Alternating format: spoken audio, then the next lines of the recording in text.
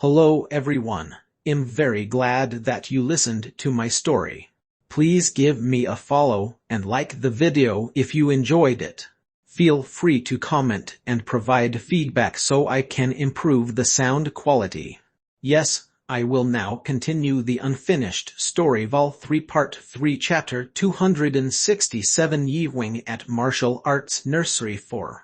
Chapter 267 Yi-Wing at Martial Arts Nursery 4. 1. Where are they? One of the volunteers ran to inform the director who was guiding the other congressmen. If the volunteer had been a little more careful, he would have told the director only, but he ran breathlessly and said to the director, Mr. Cho and the guards of the Rep. Hong. Surprised, the director came running, forgetting that he was around people, and the other congressmen who were with him came to see the scene. Upon arriving at the scene, they judged Yi-Wing as an enemy without question because what they saw was a young man with their colleague, Rep. Hong, who was intimidated with his bodyguards and secretary on the ground. What the hell is going on? This is a villain bodyguard, get him. Yes, sir. The number of bodyguards who answered in unison and took out their weapons was as high as 40. They were the ones who escort the congressmen, so they were professionals. And the team leaders were 5-stars, so they had limited immunity and they didn't hesitate to overwork.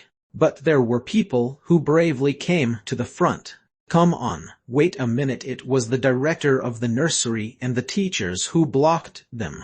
Even though his legs were shaking, he didn't back down. Director, are you with that villain? One of the congressmen shouted. Mr. Cho is not a villain, the director tried to explain, and instead it added to the anger of the congressmen. Look at what is going on, and you, director, you won't be safe either. What do you mean by that? A villain is hiding in a nursery that should be the safest place in the Republic of Korea. Do you think that makes sense? That can't be true. This area was under Master Archer's control. Please calm down a little. Soon you'll get to find out the truth. The director was trying to stop the congressmen in any way or another. Even if Mr. Cho was a real villain, this can't be true.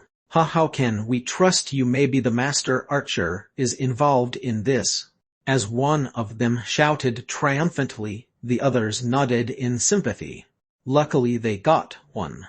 They became a party to the incident that could be a fatal flaw in the Master Archer's name. It's their area to take advantage of such weaknesses of their opponents and make political negotiations.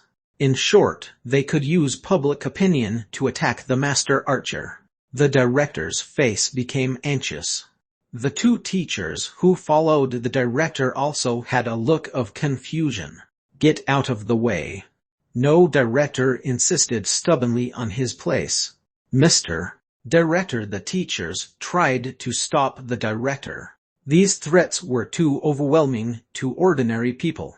A director. Tension filled the hall. Yi-Wing's expression as he looked at the scene was strangely twisted. Undoubtedly, he took his phone out of his pocket and sent a text message.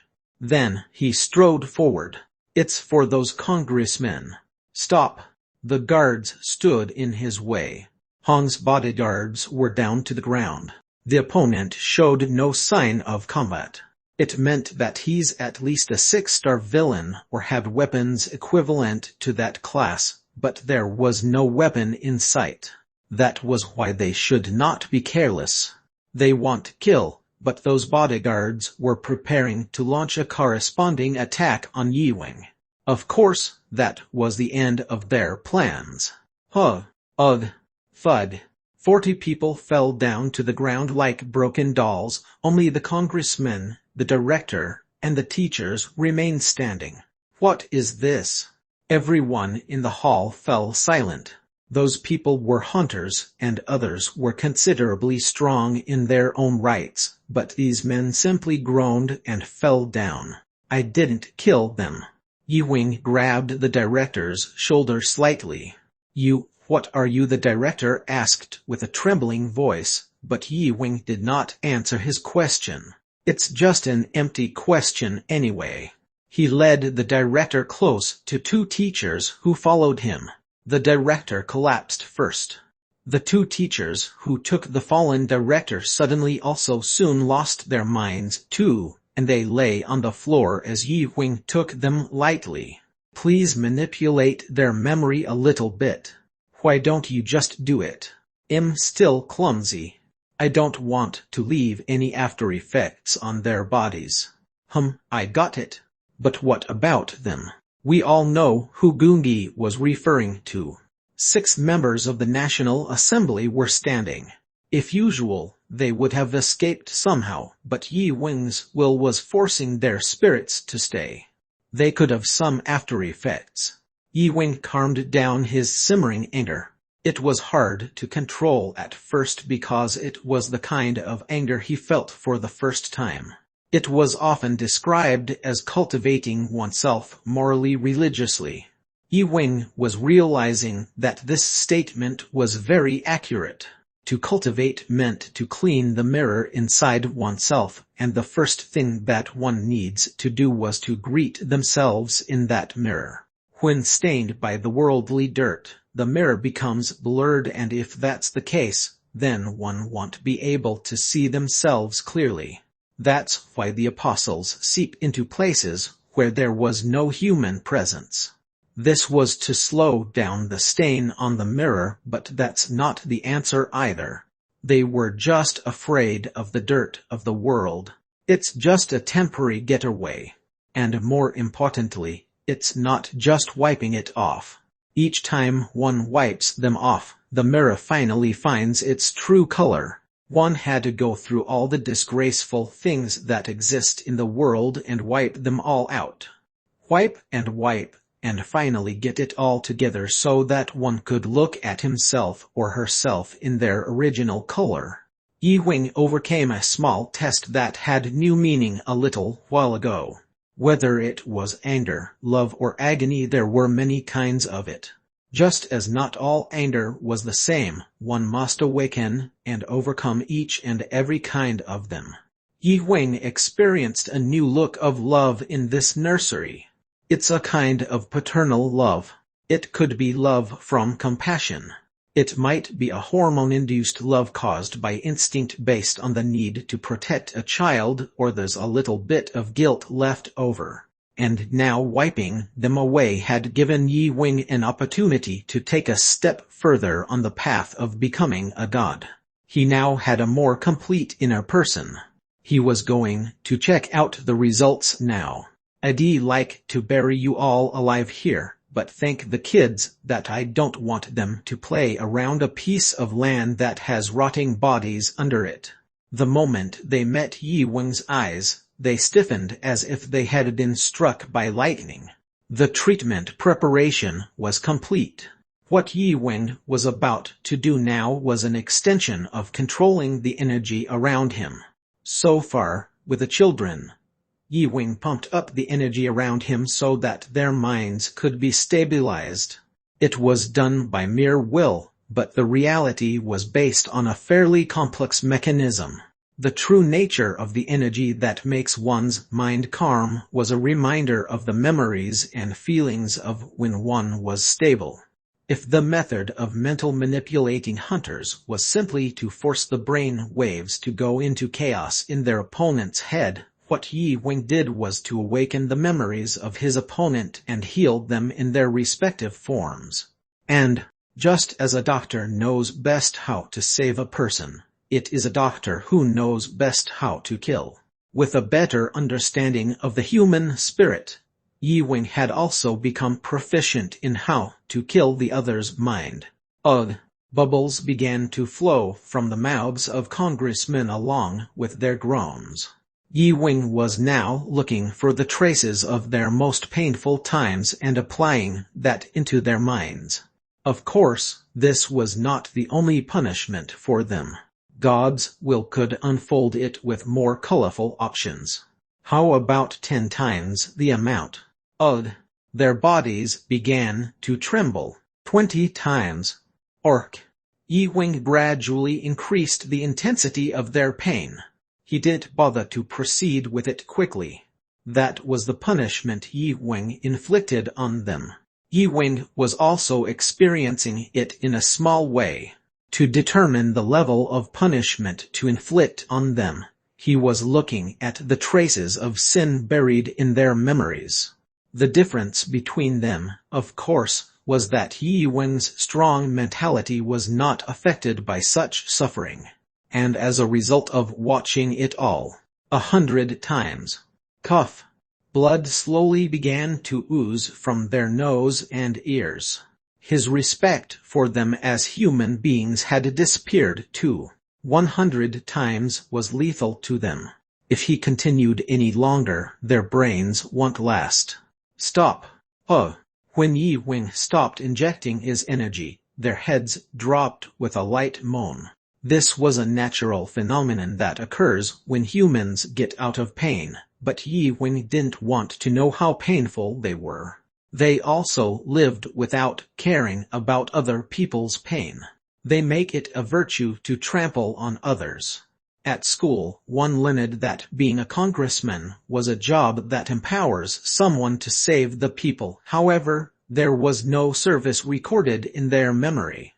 All they remembered was that they won only greater power by bringing down others and winning them over. The term sociopath addicted to power would be the most appropriate for them. Be human first. Yi-Wing's eyes glowed brutally. Now that their brain had been formatted, it's time to fill it in with new ones. I'm a little clumsy, but I hope y'all understand. R2. Mr. Cho. Mr. Cho. R. As soon as he arrived at the animal farm, the children crouched in one corner, while clinging to each other began to cling on him as if they had seen their mother duck. There was no need to deliberately spray the energy of stability and peace anymore. Mr. Nem. He didn't have to stop them from crying. Crying was like a natural release of stress. When he rubbed their heads and patted their backs, they rubbed their eyes and smiled. Yi-Wing felt a small ripple in his heart with the affectionate consideration of these little children. The children were smiling like this on purpose because they knew that it's hard for the teacher when they were nervous or crying. Even such a small child tries to be considerate of his loved one. Mr. Cho, are you all right? A worried-looking volunteer approached Yi-Wing and said that to him. He was standing on one side to take care of the children because the children were alerted. Yes, I'm fine. Oh, thank God. But there that bad the eyes of the volunteer who was speaking waves for a moment. It's only for a moment, but after that moment, the volunteer's voice changed completely. Why are you here? He looked around as if he had caused confusion in his memory for a while, but soon, the warmth permeated his eyes as he looked at the children. How's my skill? Ts the best, Gungi said conceitedly, but she deserves a compliment. If Yi-Wing's skill was at her primitive level, Gungi's memory manipulation was just microscopic. Moreover, her memory manipulation wasn't just for those at the scene. Yi-Wing knew that he manipulated the memory of everyone in this nursery school. There was no need to worry now, as he had written some instructions to Urumi regarding the external details of the aftercare. If it bothers him any more, he was really going to upset this Republic of Korea. Come on, shall we go to see the rabbit now? Yes, teacher. Chapter 268 It's Unusual 1. Chapter 268 It's Unusual 1. 1. Time had slipped along. Winter had passed all throughout summer, and now fall had come. Wow, Master Archer, he did a clean job, one man said as he looked at his smartphone while sitting on a bench at the side of an old brick building that looked like a bunker. Inside the smartphone he was now holding, There was a huge four-legged monster falling in the dark shade. The 9-tier monster Forward, which suddenly appeared in our German city of Hessen, has finally fallen. So for this monster wave. Unlike other countries, Germany did not create and call monsters by their own names. All monsters were collectively called Forward, and only monsters that need to be distinguished were numbered and called. Can't he sweep up our Canada once? People no longer saw the 9-tiered monster with the same level of fear as in the past. The perception of the wave was changing in a way that it's seen as a natural disaster. Stupid government. He shook his head as soon as he knew it was only wishful thinking. As quite a few experts have already pointed out and were known through various programs, now the world had not actively sought the 9-tier monster raid by the Master Archer. Of course, that was not the official position. Admitting as so would make them deserve to be stoned by those who lost their families and homes by monsters. However, the more the fear of monsters was reduced by the Master Archer, the more frequently the media in each country used the term national assets or resources to its own monsters. They said that that's why they have to protect it. The monster raid of one country must not be left to the hunter of another country. Some countries have cautiously called for a revision of the Master Archer's raid policy. The current condition of the Master Archer's raid was the right to create strategy and ownership of the 9-tiered monster. Of course, it was an undeniable fact that a voice was getting louder, although it was still only a small minority's opinion. The U.S. was the first to formulate a policy to deal with 9-tiered monsters in its own country.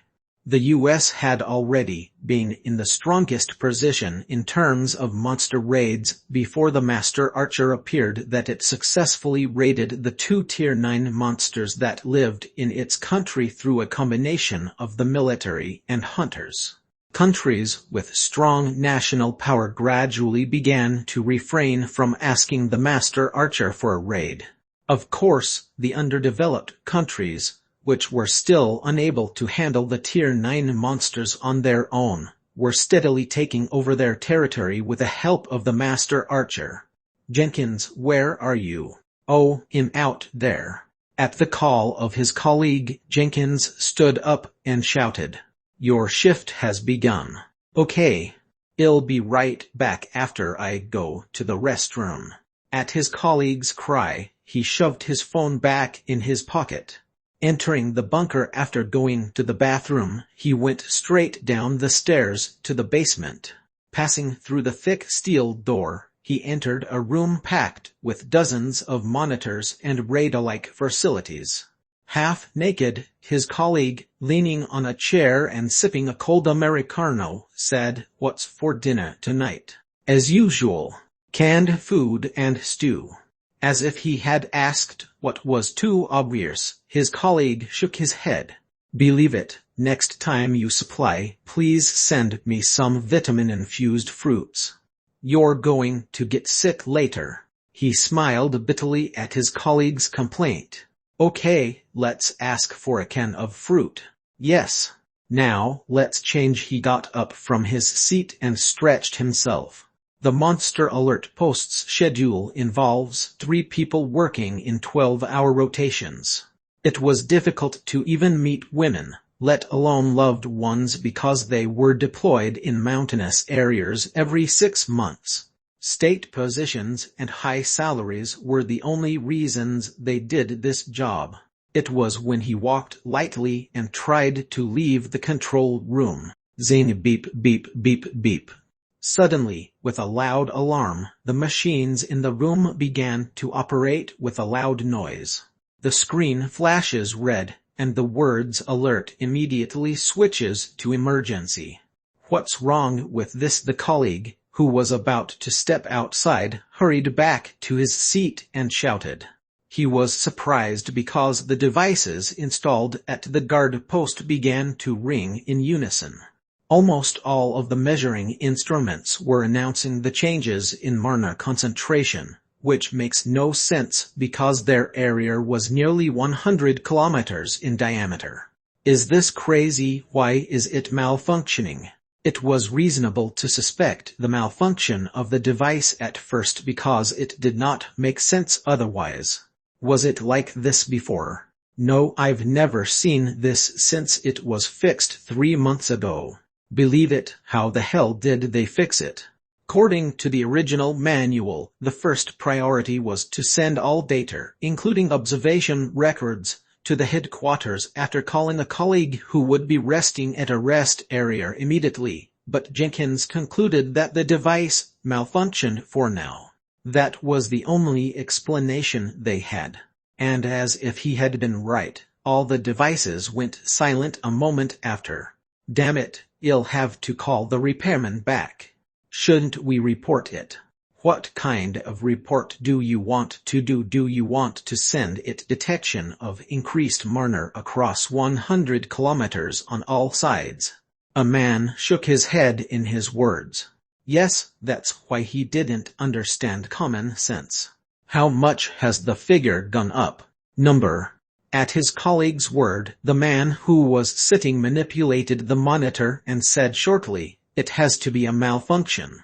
It jumped from 3 Mach to 200 Mach in a second. And the rise is uniform.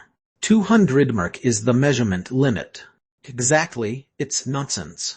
Even though their equipment had been used for decades, the mana figure, 200 MC, indicates the emergence of a 500 M gate in theory. No, one couldn't even tell if it's 500 M or 700 M since it's up to the measurement limit. If they were to send this record to the headquarters right away, they will be reprimanded for dozing off or dreaming. Yes, it must be malfunctioning. A man shook his head and left the control room. It's time to take a full rest. Of course, it's been a long time since he's erased the memory of the device malfunction from his head, but it wasn't a system malfunction. They don't know, but what they've been through now had happened all over the world simultaneously. 2. A black shadow was cast over the huge landing site, which was about the size of 4 football fields put together. The light plate that reflected the landing site shook in the gusty wind. Swoosh! A short time later, a plane landed with a strong wind. As the 4 rotors on all sides slowly began to stop, the people waiting around dragged their equipment towards the aircraft. Move! Yes! It was Atlas, the personal fighter jet of the Master Archer. When a mechanic manipulated a large lever on the underside of the Atlas, its dual mana battery, which was equivalent to the size of a Tonhavi car, came down with a chirping sound. Hey, don't touch it and let it cool down first, wake up. There was a loud voice. Oh yes, I am sorry. A maintenance worker, who had just taken his hand towards the mana battery, connected a long hose on the side to a pipe attached to the mana battery at the cry of the old man. While normal mana batteries would not require such a complicated procedure, the dual mana batteries on the Atlas were severely heated by using 2 7-tier mana stones. Because it was such an expensive battery, when the gas was not operated, liquid nitrogen should be injected and be forced to cool the battery before storing it. Then, the side of Atlas opened and a man appeared. He looked around for a moment and stepped down to the floor from the hatch. Thank you for your hard work. The man with a bandit beard, who appears to be the team leader of the maintenance team, approached him and said with his head down. Then, the man on the opposite side beckoned a giant flying object seen as a backlight. No, I'm afraid I came too late tonight. Let's take a break today and do it tomorrow. The maintenance team leader shook his hand in his words. No, we can't be as tired as you are. You flew to Germany and raided the monster before coming here. Har har, yes. Coming right back from the end of the raid in Germany, it just dawned. He felt sorry for waking those who were sleeping, and he looked at those who were working by sticking like a swarm of ants around Atlas. When you're finished, let them rest a day tomorrow. Maintenance is important, but for me, your health is more important. Yes, sir, the bearded man answered, but he knew that it won't be followed anyway. He had no intention of pointing that out. Their thorough maintenance had left Atlas with no minor malfunctions ever happening. All the maintenance workers from the US who sold Atlas were tired and were passing on their maintenance know-hows to them one by one. Watching the chilly autumn wind and the stars in the early morning sky, In-young, who was waiting in front of the front gate, bowed her head towards Yi-wing. Welcome home. Yes. Urumi walked quietly behind Yi-wing. The next week's raid at Russia has been cancelled.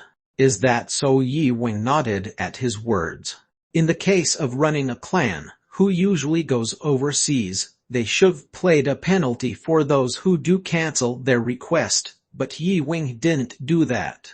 Some of the contracts they deal with in the first place were with weaker countries, and the penalty would allow developed countries to take advantage of those with less national power. Its side effects were the case now. The maintenance team must be happy not having to fly to Siberia. In response to Yi-wing's answer, Urumi was hesitating to say something but soon shook her head. Don't be angry. It's Yi-wing who already knew how Urumi felt. Recently, there have been more and more raids being cancelled in this way. Of course, she was not upset simply because the raid was cancelled. Urumi's anger was due to their ambivalent attitude. Even if the cancellation was due to their choice, they announced to the media as if the negotiations with Master Archer had gone wrong. What's funny was that when a gate occurs or a Tier 9 monster moves its habitat and causes a wave, they would ask Yi-wing again for a helping hand, and Yi-wing never rejected their requests. Urumi would want to withdraw all of their later bids, but Yi-wing had them all accepted. But I think we should take some actions. If Yi-wing uses his influence a little more aggressively, it was not possible to get a taste of business with Yi-wing this way in the first place. It was not just the US or Russia. In recent years, other countries were slowly turning to the World Hunters Office to change the existing conditions of the raid. Chapter 269 It's Unusual too. Chapter 269 It's Unusual too. 1. It's a common phenomenon, and I don't think it's that bad. My goal is not to do a monster raid. Phew, yes. Urumi ended up affirming with a low sigh at Yi-wing's words. Yes, she knew that the man she loved secretly was not her type of man seeking honor or power. Being like that part of him, she must be thinking in the same way, but it was not that easy. By the way, how is that going? The Marner wave? Yi-wing asked to change the atmosphere. He's asking about the shaking of Marner he sensed on his way back from the raid. Yes, I've looked into it and it's pretty extraordinary. It was now understood that the phenomenon you mentioned has been observed worldwide. Yi-wing's expression got serious at Urumi's answer. He felt a strong Marner trembling as he came back. It was not just the rise of Marner before the emergence of the gate. He ordered Urumi to investigate it, and it was a significant fact that the phenomenon was observed all over the world. What about Iluz? According to the information just came in, the same thing happened to Iluz. Yi-wing nodded at Urumi's words. It's starting right. Yi-wing had a hunch that the 3 levels of total unity were just around the corner. It was exactly what Beeklin used to say. He said it was supposed to start in 2 to 3 years at the latest, and that was exactly right. Shouldn't we announce it to the world? Urumi asked, and Yi Wing nodded in agreement. The world must now also be given an ultimatum. The vested interests might slip through or not listen to Yi Wing's words, or they could use it in their favor, as he fears. Yi Wing had some expectations, and if they ever lived up to those expectations, he would talk to them about the upcoming end and think about it together. However, they repeated the wrong past with a human power being reproduced at the disappearance of the Tier 9 monsters with Yi Wing's help. Men are true to their desires. They haven't changed. Rather than liberating those suffering from monsters, they justified the sacrifice of others for their own benefit. The ones that own strive for more, and those that lack everything struggle to survive within the boundaries made by the ones that own everything. They didn't need the help of the present human race in the first place. There was no place for them on the expedition to the Dark Earth. Yi Wing had already been to the Dark Earth alone, and the only thing he felt while he was landing there was the fact that nothing but himself, Gungi, and the dragons could help him. To be honest, the only Dark Earth monsters that came to Earth were minor ones that had been at the bottom of the ecosystem. Previously, Beeklin forced open the gate to push Tokyo to the brink of collapse. At the time, Yi Wing tried to kill Beeklin with rage, but later, it turned out that it was a form of vaccination. It was Beeklin's vaccine to teach what kind of catastrophe happens when a super-large gate that leads to Dark Earth takes place in the heart of the city. That's why the unstable gate only spat out the agamashi and dissipated. If the Dark Earth gate was much larger than it was now, the separation of tiers by humans would be meaningless. What's more frightening was that all those monsters were governed by one being. That one being had no exact name. When he first got there, Yi Wing was embarrassed. Beeklin used to describe it as a battle of the worst monsters of all kinds. However, it was filled with ordinary monsters, which were common on Earth. It was no different from Earth or Illu's except that it had a high oxygen level and not many plants. However, just one day was enough to learn about that being. The bottom line was that it's all just a disguise. Ruler. Hell began as soon as Yi Wing noticed the existence of it. He was a ruler of the Dark Earth. It was not just a ruler. Literally, it was the kind of ruler who controls the body and spirit of all living things in Dark Earth. Unbelievably, it had a divine nature. It was very rough, but it was definitely divine. A being with a more powerful divinity than Yi Wing, that's the ruler. Yi Wing also shared his feelings with it. No, it was more like a unilateral notification than a sharing. It just told Yi Wing how it felt. It was as if it was looking at an insignificant being. There was no such thing as a welcome to the world or curiosity about the existence of the same divinity. Only the message of submission, and from the moment Yi Wing rejected it, it began to test him. The monsters began to systematically attack Yi Wing as if it were humans raiding monsters that had invaded the Earth. Sometimes hundreds of thousands of monsters surrounded the area, and sometimes hundreds of monsters over Tier 10 attacked him. Those who looked like the agamashi also rushed as a crowd. The difference was that it was 1.5 times bigger than the agamashi. In light of them, agamashi, who had been raided in the past, was just a baby. Whenever these ones move, the earth vibrates like crazy. The land was not just land. Even that was within the ruler's sphere. Usually, the existence of those monsters was beyond common sense, but their appearance and size were really abnormal. Recognizing dozens of uncontrollably powerful monsters approaching, Yi Wing escaped straight to the Earth's gate. To be exact, he couldn't proceed with the raid without exposing more information on this side. He concluded that human weapons were nothing more than toys to them. Beeklin's words were all true. So now, he was waiting for Beeklin to create the dimension stabilization device. Have you informed the World Hunters Office of its seriousness about this? Yes, we informed it that it is a harbinger of full-dimensional fusion, and the Dark Earth is intense. What about the video? We also released the video. Yi Wing did not go to Dark Earth without purpose. He's been filming all the monsters in the Dark Earth in order to persuade the pathetic politicians who were only thinking of using the Dark Earth for their benefits. But he's been putting it on hold. To be honest, he was worried that the people would give up in fear when he released those videos. He hesitated, considering whether mankind could overcome the shock. Hermie then said, "But Yi Wing, I don't think any decision they make has that much meaning." At Hermie's rather cynical words, Yi Wing gave a bitter smile. She was right.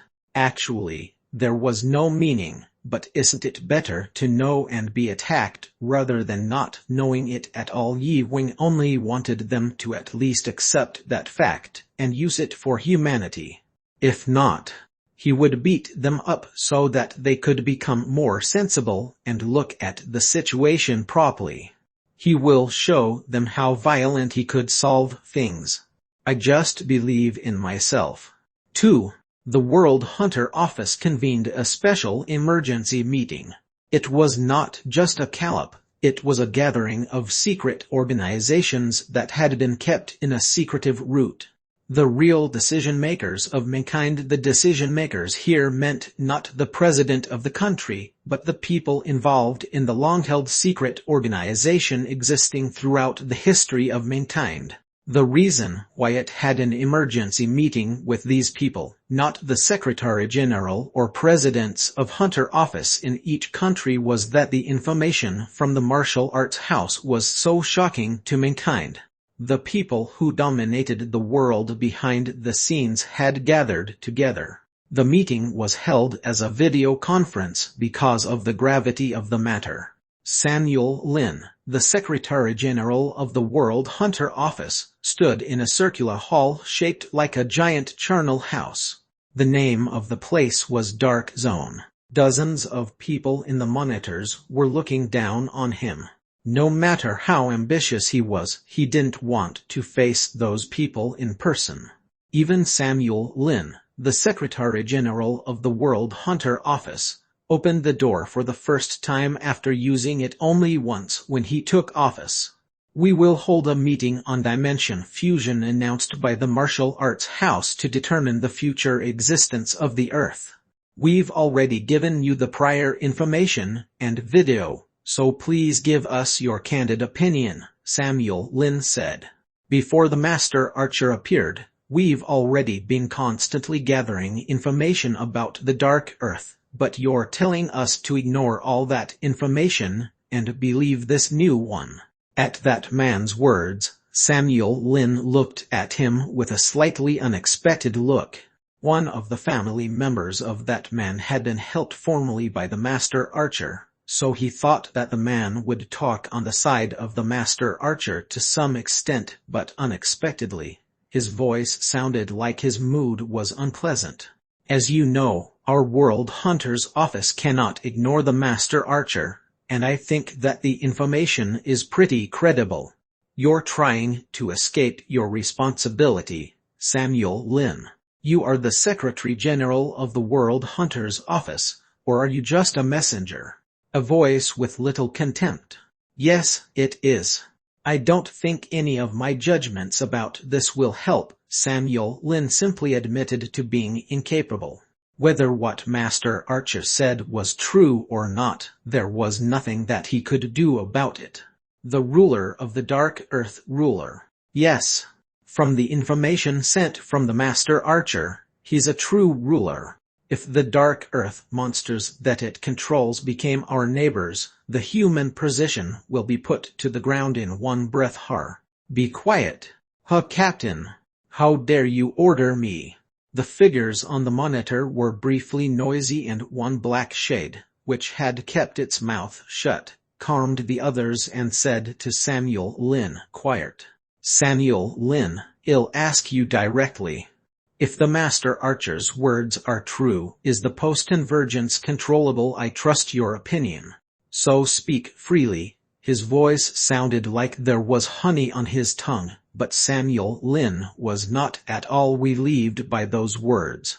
Just by a flick of a finger of the speaker, Lin could fall from the position of the Secretary-General of the World Hunter Secretariat to the worst villain. Lin, who cleared his voice, then replied, "It's not possible right now." Samuel Lin answered without a bit of thought.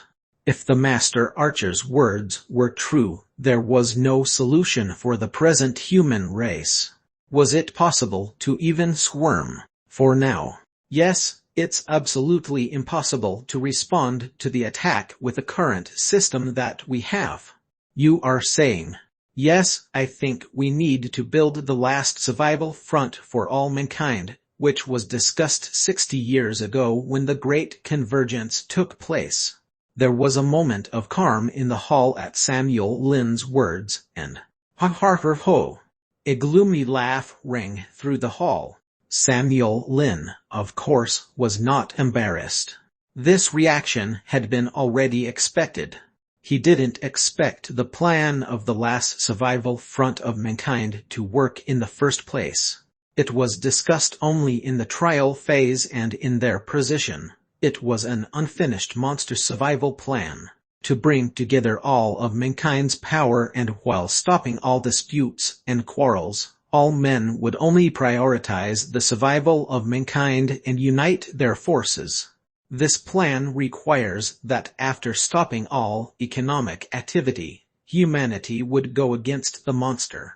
All limits on humanity's last weapon, the nuclear bomb, were lifted. The last underground to protect humanity was built, while including a plan to launch a spacecraft containing the DNA of all life on Earth into space. We can't accept that fact. Only those words echoed through the hall. Also, ask the Master Archer to appear in the hall and explain the fact. Chapter 270. Let us do this one. Chapter 270. Let's do this one. 1. The martial arts house welcomed an unexpected guest. Considering this person's position and status, this kind of hasty movement was very surprising. Of course, who he was visiting was not an average by any means. No, he was not even considered a human. He was the absolute man who had reached the extreme of human potential, who alone had proved that man could have the power of God. Therefore, those who welcomed him treated him with no surprise. Yi Huang. I am Samuel Lin. Samuel Lin looked at the man sitting comfortably across from him. His first impression of him was chill. He was dressed in light cotton pants and a shirt, and he felt like he was sitting on a sofa in an ordinary home. The money that he had was so meaningless that he does not remember how many mansions he owned. His own wealth was not comparable. As expected, Yi Wing said randomly. He shook his head with a bitter smile and took his cup of green tea on the table. Excuse me. I already know why you are. How do you? He hasn't opened his mouth yet, but he already knows. The archer uttered a word against Samuel Lin, who couldn't believe it. Dark Hall, opposition, summoning warn you if there is a disadvantage, right? Krrr. Samuel Lin, trying to drink his own coffee, hurriedly dropped the cup and coughed hard. He felt naked at that moment. How did you know? If you keep repeating it to yourself inside, I can hear it even if I don't want to. As Yi Huang pounded his ear, Samuel Lin's face turned pale, and he quickly lifted his hidden power. But, you're an unknown 8-star hunter. You better not trust 3 mental defense artifacts too much. No surprises here. He looked at Samuel's head like it was split open. He hurried to empty his head. He was almost ashamed of himself. imagining these things while he was probably living at the point in human civilization's most critical point that all depended on this one man. You're a Teletubby generation. What's so attractive about 4x? Samuel grunts. Samuel Lin was no longer surprised. Even the most powerful mental awakeners could not look into this much detail about their opponents. His flimsy thoughts were mixed with a purpose of testing how far he could look into his mind. The result of the test was he was not even human. It's fun, the dark hall. Yeah, Samuel Lin said in a hurry, looking around as a habit. In fact, he did not intend to talk about them so much. However, the situation had turned unexpectedly. You don't have to worry. Sorry. It's not that I do not believe in you. Samuel Lin coughed out the earphones he had plugged into his ear and swapped them for another. Then, he looked at the earphones in his hand and opened his mouth. Do you know the secret about this? No. Yi Wing shook his head. Samuel Lin's earphones were designed for hunters. It was an essential item among the hunters. It had a translation function, but the hunters who use the same language must wear it too. It was necessary to clearly understand the leader's order in the noise of battle. It was an indispensable item in a raid. In addition, it had functions that enabled the full communication with the raid supporters. The location finder, along with a few functions such as recording and music. Very comfortable. It's a must for hunters. Samuel Lin broke the earphone in two. It's packed with lots of stuff in the tiny device. It's the most damaged thing during a raid, but it's cheap for what it offers, so it's also used by the general public. Crackle. Samuel Lin pulled a very small chip out of them. But people don't know it exists. What is it? Storage. It stores all the conversations that our hunter has. Is it not its original feature? It's a different one. This one was unknown. Since it was damaged so often they come in for repairs on a daily basis. These chips are all collected at headquarters. Is that so? It's like an urban legend, but a more shocking fact came next. And level 5 or more hunters' chips are specially managed. We gather all the conversations they talk about every day, mine data with big data, and extract the information. If Samuel Lin's words were true, it was quite shocking. In addition, this fact was not known even at the martial arts house. The entire support team would be laid off for not finding out about this kind of feature in the Master Archer's earphones. But Yi Wing spoke calmly. That's interesting. Yeah. The companies that produce this stuff don't even know what it's for. The supplier of this chip was one of the owners of the Dark Hole. Samuel Lin paused to speak and took a sip of his coffee. But they are not enemies. You are asking me to go to that dark hole? Yeah. Samuel Lin, who expressed his affirmation, quietly took his coffee. Samuel Lin was not on anyone's side, but he knows one thing. He should not take Yi Wing's words lightly. That's why he came to Korea so hastily, to persuade him in person. I understand. Thank you. But their words are unacceptable. In his words, the atmosphere in the visitor room became cold. Samuel Lin spoke in a sober tone. Please reconsider. If you stand up against them, our World Hunter office will not be able to help you. No, you'll be an enemy with the World Hunter Secretariat. Do you want to go against me? Never, but the World Hunter Secretariat cannot be an enemy to the other side. So, no matter what I think, the World Hunter Secretariat will be your enemy. No, not just the World Hunter office. Everything that you have never thought of will attack you. He spoke as earnestly as he could to persuade Yi Wing. Yi Wing was not her man to be made an enemy, and it was not because of his power. There was a symbolism he had. If the thing he warned of actually happens, he will be the only central point of reference in human civilization. The other side, although it would take time, he was confident that he could convince them. I know what you think, but now is not the time to argue with them.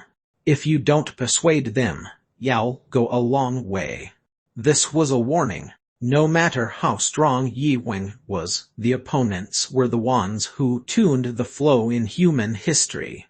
Their ultimate goal was to maintain their power through the eternal survival of human civilization. It's fun. But Yi Wing was stubborn. Tell them. Do whatever you want to do. 2. After Samuel Lin went back, their answers came back quite quickly. Somalia has launched a unified government after a long civil war. In addition, Somalia's warlords, who have been split for decades, are now united in Somalia through a dramatic settlement. The United Nations and other countries have pledged their support to Somalia with their positive message on.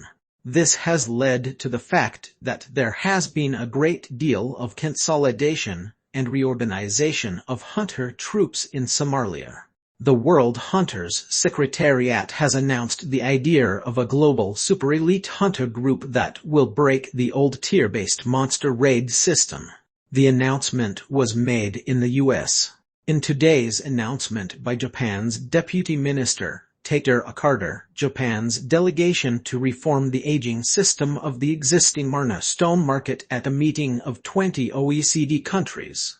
Events that even by one would take headliners of all press flooded continuously. The attack has begun. It's pretty fast. Yi Wing thought that he would have time for a week, but in just 3 days, Yi Wing's foundations were being attacked. In Somalia alone, there were rumors that the hunters who poured in their capital, which had been contracted with Invincible, might separate and be included in the Somali Hunter Secretariat. The Somali government was demanding a decision from Yi Wing for the United Somalia. Since it was dangerous to put the foreign forces involved in the country, an official letter had been sent in words of formal robbery, including a raid word that includes efficient use of power and appeasement to release them to strengthen Somalia's power. It was the patriotism of the people that wrapped it up, but in reality, there was not much patriotism from the Somali. What patriotism do you want from them that have been torn for more than 100 years? Of course, some were upset, but most were conflicting because their families and economic base were in Somalia, not because of patriotism. There will be no immediate impact on the global super elite hunters who will raid the Tier 9 monsters or the restructuring of the Marner stone market, but they would grow as a threat to the status of Yi Wing.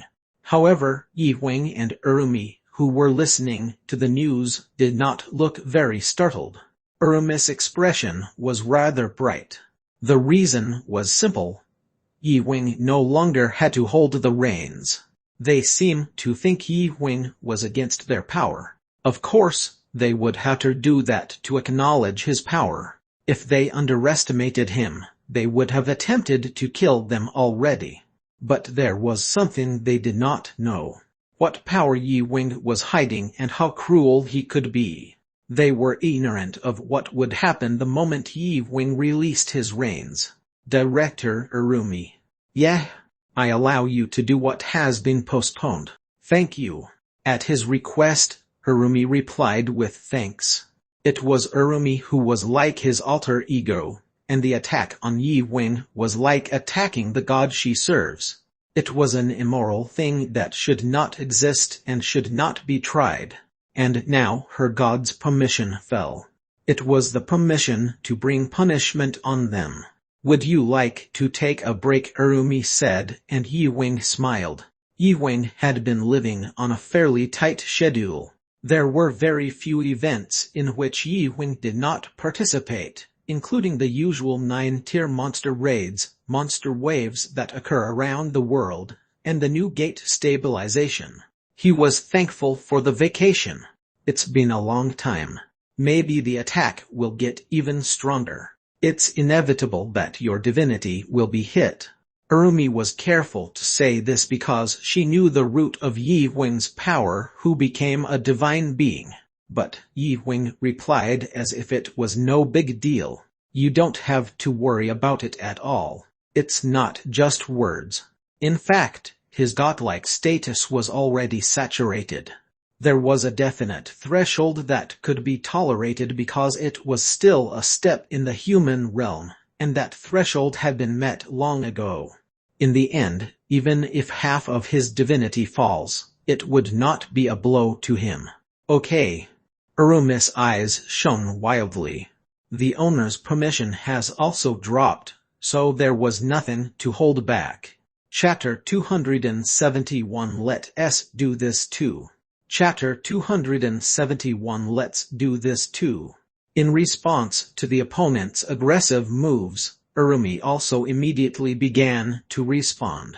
Her first response was to renew the contract for hunters who had been contracted with Invincible in Somalia. It was quite a high number. As many as 6,200 hunters from 3 to 5 stars were becoming stable cash cows due to the richer Somali monster resources than other countries. Please bring all your Somali friends. As the precursor of the Great Fusion begins, we need more hunters to defend the Republic of Korea. Yes, Yi Wing. Urumi renewed the contract with them collectively, and the content quickly became a hot topic. It's not just because the content of the contract was good or bad. The Somali hunters moved to the Republic of Korea with a radical contract deal that they will be dispatched to the world as hunters of Invincible, as they are directly opposed to the United Somali government, increasing the possibility of a clash between the two nations. Promoting impulsive mass migration of foreign hunters to Invincible. More than 6,200 Somali hunters who have not gone through Korea's systematic hunter release system can be a new problem in Korean society. Foreign hunters are needed in Korea. A condemnation statement from the United Somali government: anachronistic and inhumane action of Invincible. The domestic and international media began to criticize indiscriminately as if they were waiting for this moment. But as far as Yi Wing wanted it, Urumi was not shaken by their challenges. On the contrary, she began to apply punishment in a violent manner. The meteor in South Korea ended with just a one-time stand-up from Invincible. But the overseas meteor were different. They did not change easily. It was rather natural because they belonged to the owners of the Dark Hole. Of course, appropriate measures were taken against them. The foreign media began to wield their armored swords at random, holding a broadcast rights contract that had been made in connection with Yi Wing. Originally, the right to broadcast Yi Wing's raid was cheaper than its status. So the most common thing that went around was his videos. However, they were informed that the broadcasting rights would be changed to the open tender format at the same time, and the price would be increased by at least 1,000. They were not an easy opponent. The attack was on the directional.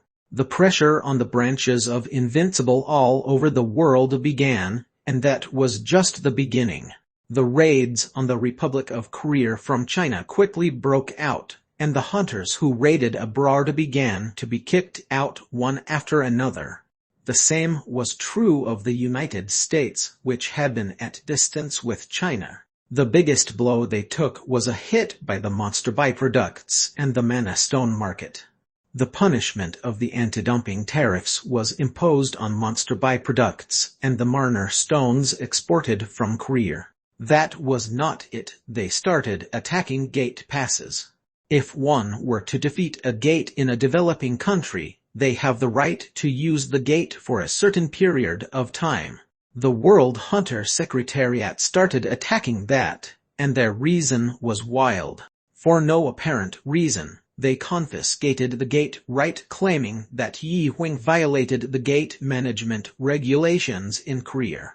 The World Hunter Secretariat, by looks of it, was already on their side.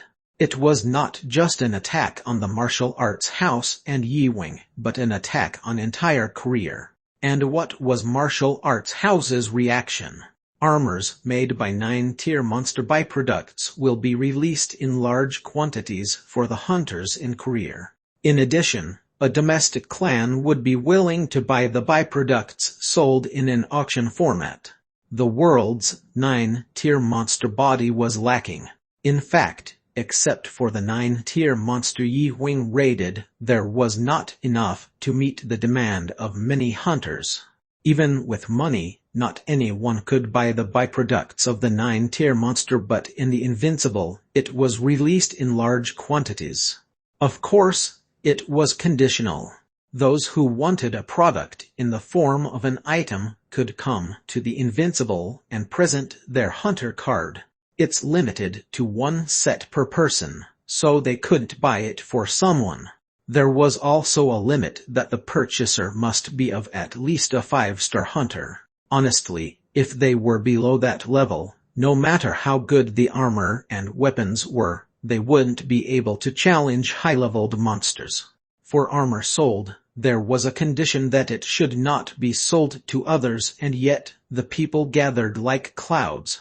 The price was so expensive, and the government stepped in. The government loaned the hunter with a long-term plan of low interest.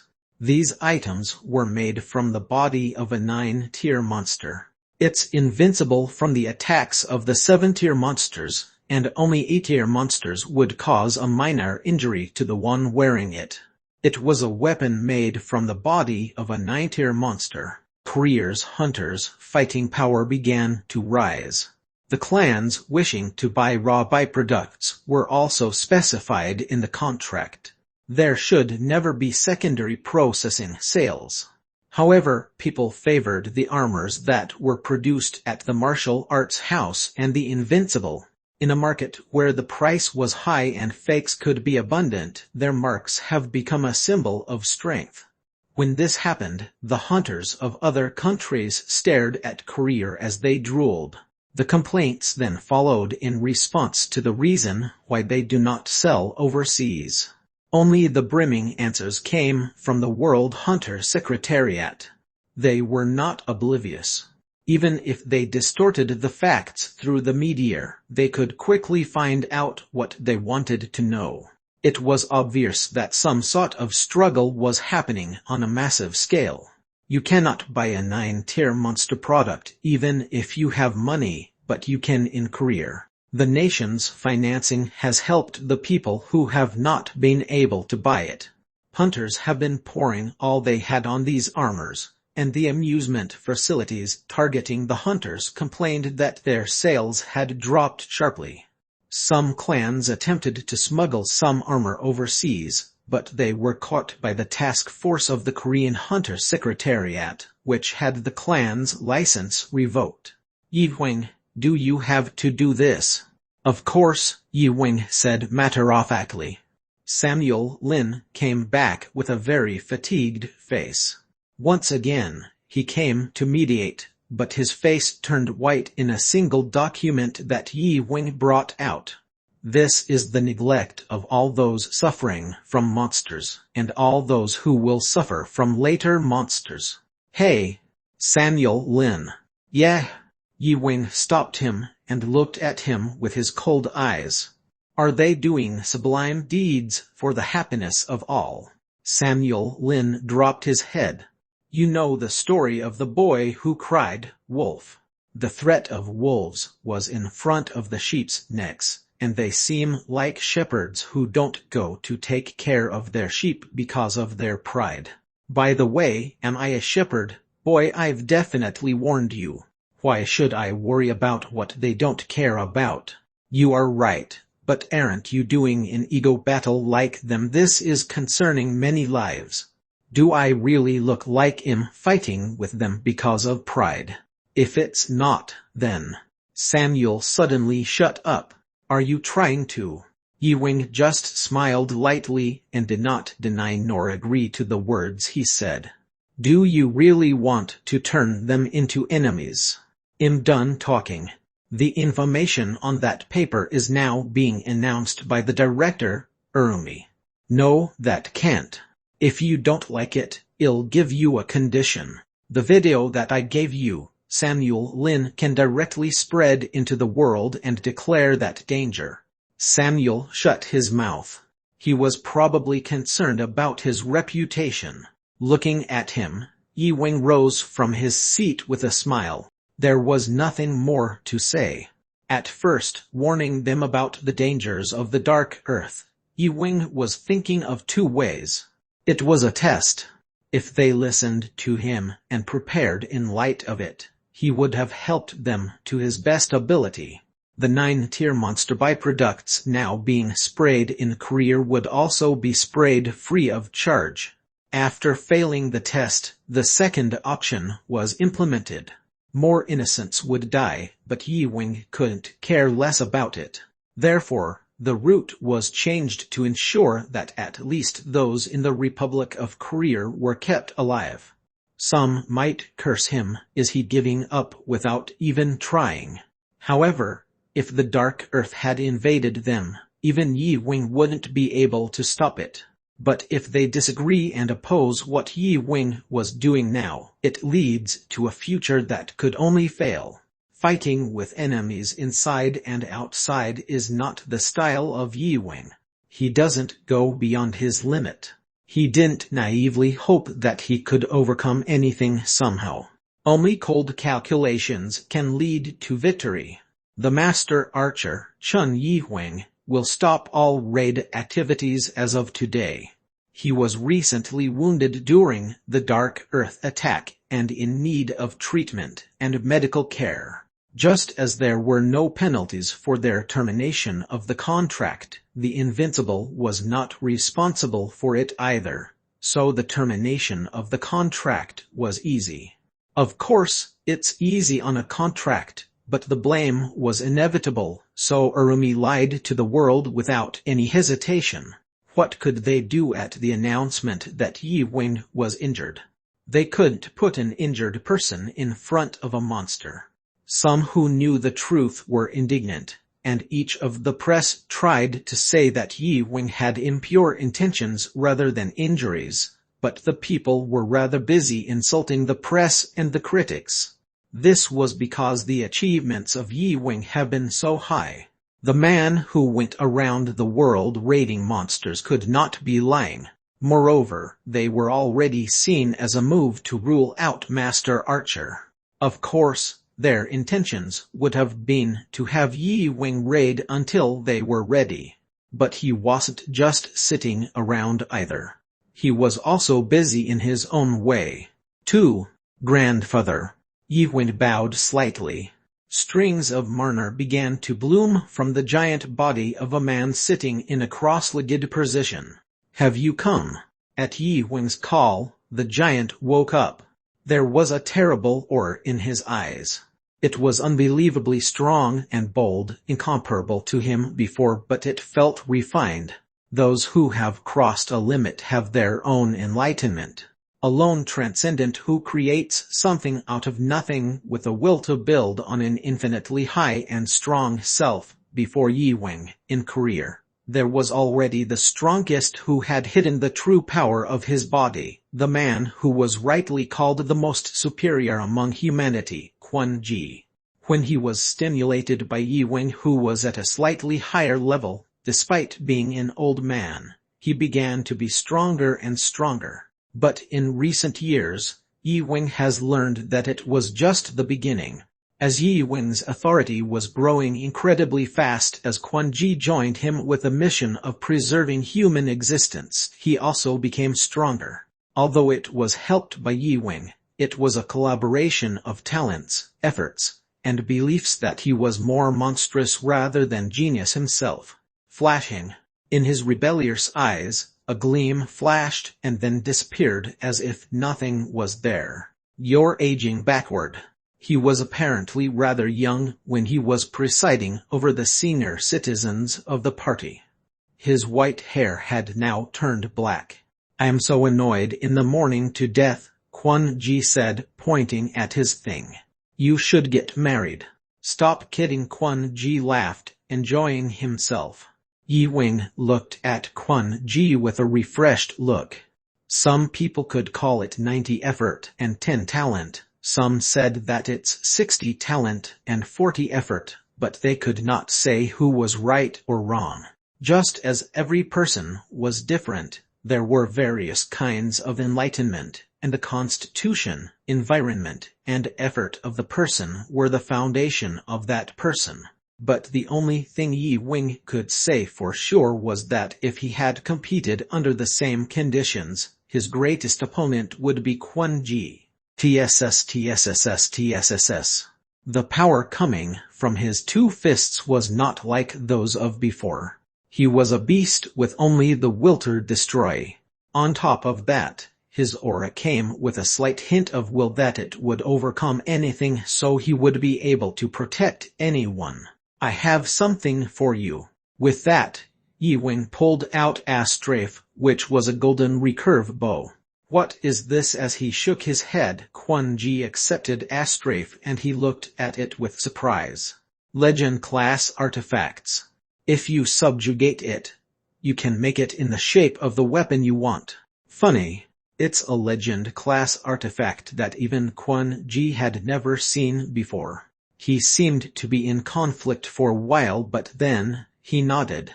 Now was the time to do anything if it could make him strong. A strafe shook in his hand as if it was disliking being in someone else's hand. It was also forcefully subdued by its previous owner, so it tried to resist as much as possible this time. "Well, check this thing out." Kwon Ji grinned, for a mere weapon was resisting him. He gripped a strafe harder. A strafe started making sparks and attacked him. The strength of a strafe was too great to be regarded as a light tease. The divinity dissolved in the a strafe began to test Kwon Ji's authority. But rather, it burned Kwon Ji's competitiveness. He was the same kind as Yi Wing. Weapons were just an extension of the hand. There was no such thing as compassion when it comes to weapons, and Kwon Ji was more ignorant than Yi Wing. "You little thing, let's do this."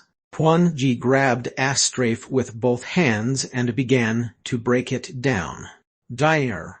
As he began to twist it ignorantly, the a strafe began to scream in pain. This insane beast was not her type to accept the test of weapons. If Yi Wing tried to crush the a strafe with his own energy, Kwon Ji chose to break it by force. How much time had passed? The rebelling a strafe that seemed to be wrapped in white light then turned into a gauntlet. On the front of the gauntlets surrounding his forearms were long lightning bolts. "This is nice." Chapter 272 The Man That Came Back a Corpse 1. Chapter 272 The Man That Came Back a Corpse 1. Boom. With a loud explosion, a man flew into the air. After rolling on the floor several times, the man wriggled and raised itself up. "You shit, how can you be attacked by so little?" "Sorry, come back soon." At least she was not too unsatisfied that the man did not let go of his shield as he flew. She was yelling, but there was no anger in her voice. The shield didn't see any scratches, even though it just took the blow of a 6-tier monster head-on. These days, the saying goes that one could eat ramen if they have their shields up.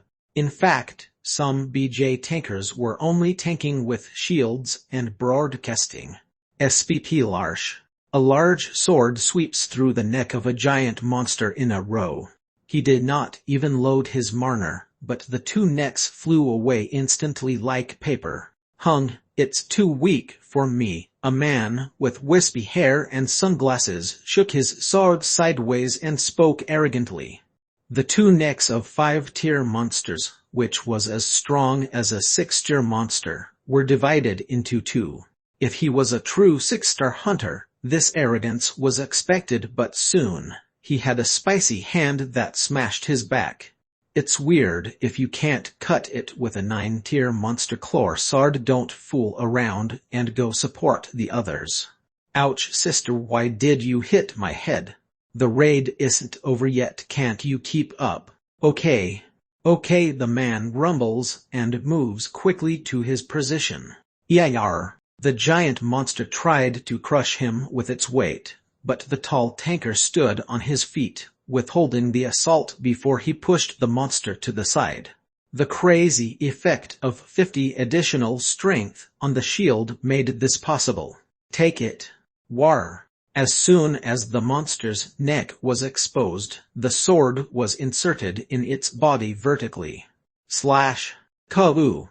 With half of its neck cut off, the monster roared and tried to stand up. Nevertheless, its attempt ended as soon as the second strike was made. Keiki gasping, the raid ends. Wow. They can't believe it themselves. Although armed with the best equipment, they did not want to take risks, so they stayed with raiding tier 4 to 5 monsters. It used to take 20 to 30 minutes to raid a monster before, but now it didn't even seem like a raid. It took them 4 minutes to cut them down. The 8-tier monster armor purchased from Invincible, as well as the claws of the 9-tier monster bought with the money they squeezed out of the squad, made it feel like it wasn't a raid but a walk in the back of the neighborhood. Drunk to victory, they went in deeper than the original plan and encountered 6-tier monsters like bad luck was on their side. If it was normal, it would not have been strange they were all killed. But they had slain the 6-tiered monster without any damage. Normally, one would need to have 4 5-star hunters with tier 5 equipment to beat a single tier 6 monster. I'm losing my mind. Squad's main dealer, Namel, carefully held his sword. Its price was 20 billion won. They could have a loan of 10 billion won from the country, but they raided like this for a month. This item could pay for itself like it was nothing. Really great. His friend Hanwoo, who flew away from the monster's tail attack a while ago, was busy turning around a shield that had no scratches. Although the paint was peeling off, there were no minor scratches.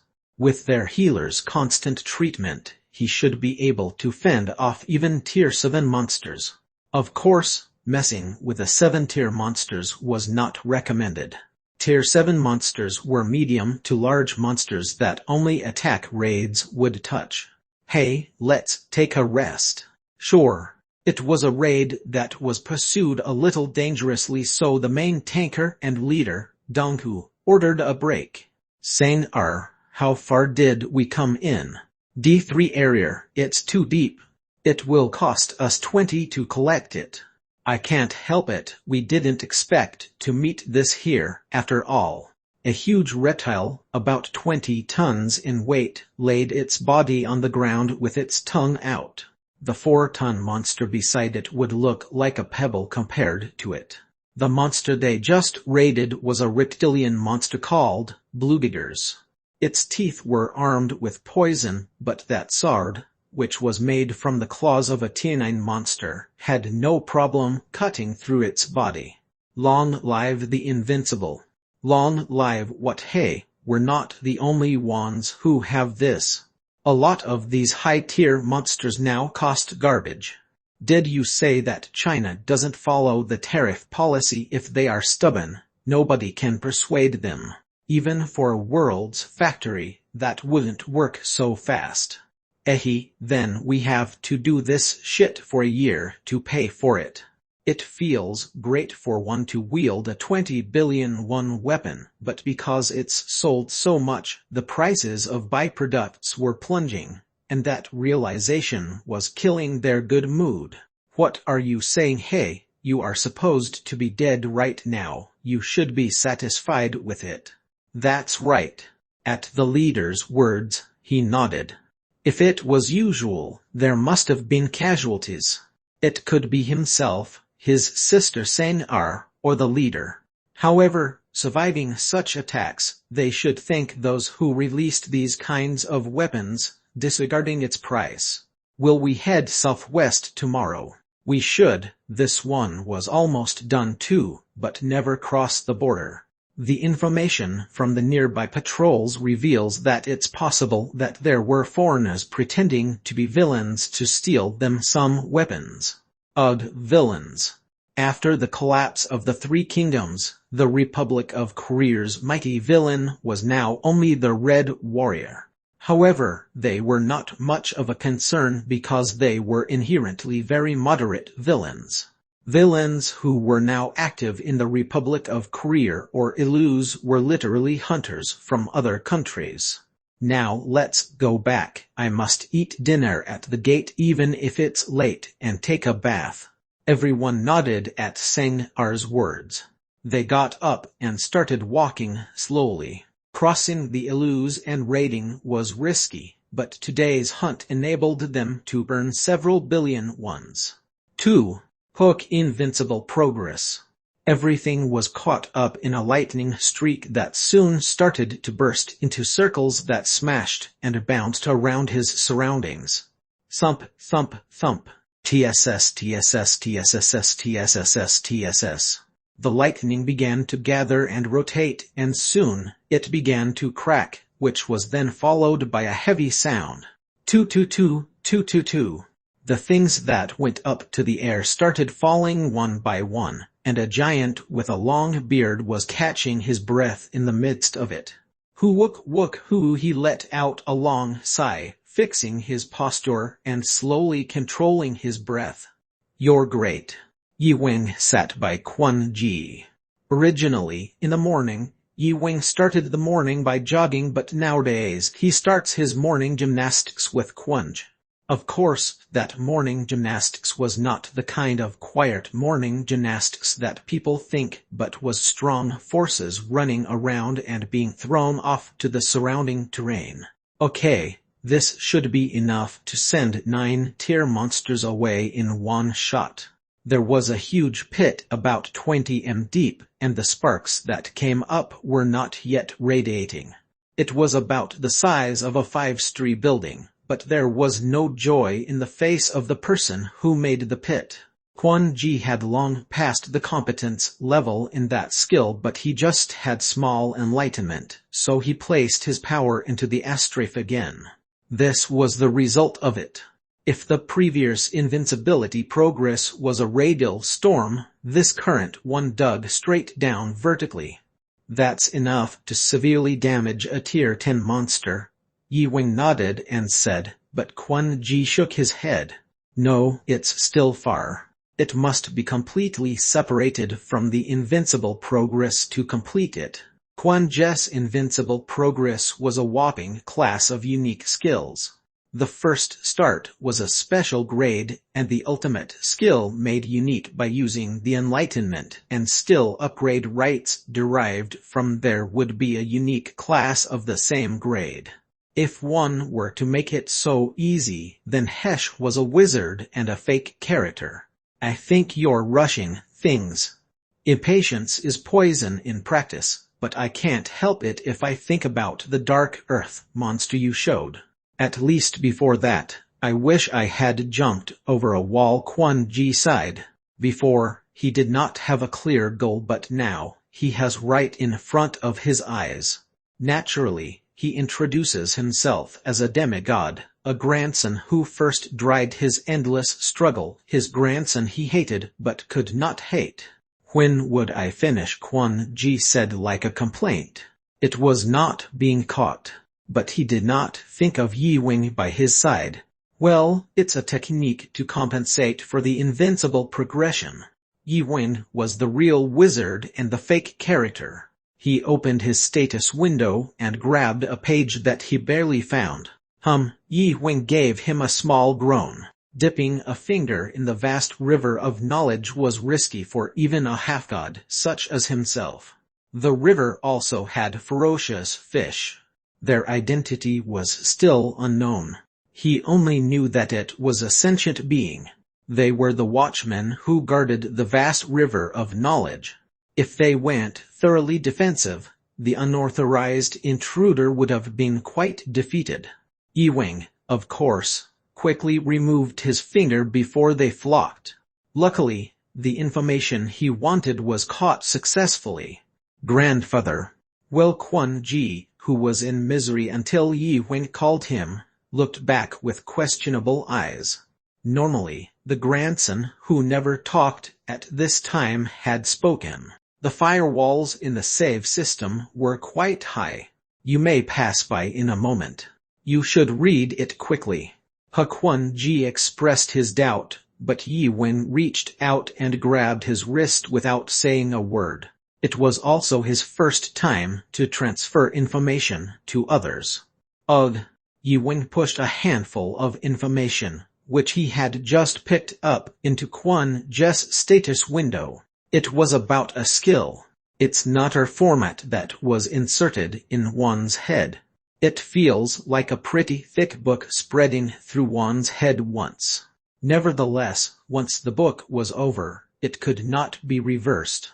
As the grandson said, he only had one chance. Kwon Ji focused on deciphering all the mental powers, and when it all disappeared, Kwon Ji whispered its name with a grin of low sighs. Wuji firework technique. Do you think it will help? Ewing asked.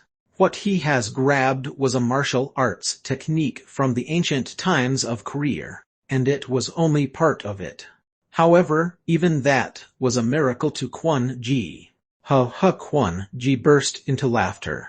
It was a completely different martial art from the invincible progress, but it seems to be more helpful. It could work complementary with his skill. Anyway, the martial art was a full circle. If one were to try this, something would still be gained. It was then, from a distance, Harumi came running like she was flying. It's quite far, but her expression didn't look good. Ewing approached Harumi as she might hinder the enlightenment of Kwon Ji. When stopped, Harumi controlled her breathing. Is there a problem? The Beeklin you have spoken of has returned. Ewing's eyes widened. Finally, the long-awaited man has returned. The one who holds the key to solving all of this.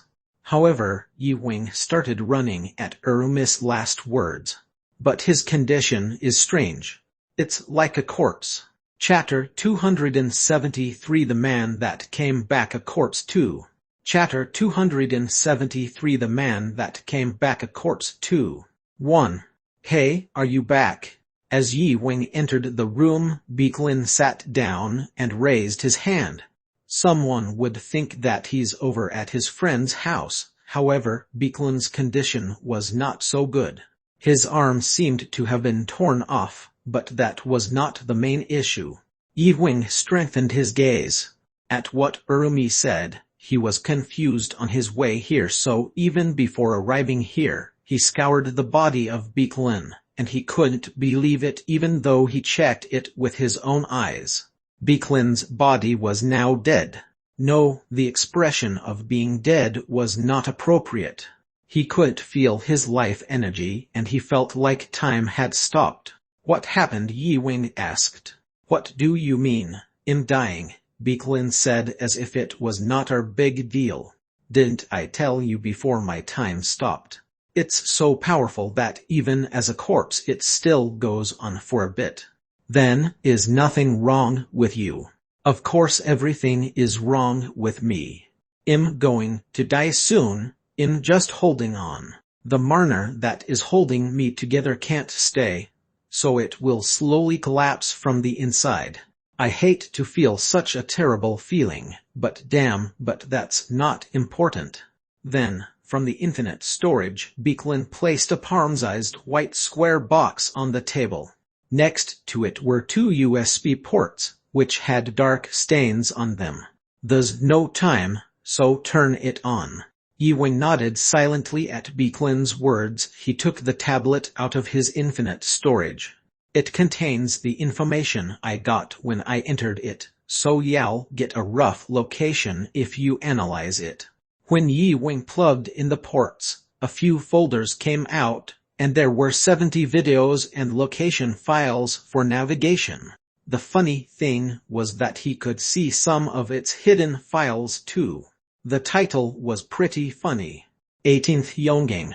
The preview showed him a gathering of 18-year-olds. Oh, that, my dark history. Well, whatever. At death, what does it matter?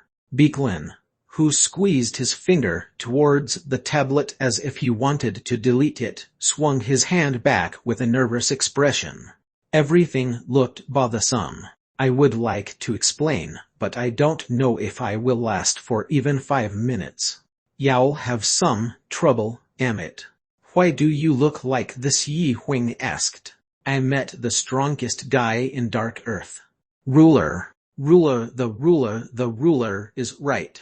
Have you ever been through it? Then it'll be easy to explain. Okay, that's right. I was caught by him and had to run away. Thanks to you, that aging old man's 2 ghosts were destroyed and I am like this. To advise before I die, don't go to the gate I chose. I don't know what's going to happen because I put a little bit of. If you are curious, look through the video. I'm going now and erase that black history of mine, please. With that, Beeklin shook his hand. Then, a wave of black energy arose from his toes and began to erode his body. His face was distorted in pain and he began to age rapidly. I feel really dirty. Oh, and when my infinite storage is released, there'll be letters out of it. Find it its owner. It will be quite a lot. It's about 1,000 hee. In the meantime, the black energy steadily ate Beeklin. Soon after, only his head remained. I'm sick of this. Say something. I went through shit to find this out. Beeklin gagged and murmured, but Yi Huang looked at him with his mouth shut. Asshole, damn, I don't have anyone to cry for me before I die. Yun Mai, Gina, Bridget, I'll finally come to see you guys. His hair ran down like water. He was quite a beautiful man but was now decomposed into a terrible form. The time he was holding onto was now beginning to flow again. I'm talking to you honestly, but you look like a playboy. The old man said that Gungi is so hot. I envy you, asshole. Have fun and live well. It was a terrible wilter say before death. Even before Yi Huang said anything, the black energy completely wrapped him up. Yi Huang silently watched him. Why am I not dying? Even though the black energy was gone, Beeklin was still rolling his eyes. He looked more vivid than before. Rather, time was being reversed. His dark hair began to bulge and his wrinkled skin was pulled tight. What's this power? Beeklin opened his eyes wide at the overflowing mana that filled up his body. How do you fill a broken vase with water? Simply put it in the water. That's exactly how he looked right now. At that moment, something grabbed Beeklin's hair. You shit, what did you just say? Have fun. Who are you? Beeklin turned pale. They say life was a choice between birth and death, and Beeklin thought a moment ago that he just made a stupid decision, and his opponents right now were monsters beyond his imagination. Kipower. What was this pain he could feel even after he became a corpse? Beeklin shook and looked at the white gem stuck in his chest. From there, a great amount of energy came out and started surrounding him. This is... Do you think I'll kill you that easily? 2. The location is most likely the Antarctic on the Dark Earth side. Beeklin was standing by and explaining the video from the screen. One Marner stone was deeply embedded in his chest, leaving only the edges out, and whenever the Marner emanated, the ancient words carved into his body shed light. His one arm was still missing. Even Gungi couldn't recover it. Where is the dimensional stabilizer? Yi Huang asked with a little arrogant look. Beeklin's eyebrows were squirming, but the monster lurking beside him was too scary. The dungeon is about 50 layers deep. Wait, what does it mean to be a dungeon, and a layer, and how do you know it's on the 50th floor? Urumi raised her hand. Usually, dungeons just meant caves. There were monsters that could dig the ground, and they dig through the underground like ants to create endless caves. In the early days of the Great Fusion, these beings were quite annoying. Monsters do not make stairs for the convenience of humans. So, humans took a much easier way. That's where the exploration drone comes, equipped with biological weapons. Depending on the size of the dungeon, only about 100 to 200 pieces at the entrance would blow up all the way. The black drone, which was being studied at Dian's Underground Secret Research Institute, was also being developed to raid more than 5-tier monsters inside the dungeon. It seems to be the work of ancient people, and there was a tombstone standing at the entrance. The letters were not recognizable, but the paintings indicated that it was 50 stories. It's only 50 m, but it's quite deep. I would have given up on the 3rd floor if I hadn't had infinite storage. Urumi nodded in response to Bikrin's answer. Can't you dig through it vertically? Yi Wing asked. It was silly to move along the floor even if it's layered. A strange magic is at stake. Even if I smash through it, it can recover quickly. But can I continue to explode? Ugh. Beak Lin, who was trying to say something, turned to the eyes of the red-haired beauty leaning her head on the shoulder of Yi Wing. In fact, there were no possibilities he thought of that could result in his survival, because they spent almost all their energy to escape from there. He could barely live up to the marner that sustained his life, so he could barely move to the gate. He couldn't even leave any marner to heal his torn arm, and gave up his life when more than 80 of his body's blood was lost due to massive bleeding from his arm. In order to save himself, he needed a spell master like himself, at least 3 tier 9 marner stones, and a high-level healer who would support his life until the end of it. But here she was. This Gungi with a deep grudge on the 1,000 Years House, who he could not expect mercy from at this moment. And it was only Yi Wing with his arms folded in front of him who would control such a thing. But that's not important. Beaklin opened another video file to change the mood. It showed a huge cave made of rocks. The ceiling and walls were embedded with jewels that seemed to be lighting, and space was endlessly connected. The ceiling was about 5 meters high. You cannot use the body. Yes. Yi Wing frowned. Of course, at such a height neither Gungi nor even a dragon could transform. Even without transforming, they have a similar combat power to Yi Wing, but they could not be compared to the regular state of their body. Of course, it applies to the enemy, but Beaklin's words blocked the idea. Monsters here are from 8 tier to 9 tier. Yi Wing's eyes widened. Tier 8 to 9 monsters appeared at their mere 50 m deep dungeon. A monster's power was proportional to its size, so that was impossible, but soon, the videos started playing. First, they looked human. Their shells, shaped like armor, made them look like biped cockroaches. When his head was shaded by the light of the jewel hanging on the ceiling, the height is about 4 meters, and those are slowly approaching, filling the passage. The name is called Iron Wheels.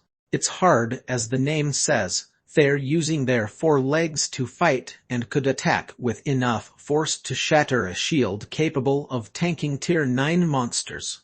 I don't think they use Marner. It's unbelievable that it rips such a shield without using Marner. Yes, they don't use Marner, and they're strong. They could regenerate, so if you can't kill them on the spot, they'll get up and chase you like crazy. The ones that Beaklin describes were now being shown on the screen in real time. Beaklin, in front of the mighty monsters, took out everything he had. He was not just a magician. Now used by Urumi, the warfare ability with the dragon blade was that of a nearly 8-star hunter. The 2 ghosts he brought out and several other techniques helped with his battle but were being pushed out by pure quantities. Techniques were of no use. Whether it was a defense or fire, they would only strike through and move forward. That's just the 3rd floor. Yeah, I don't know what's going on deeper down, but that's all I've got here. Everybody closed their lips at the words of Beeklin. Their procession had everyone lost for words. But Beeklin was not done yet. And all that stuff was under the command of the ruler you just named. Chapter 274 Dark Earth Gate 1. Chapter 274 Dark Earth Gate 1. 1. Central South America had the largest monster zone on Earth. Bordering Brazil, Peru, Ecuador, Bolivia, Colombia, and Venezuela, there was a large jungle centered on the Amazon River even before the gate appeared. Now it was combined with the creatures from Ilus, so in that massive jungle, there was an incredible diversity of monsters and wild animal species. It was a hunter's paradise, often visited by American hunters as well as the national hunters in South America. It ranges from 1-tier monsters that could be raided by general people to 7-tier monsters dedicated to attacking raids and was the world's largest hunter base. Blue Diamond. The name of the base might not seem very appropriate, but all the hunters who have visited this place would raise their thumbs, saying that only this name could fully express the place. Blue Diamond, the city which occupies most of its bases, had the world's largest hunter auction house and a fortified amphitheater with new and emerging sports. Hunters and hunters, hunters and monsters, and monsters and monsters fighting. This place was a good landmark of the city, symbolizing that monsters were no longer a threat to humans. The amphitheater, which could accommodate 100,000 spectators, was now full of silence. Was the game that intense? No, there were no announcers, breathless cries, and no cheers. The hunters who fought in the stadium were also looking at the huge multivision display that occupied one side of the stadium without any action. Wobble wobble. On the multivision, the letters spelling Red Danger were constantly crossing the screen, and it shows a large unknown monster trying to get out of the gate with a blood fountain. Crrrrrrk. It was a giant monster of the dark earth who screamed in pain as it hung at the gate of 105 meters in diameter. The gate was already devastated by the monster's struggle alone. The problem was that this was not the only situation here. Some dark earth gates that existed all over the world have begun their activities. Crumble. In the center of the city of Mihara, Hiroshima Prefecture, Japan, there was a dark earth gate that occurred about 30 years ago and was closed. Under the hunter law, the public can't live in a 1-kilometer radius of a closed gate, but its location was in the center of the city. For those who were now acclimatized to danger, the huge concrete walls blocking the gates were just part of their everyday life. Now everyone here stopped to hear the dull ringing from the closed gate. At first, they thought it was an earthquake. Earthquakes were common in Japan, but the origin of the ringing was not so far. It was a concrete wall that blocks the dark earth gate. Q-woong. What? People walking on the road gathered in the barricades in front of the concrete wall. At the time, the Japanese government vowed that there would be no danger because it was the strongest closed gate on the planet, but their faith was shaking little by little now.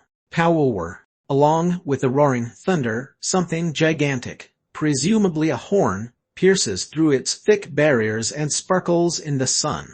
The faces of those who were filming it with their cell phone cameras turned pale without even thinking about running away. Jair. A woman's sharp scream rang. Beginning with screams, people began to scream and run away. Thud kung. The rocks made of concrete fell to the ground, and the vehicles passing under it became flat on the rocks. What would he say if the mayor of Hiroshima saw this scene after he had promised he would kill himself if the gate broke through? Run. When it fell off the gate, it looked like a small piece of debris, but it's actually a ton of rock. Hoo! The falling debris was scary, but through the pierced hole, the scream of the monster was even scarier. Boom, boom. With a louder sound than before, the snout of the monster that probably just screamed a little while ago came through the hole. It was a mouth with hundreds of teeth, which were like saw blades. On each side of the mouth were two long horns, like those of a wild boar, which were twisted off, and the concrete wall was torn apart like a sponge. Monster alert, Mihara citizens are advised to move in order to the nearby designated shelters or subways. I will inform you again, monster alerts. The voice of the angry announcer rang in the distance, but no one was listening to it. The gate continued to break. How much time has passed? A giant foot-like thing popped out of the holes and stomped the ground. Zzz. Its feet were so heavy it dug the ground deep, cars crashing and screeching. The monster's body slowly starts to exit the gate. The size of the monster was enough to fill the gate, but after a while, the monster that had completely escaped began to smash the streets. But this was just a prelude. Thousands of red eyeballs flashed through the huge holes that the monster penetrated, and the monsters of the dark earth were pouring out. They began to make full-scale hell. 2. Closed dark earth gates chain explosion. The scene of catastrophe that has become hell because of the monsters that poured out. A catastrophic event that could be explained by this one line of headline had happened all over the world. Today, around 30 o'clock at Pacific time, around 30 of the world's closed dark earth gates have generated monster waves that were estimated to be 8 to 9 tiers. The magnitude of the devastation that occurred 60 years ago was unpredictable, and it was estimated that hundreds and thousands of people were already injured.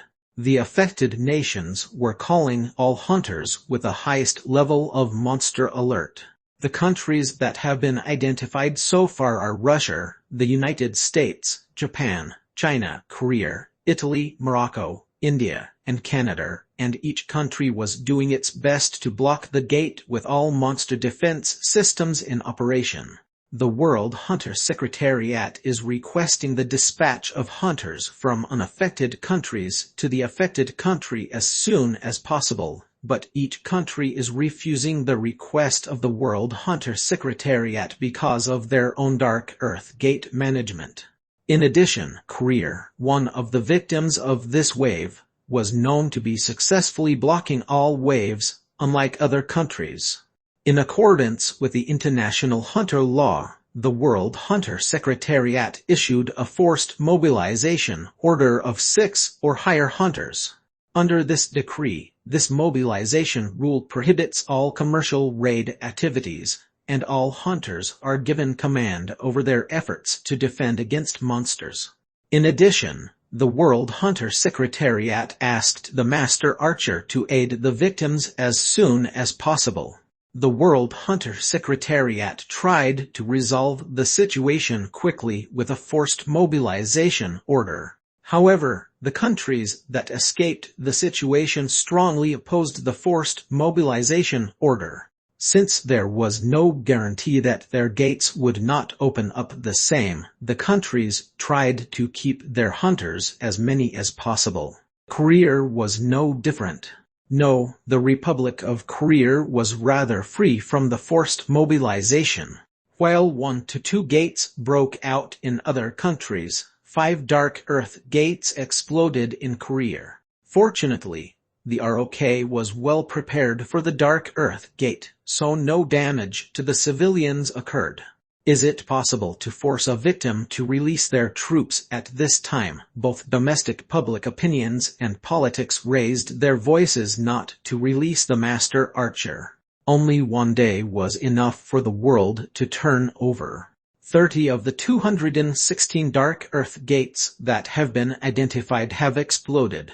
The number of people killed in one day was 800,000, including missing persons, and the damage could not even be estimated. What made it worse was that it was still in progress. The whole world began to talk about the master archer. It's not like there was no way to raid a Tier 9 monster, but it must account for some damage. To raid the Tier 9 monsters did not simply lie in the power of the hunter. Hunters and the military must work together. There must be at least attacking raids, with 3 of them going in and 2 raid teams in reserve. At least 3 tankers to tank 9-tier monsters, and dealers have to be at least a 6-star hunter. In addition, it was not only the 9-tier monsters that came out of the gate. At least hundreds and thousands of monsters appeared. When is the master archer going to appear? South Korea Hunter Secretariat to solve the chaos in the Republic of Korea first prevented the release of the master archer. Just a few days ago, the media in various countries, which were all consistent with critical articles about Yi Wing, said that only he could solve the situation. But South Korea was silent. 3. Cruel. A huge hand with long claws picked up a bus that was stopped by the side of the road. SSH Hwang Kwar Arn. The bus split in half, and a man rushed into it. The debris flew, but the lightning strike surrounding the man protected him from all that. The monster that threw the bus to the man opened its mouth. ZZZZWYR. A long green liquid spouted, and everything that it hit bubbled and melted. It's a terrible acid that even melts rocks. The man pulled his fist back, staring at the acid breath. Papak papapak. Sparks started to clump together. Soon, when it was about the size of a fist, he flew towards the air and fired the sphere of lightning at the monster. T2. Flying like a cannon, it hit the monster's crown. But compared to the size of the monster, it was too small. Is it at most half the size of the scales covering the monsters? Q. A blood fountain spouted from the top of the monster's head. The lightning ball shot by the man went through the crown of the monster. The monster's giant body collapsed slowly. Q. A monster crashed with a loud explosion. From the place where the lightning ball dug into, hot steam rose with blood. It's not just penetrating, it has completely cooked it inside. Tatak. The man landed lightly on the body of the monster and had a beard and his hands behind his back, but there was no beard caught on his hand. Wow.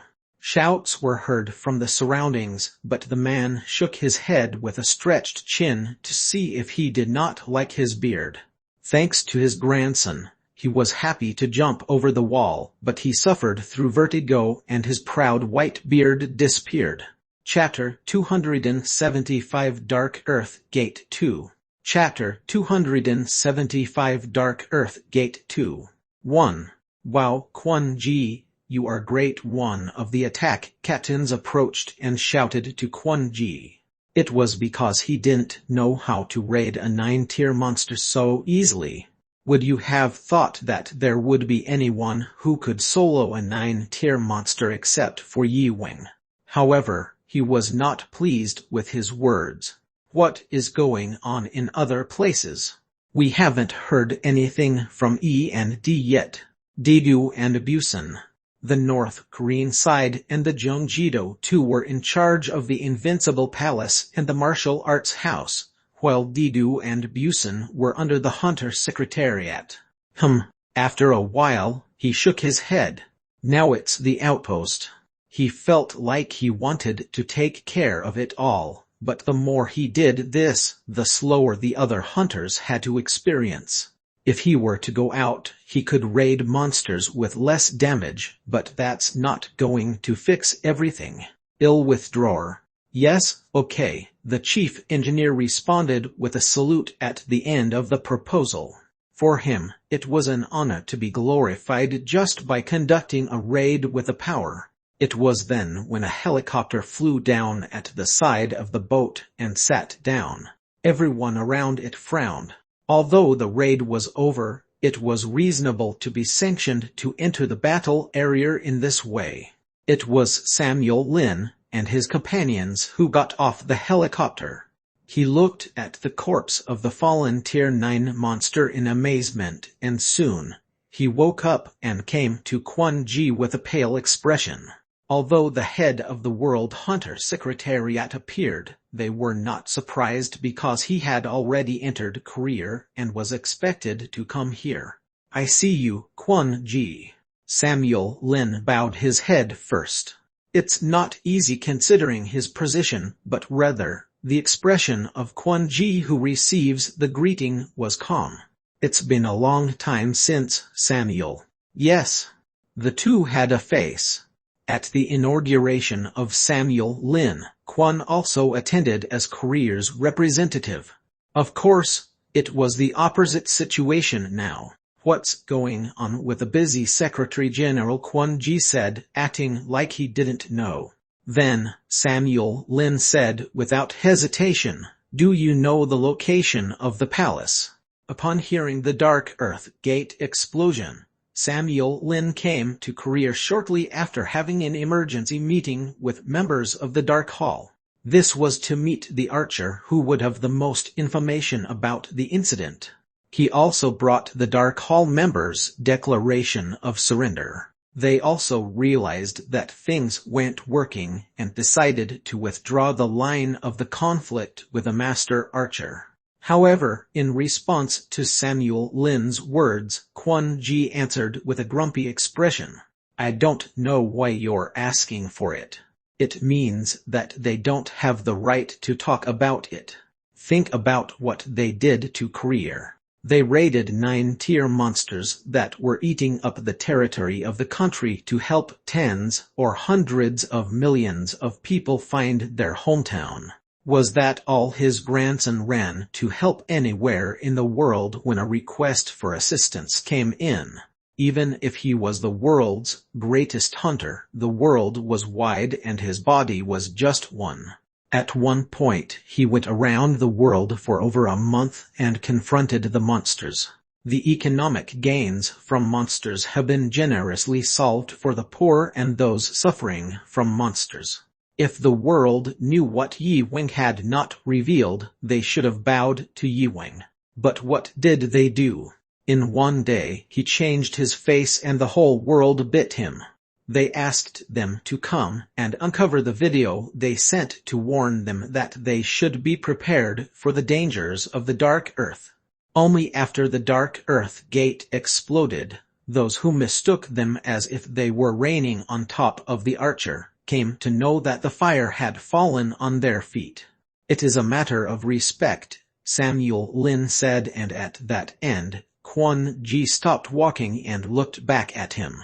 Your logic is very convenient. The world's reputation has been overtaken.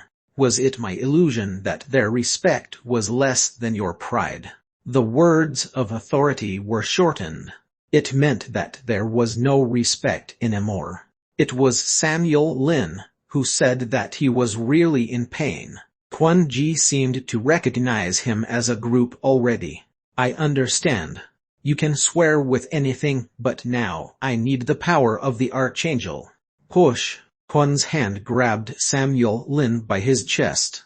Okay, that's why I came to murmur to my grandson to release the old feelings and go for a monster raid soon. Ugh, Samuel Lin could not escape the hands of Quan Ji. No matter how much he was as a 7-star hunter, the results would have been the same. Release your hand. The hunters who were escorting Samuel Lin pulled out their swords. They were escorting the Secretary General of the World Hunter Secretariat in close proximity. One could ask whether there were a total of 5 people, but all of them were not only hunters of 7 stars, but also the strongest among the strongest who have wrapped their whole body with artifacts. Before meeting Yi Wang, it would have been difficult to deal with in the past. No matter how strong he was, it's troublesome to fight 5 7-star hunters close by. However, they were just ridiculous to Quan Ji. Pow pow pow pow pow. Oh. Gad. All 5 groaned all at once. The 2 dropped their arms out of their hands to see if it was hard to handle. It was too fresh for the reaction of 7-star hunters. If anyone saw it, it would have been seen as a catch for 2 or 3-star hunters. However, there was a profound crowd hiding inside. 5 of the Marner's unused attacks resigned because they accurately pinpointed the smack of the attack they were preparing. You are in poor control. Shhh, how Samuel Lin's eyes shook. He knew the skills of those escorting him. They were never going to be pushed out like this. Quan Ji, who made the fist, shook his fist lightly as if he had not even given a dime. Even Emperor did not show such a feat. That concludes that Quan Ji was a hunter of 9 stars, but it was a ridiculous guess. He became a 9-star hunter in just a few years. Of course, there was no reason for Quan Ji to explain it. Are you still proud of the subject you came to ask for? Please tell me where the master archer is. I will persuade him. People were dying while he was doing this. To stop this ridiculous pride fight, he was willing to kneel. He confessed all the time that he had to go first. If he had followed him, at least he would have investigated the closed dark earth gate. In his words, Quan Ji laughed. Will you go where he is? It's not funny. Quan Ji shook his head. It was a place where only the chosen ones could enter. Those who were not qualified would pay with their lives. You cannot go. Quan Ji looked at the distant sky, thinking of the land that didn't even allow him to enter. 2. I always feel dirty here. I agree and wonder how this land could exist under the same sky. Yi Wang looked up to the sky. Purple clouds, not ash, were thick. It was not an ordinary cloud. It's a kind of gas cloud. The body's sensory screams when they emanate from the body of giant creatures floating in the sky into the ground like a haze. Even if that was the evidence of the living beings of a perfect life, it feels so dirty that their body was in hell. Plop squishy squishy. There was no dry land. Whether it's because of that gas cloud or something in the ground, it's always this way. At least it might smell like earth, giving this smell of this terribly decaying mold. He did not take the arrow out from the infinity storage. No, he just unlocked all artifacts in his body. Everything that comes into the senses like a haze was indifferent to him, but Yi Wang was not alert. That indifference was a trap. He's not in a hurry. Step, over a few mountainous gardens. It was more like the garden, but beyond the garden, its name was unknown. There were no monsters here. They didn't know what to call them, but they didn't want to wake them up. I have to go back. Why don't you just walk in? I'll reject. The creeps that appeared with the old Skino Asuk spread out like lakes. Black and dark shadows were roaming in them. It looks like Skino Asuk, but its spout, which was many times larger than that, was fierce and grows bigger, and then sweeps around and swallows everything around it. Do. A mountain slowly rose while the ground was shaking. It was literally a mountain. Coo. Dozens of legs pushed the boat and slowly began to crawl. It seemed to be approaching Yi Wang, but it was only an illusion of the eyes. Yi Wang walked slowly off the path where it passed. Kuk Kung. The monster's destination was a creepy lake. A huge coffin extending from the monster's body digs into the lake and begins to eat as if it was sucking up the water with a pipe. Yi Wing walked past it constantly. Gungi was his walking buddy. Yi Wing walked and walked, so he finally reached his destination. The navigation screen emitted a red light to indicate the destination. Here it is. The white stone was called a huge monument, but it was just one giant rock. Underneath the indecipherable letters, the pictures gave him a brief overview of what it does. It was something like an article for future generations who would come after Yi Wing. Behind it was a black hole that appeared to be the entrance of the dungeon, but Yi Wing did not set foot there. No, rather, he walked away from it. How much time had passed he stopped in place. Funny. Yi Wing looked around and said, "Come out." Shortly after the words of Yi Wing, the sticky land near Yi Wing began to rise slowly. Wriggling, it soon turned into an image and frowned upon Yi Wing's eyes. It was similar to Yi Wing at hand. It seemed that all the drab colors seemed to be mixed up with sugar, and it slowly became like Yi Wing. What a horrible hobby. After a while, it became like him. What a horrible hobby. Even their voice was the same. Chapter 276 Trap 1. Chapter 276 Trap 1. 1. Facing that thing, it reminded Yi Wing of a doppelganger. Of course, it's not a real monster, it's just one of the mythical monsters from Western fairy tales. But the funny thing was that it even copied Yi Wing's vibe. Yi Wing stared at his opponent silently, and his opponent stared at him too. It was Ruler who first opened his mouth, and the first word from his mouth was a very surprising word. "Let's talk." The words of Yi Wing were blocked at the moment. He speaks fluent Korean. What do you mean? It is literally kugagugu.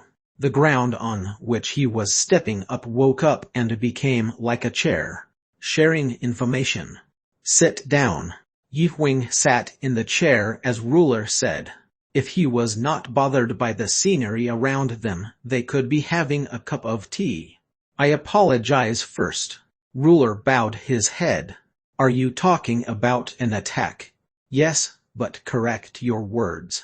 It was you who attacked first. It's a little tedious for a ruler. I attacked first. Yes. Isn't it you who have invaded my world? Didn't Dark Earth attack the Earth also? Yi Wing asked, and Ruler shrugged at his question. I am limited to being a dominant power. You can't manage it all. That's why I have never exercised control over things that have passed to Earth. It's like the other one. Okay. In response, Yi Wing shrugged. I apologize. I didn't know the story would work, Ruler said as Yi Wing bowed his head.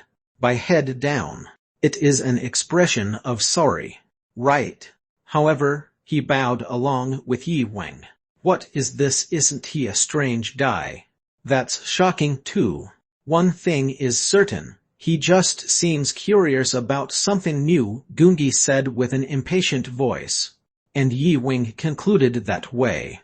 Ruler was curious, and there seemed to be some misunderstandings. Did you attack me because I attacked the monsters? It's both right and wrong. I was trying to rule you out. Why isn't it obvious? Think about what your humans did by entering my world. I don't know, Yi Wing answered. Ruler shook his head and clasped his hands. Then, the soil on one side writhed and made hundreds and thousands of figures.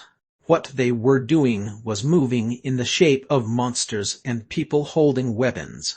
They got tangled up and started fighting. He could see the bomb exploding, which soon produced a mushroom cloud.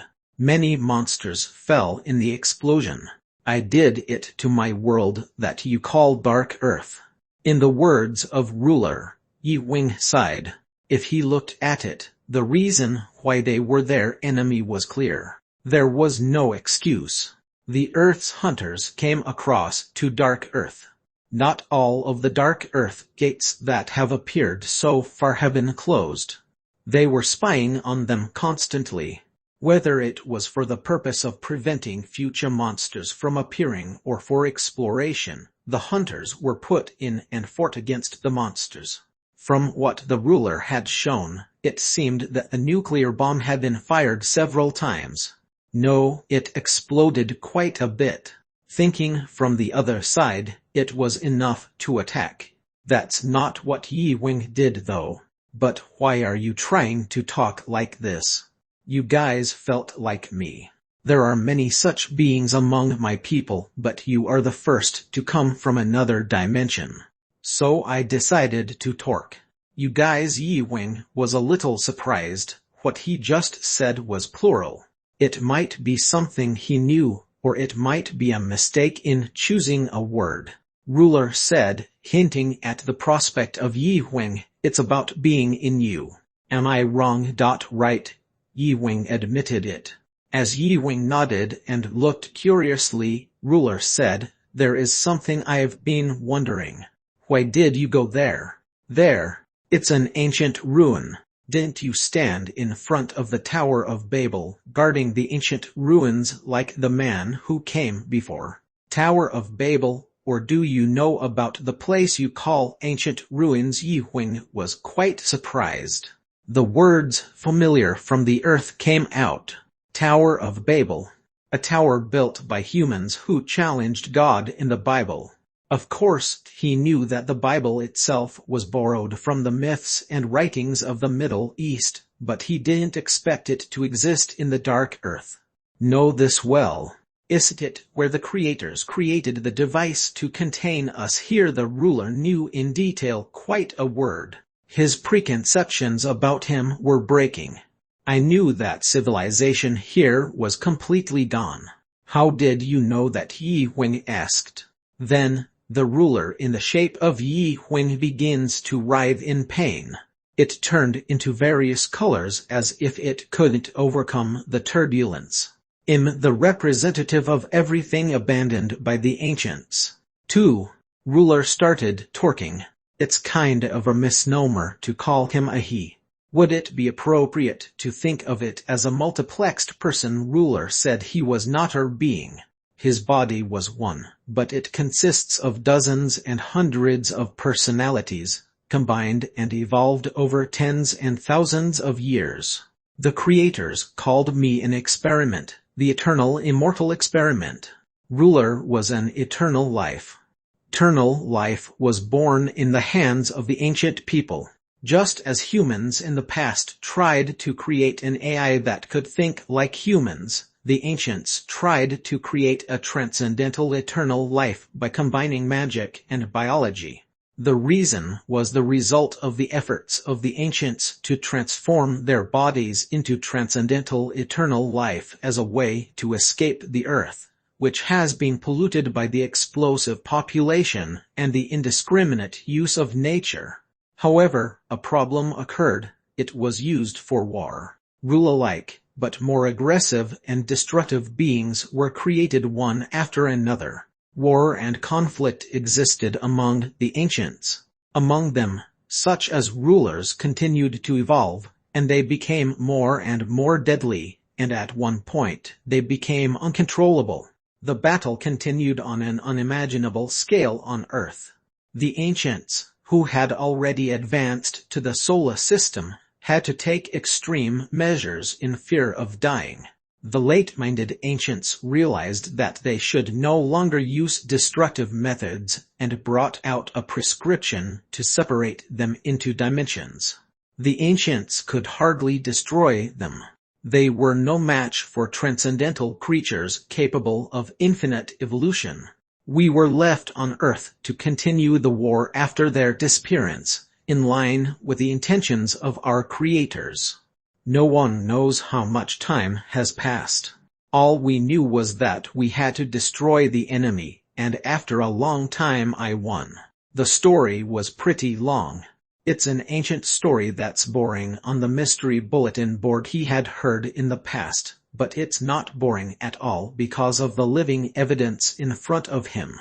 In addition, Ruler was very good at speaking Korean. But you're good at talking. There were people who were caught by me who spoke the same language as you. I learned from them. Right. Yi-Wing shut up when he asked about human beings. He also lost interest in him. The result was obvious. Perhaps the reason why Ruler has such a fluent skill was because of the knowledge he had drawn from the hunters who invaded Dark Earth. However, if the intelligence of the Dark Earth monsters were captured, humans would have been as cruel as they did. And apart from that, Ruler's thoughts were bound to be greatly modified. Then why did you go there? The Ruler's question slowly opened his mouth. Perhaps Yi-Wing could get things done without fighting. Yi-Wing began to explain things gradually. By reactivating the dimensional stabilization device, we will stabilize the dimensions again. Ruler nodded when Yi-Wing explained. Right, are you trying to prevent the dimension from returning to its original form? Yeah. Funny. As far as I know, your humans seemed to be very fond of aggression. I can't deny it, but not all of them are. The Ruler nodded as if the Ruler had agreed.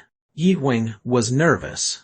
The explanation was over, and now only Ruler's judgment remains. It's good information. And as the words ended, the Ruler's mood changed. It felt like a completely different being. Yi-Wing's complexion was hardened by the change of Ruler. The atmosphere was completely different, and a strong wave of murmur came at him. You had no idea at all, Yi-Wing said. Okay, why should I refuse the opportunity to get out of this boring world and have new seeds of evolution? Ruler sighed. It was not within the expected range, he thought. However, he only confirmed that the easiest way to solve everything was gone. The other person did not think about the peaceful way from the beginning. You will regret it, Yi-Wing said, getting up from his seat. But the Ruler only shrugs. My army has already begun to penetrate the earth, and without you, there seems to be nothing to stop my army. I'm trying to erase that uncertainty right here. Kung kung kung kung kung kung. Q-woo. Krrrr. Along with a heavy rain, huge mountains rose at once. The enemies went the only ones. The powerful beings coming from the depths of the earth were also countless. Are you trying to kill me here? Yes, because you are dangerous and so interesting. I will become more complete by absorbing the existence of this world with the same power as me. But don't blame me too. This was also the reason why I was born. After that, Ruler disappeared as if he was absorbed into the ground. All that remained were powerful monsters full of murderous intent against Yi-Wing. Yi-Wing shook his head and took out his arrow.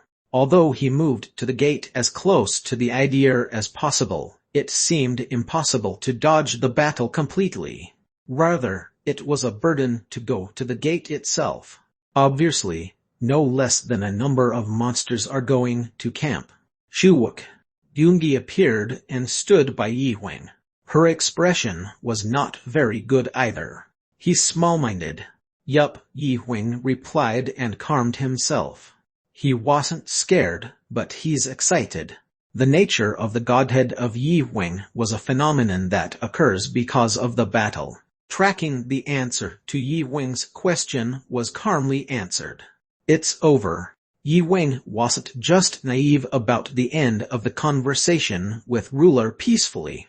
When the Ruler was talking to Yi-Wing and was setting traps to catch Yi-Wing, Gungi eagerly pursued the position of the Ruler. She tried to find Ruler, but it looked like she couldn't. Your expression is not good. At the end of Yi-Wing, Gungi shook her head. I'll get out of here and tell you. Okay, Let's just think about going back. It's hard to think about it now. It's really the worst thing that you have to fight with a limited status, said Doongi. As she said, this was a separate dimension from Earth. Contrary to the battle with the old dragon, now he had to fight only with Yi Weng's possession. Solitary battles that only two and the guts were about to begin. But I have to go back to my house. Huh, I have to go. Doongi and Yi Weng let out a sigh and slowly began to lift all their power. Chapter 277 Trap 2. Chapter 277 Trap 2. 1. At the same time as Doongi rose, Yi Weng unfolded the darkest beam. Their primary goal was to escape the dark earth, but Ruler did not seem to want to let them go. Kagagadoo. Thump, thump, thump. Qwoo. It was huge in size. For simplicity, think that the giant monsters around them were as big as an aircraft carrier. Dozens of giant monsters that seemed to have no feeling of being stepped on by humans at the size of Yi Weng were narrowing their siege. The entire movable space quickly fell into darkness as well as the sky, ground, the underground. It was filled with monsters that gathered as one. Passing over the instep of a monster and jumping near its knees, the green liquid emanating from the bulge poured down like a waterfall. Chhhhhhh. It splatters into their clothes and there, it simmered and melted. It's an acidic fluid that's powerful enough to not exist on Earth. The obese dragon-like monster opened its mouth. It was very large, but its mouth was unusually huge. Its mouth, like a snake's chin, had its mouth open endlessly and rushed towards the palace by flying into the air. It contained the Wilter swallow all at once. However, Doongi gracefully escaped the attack. A giant, a floating creature in the sky also exhaled its gas towards her, but it couldn't stop her. Soon, Doongi flew high into the sky and looked at the earth. You intended to be very perfect. Doongi's voice seemed like she's ready for something. I guess so. The eyes of Yi Weng shared the spirit and vision of Doongi, enabling him to see the forest of monsters. After all, it seems that they cannot go on this way. Yi Weng's body was flying for a long time between the giant monsters clinging to the body of a monster. It was a blind spot that dodges the eyes of other monsters. They quickly began the briefing about their current situation. He's a limited deity, we have a lot to deal with. I'm not unprepared to come here, but it's dangerous. Right. Seen through the eyes of Doongi, the giant monster was crawling. What he went through in the past was literally just tests to measure the power of Yi Weng. There were many kinds of monsters. Some have wings and some have tens or hundreds of tentacles. All of them were showing a powerful murderous intent to Yi Weng. It was not just big in size. Their combat intelligence was also excellent. Ruler intended this from the very beginning. Even though these powerful beings could be called, they appeared directly to deceive Yi Weng. And now that they knew the purpose of Yi Weng, they prepared the best response. They were not as alert as humans were. For tens and thousands of years, he had ruled this world. However, gaps were everywhere. There was no such thing as an invincible being. The only difference was how effectively one would hide their weaknesses and maximize their strengths. Yi Weng had a hypothesis in mind, and he decided to try it.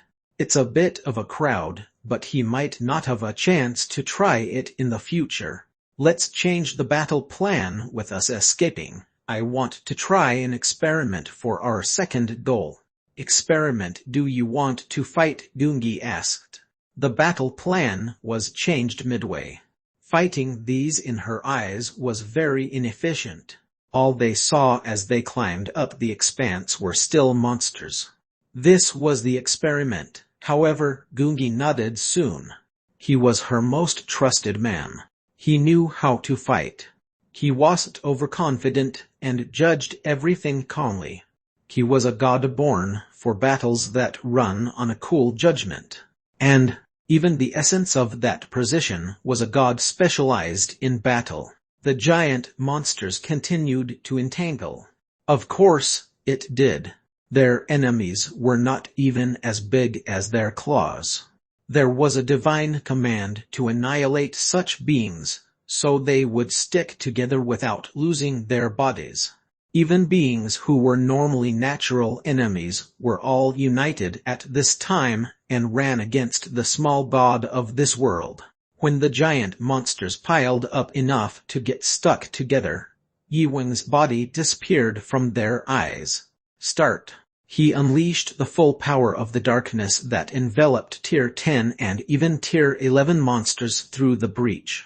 Yiweng ran on a wriggling tentacle. He took one of the things he prepared in the infinity storage and got it in his hand. It was a pure white arrow from the arrowhead to the body's feather. It was an arrow made by processing only the claws of the Tier 9 to 11 monsters. It was a treasure that could not be determined by the price. Not only did all the invincible craftsmen tackle them, but they also secretly invited the craftsmen from all over the world to make these arrows. No matter how strong the bow was, the actual projectile was the arrow. The bow itself was a weapon that shoots arrows. The arrow was important. Yiweng, with his feet sticking into the squirming tentacles, lifted the bow towards the air. The sun was visible among the monsters that covered the sky. His arms were firmly protesting as if to emulate the myth of something that flew to hunt the ancient sun. All of their targets were already aimed through Googie. Go, Par Arn. Starting with a fierce sonic boom, a white arrow was shot from his bow. Lightly cover the speed of sound, a soaring arrow flew toward the sun. It soon began to crush the earthly targets. Shhhhuo. The arrow, unable to follow the sound, flew towards one of the giant monsters surrounding Yiweng. It's so small that he didn't want to stop it. Even if it gets to the monster, it was too small to cause some damage. His goal was to surround himself into this glove-like shell. Fu Quoc. It was too small to say that there was even an impact when it hit. It's not tickling. The monster hit by the arrow seemed to not be affected by it, but it was only his will. Myth Master of Bow S, Judge S. Their movement stopped at a moment. He felt something was wrong. Something that should be hidden in the deepest part of his heart was shattered, and at the same time, his mana, which flowed vigorously throughout his body, began to be broken into pieces. What would happen if a machine with a powerful motor stopped? Bump bump. His chest swelled. They had no choice but to stop the operation. Trrrr. One giant monster fell with screams. And that was the beginning. Dozens of arrows soaring into the sky began to rush towards their respective targets. PSH, PSHH, PSH, PSHHH. Qwoo. Qwoo. Those hit by the arrows all struck as if they were thundered at once. After a while, he slowly lay on the ground as if he had made a promise. Kung, kung, kung, kung, kung, kung. As the weights of the giants fell to the ground shook with a loud roar and an earthquake occurred. Incredibly, dozens of giant monsters died at once. It's literally in a state of destruction.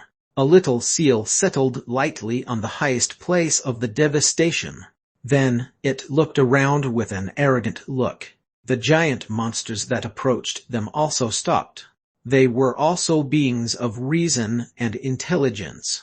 They knew how to recognize the strong, and they knew how to be afraid. They were able to measure their capabilities and fight against them. But look at that being standing there now. Despite their small size, their gaze was arrogant. A man whose name was not lacking. Ku kung kung. But they started moving again. The command of their ruler was absolute. Their orders fell again to their souls. So once was not enough, Yi Wing laughed bitterly. Are you going to be okay? Gungi was worried. She knew that he went a little more than himself just now. She knew the power of each of those arrows. These were the crystals of the divinity of Yi Wing. As much as it was used, divinity could be consumed. However, Yi Wing did not erase his smile. I need to do it one more time. Push. Gungi began to scan the body of the monsters, narrowing the streets surrounding Yi Wing. It wasn't just providing them a vision. Myth, the strength of truth SS. Her myth was now finding the most deadly weakness of every monster around them. No matter how thick their hides, muscles, and Marna could hide their weaknesses, her eyes cannot be avoided. It was a myth that discriminates between truth and falsehood. It goes beyond identifying the deadliest of many weaknesses. A monster had to just send the arrows there. Yi Wing once again placed his myth on the arrow. Papar papar papar. And again an arrow rose. This time, the monsters did not see it still. Har har. Each of the monsters lifted their defenses. Some even created their Marna shields, and a few relied on the wind or flames to protect them. This was the moment where their greatest defense would meet their opponent's attack. But pshhhhh. Their opponent was not very good. In the first place, their attacks were from a different kind of dimension. No matter how excellent their defenses were, the attack that came their way came from a god. The only thing that could stop this attack was their monarchs, or their absolute god, ruler. Their attack swept the place. Now they know who they're fighting with. Their opponent was in the same dimension as their absolute being. Trrr. They couldn't approach him easily. Because they were living beings, they had a will to survive. Their will was strong because they live in a place where only the law of the abbreviation was present. No matter how absolute God's command was, their will to live was strong enough to interfere with it. It's dangerous. I know. I'll take out the body, Gungi said. It would be dangerous. No, not ever. Yi Wing rejected her. Gungi should not be out right now. The attack that he did took a lot of toll on him. The only way he could escape right now would be with the help of Gungi. However, the experiment was not over yet. The effect also began to appear little by little. The giant monsters felt a deeper fear of Marner. But when the ruler's will began to vibrate the dark earth atmosphere, the giant monsters began to approach Yi Wing as if they were drunk on something. This was the power of the ruler. They could no longer disobey him. Yi Wing bit his teeth. I'll bet everything at once. If it fails, help me to escape. Okay. When Gungi began to prepare, noticing what Yi Wing meant, her red aura began to boil as a predecessor of Yi Wing. With the full power of the woman's blood, he began to concentrate all of his divinity. Do. Their red auras clumped together and began to flow like blood. It gathered all of their divinity and placed it on this one shot. God or whatever, his essence was very active, with his victory hanging into this one arrow. Chapter 278 He is one. Chapter 278 He is one. 1. Drrrr. A red sun exploded from the ground. It was so bright and dazzling. Even the atmosphere breathlessly bowed to the sacred bombardment of the sun that appeared on the ground. Go. Power R. It was the countless red rays that colored all the space in red. The dozens and hundreds of red lines that extended out of the stem toward all sides indiscriminately rained towards the ground. Piririt. The beam that stretched out unstoppably was so cruel that it was efficient. Every one of them was moving in search of enemies. Incredibly, all of the hundreds of monsters covering the ground were captured. All that covered the edge of the horizon became the prey of red rays. Even Ruler, for a moment, forgot about the power of his domination. It was a beautiful explosion that was the Slayer itself. And the only thing left after the brilliant explosion of the red sun was a huge chunk of meat that had lost the light of life. Kukung Quarer, even the ones flying leisurely while occupying the sky fell to the ground one by one. Dead bodies began to accumulate on the ground already covered with monsters. A mountain of corpses was then formed and Yi Wing, the culprit behind this massacre, stood at its highest point. Ooh! Yi Wing exhaled a deep breath to hide his turbulent mind. I feel it. He felt the ruler's fear. The purpose of Yi Wing was not simply to kill the monsters. His purpose was to counter the attack that was made by Ruler himself to him. He tried to see if Ruler's fear would also affect the monsters' state of mind. He aimed to shake their divinity. Amazing Gungi was extremely excited, but Yi Wing couldn't afford to worry about it. This was because a new letter was being engraved on the myth list in the status window. God of Massacre SS level. New Master of Gungi S level. Bow Master S grade. Judge S. Master of Martial Arts House Class A. It was a new myth. He gained the name based on being a god of genocide. It didn't just end with a few lines of text in the status window. As the direction of the myth became specialized as a complete battle, the nature of his identity began to change. Woo! The wind rushing around Yi Wing began to blow. The beginning was the giant monsters that fell on the ground. The wind that started from them gathered towards Yi Wing. It's like a grim winner who would take everything from the loser. The entirety of the losing side was the winner's booty. The essence of the Marna that has been shattered and scattered by Yi Wing's attack had their souls absorbed by Yi Wing. And all of those things filled Yi Wing's body, and Yui Yang Yuldong consumed it. Wriggle, wriggle. The aura of the hemolysis technique continued to increase in size, however, it was quickly reaching its limit. There were too many monsters that collapsed. Then, the hemolysis technique started to make a lot of changes. It expanded explosively as if it were what it was supposed to be, and at some point, it disappeared with a sh.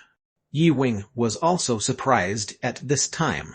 Because it always kept its place, its disappearance was a surprise. However, the hemolysis technique did not disappear. He could feel the energy of the hemolysis technique in his whole body. It felt as if his whole body was immersed in it. Great! Yi Wing, who lightly expressed his impression on the fullness of his whole body, raised his eye. Supergiant monsters slowly appeared over the horizon. Among them were those that showed a different level of presence than the previous ones. However, his divinity level, which sank to the bottom, was steadily rising. His confidence rose. He jumped over a wall and even got a little enlightenment in his hands. He wanted to test this. If this was, maybe it was possible, it could be a clue to end all of this. But, no. Yi Wing shook his head. Now, he knew too little to experiment with the barely stranded ones. He could have turned this into his edge. Up to this point only Yi Wing shook it out of his head. Frankly, he did want to experiment more. Right now, he felt like anything was possible. Was this a feeling of an absolute? He felt like he could end it all and even defeat the ruler, but he must stop. Only amateurs would continue to battle based on their current feelings. Now was the time to slowly chew what he had obtained and make it his own. It was said that one was to know about themselves and their enemies. They could never be defeated. It's stupid to rush to a battle without even knowing oneself. Though, what no way, now Yi Weng's words, Gungi was astonished. Even the ruler of the Dark Earth was wary of Yi Weng. Now, maybe he could finish all of this. However, Yi Weng wanted to step back. Okay. Let's step back. Yup. The voice of Gungi was shaking. Every word coming from Yi Weng felt absolutely binding and cannot be resisted. She was feeling it already. He jumped to one dimension again, and now, he was on the same level as her. The status and myth that she completed over thousands of years were immediately overtaken by him. 2. Whoosh. Just saying that it's cold here at a hill of pure white was an understatement. Only snow and ice were visible. The continent of ice, which did not belong to any other country on the planet, was crawling with monsters. Yi Weng and Gungi went off the gate through a wind that seemed to freeze everything. This cold was not a hindrance to two beings who have become gods, beyond the superhuman class. As it occupied 90 of the Earth's ice, only snow and ice were visible no matter how much they moved. Even though the traces of indigenous penguins and monsters seemed to be evidence that life could live, they did not show whether they hated this cold. Of course, if they did, no one would find it. Around here seems suitable. Yi Weng took out a transmitter from his infinity storage and put it on ice, then he turned on the switch. All they had to do was wait, and the Atlas, which was waiting in the vicinity, would detect the signal and fly towards them. He was bored to wait and tried to take some snacks and eat them, but after chewing a couple of times, he threw them away. It didn't taste like anything as it was frozen. Dark Earth wasn't that cold, said Gungi. I don't know. Maybe ruler did something. Oh, it's so cold, Gungi deliberately said and jumped into Yi Weng's arms. Then Yi Weng smiled and put Gungi in his arms. It was true that both of them came too far to be under the influence of the cold, but they both felt the heart of Gungi, who did not want to forget this small pleasure. They have been so accustomed to each other for having spent a long time together, but rather, it made them more excited. Well, I think you're getting a little big, Gungi said, digging into the arms of Yi Weng.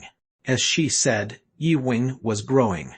Previously, the height of Gungi was about 180 centimeters and Yi Weng was about 187 centimeters, but now, Yi Weng had grown to be slightly less than 2 m. His body became bigger too. The reason was roughly guessed. This was one of the changes made by the hemolysis technique. It might seem that he suffered from eccentric bone metastases, but it was a much higher level of change. If the original vertebral metamorphosis was a change to a more perfect body, it would be the right to say that his body had changed to suit his soul. Having talked about this and that, a moment later, a giant quadcopter appeared over the horizon. However, it did fly to the vicinity of Yi Weng, but it couldn't land. The wind was not so strong, but the sky, the earth, was entirely white. As the clouds covered the sunlight, there were no shadows to give contrast to the ground. This was a phenomenon called flat light. Not only that, but the watch was not very good due to the wind that was being driven, but at this point, the pilot would be unable to determine where to land with a naked eye. No matter how modern an aircraft was, landing under these worst conditions depends entirely on the pilot's ability. Yi Weng, looking at the Atlas a few times orbiting the air, said with a low sigh, "Please just open the hatch, we will go in ourselves." "Hull, okay, got it." At the end of Yi Weng's words, the pilot immediately answered, and after a while, the hatch on the back of Atlas slowly began to open. With the help of Gungi, he entered the interior of Atlas. Urumi came in a hurry as he entered. Doongi remained hidden inside of Yi Wing. The most comfortable place for her was Yi Wing. Any issues while you were waiting? When asked by Yi Wing, Urumi waved her head. The position seems to have changed. Yi Wing was the one who went to the dangerous dark earth, and they only waited for what they did. There was nothing wrong. Is your body okay though? He entered with armor made of 9-tier monsters' scales, but now he had a hole in his chest that seemed to have melted. The fact that the armor of Yi Wing, which was not buried in his body, melted in a certain battle, meant that the battle was not as difficult as it seemed. Well, Wu, following the eyes of Urumi, Yi Wing, who looked at the armor side. He didn't think about it, but the equipment was severely damaged. More than that, in Ruler's words, something seems to have happened at the Dark Earth Gate. Urumi's expression was a little hard at the words of Yi Wing. The Dark Earth's Gate happened, unfortunately, shortly after Yi Wing entered the Dark Earth. If he said it now, he would go on a continual basis to rectify the situation. Monsters appeared all over the world, but fortunately most of them were repelled.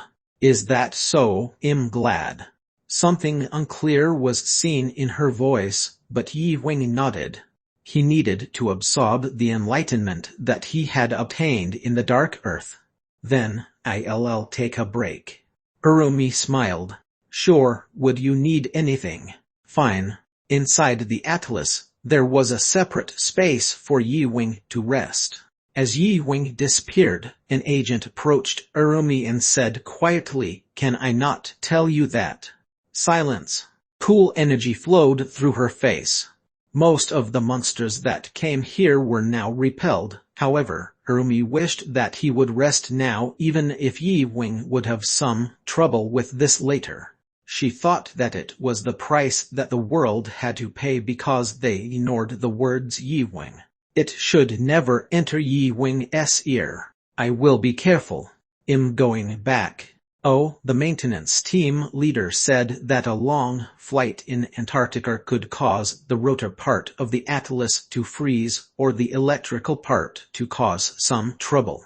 Well, is that so? Urumi nodded. She was also a little worried about this issue.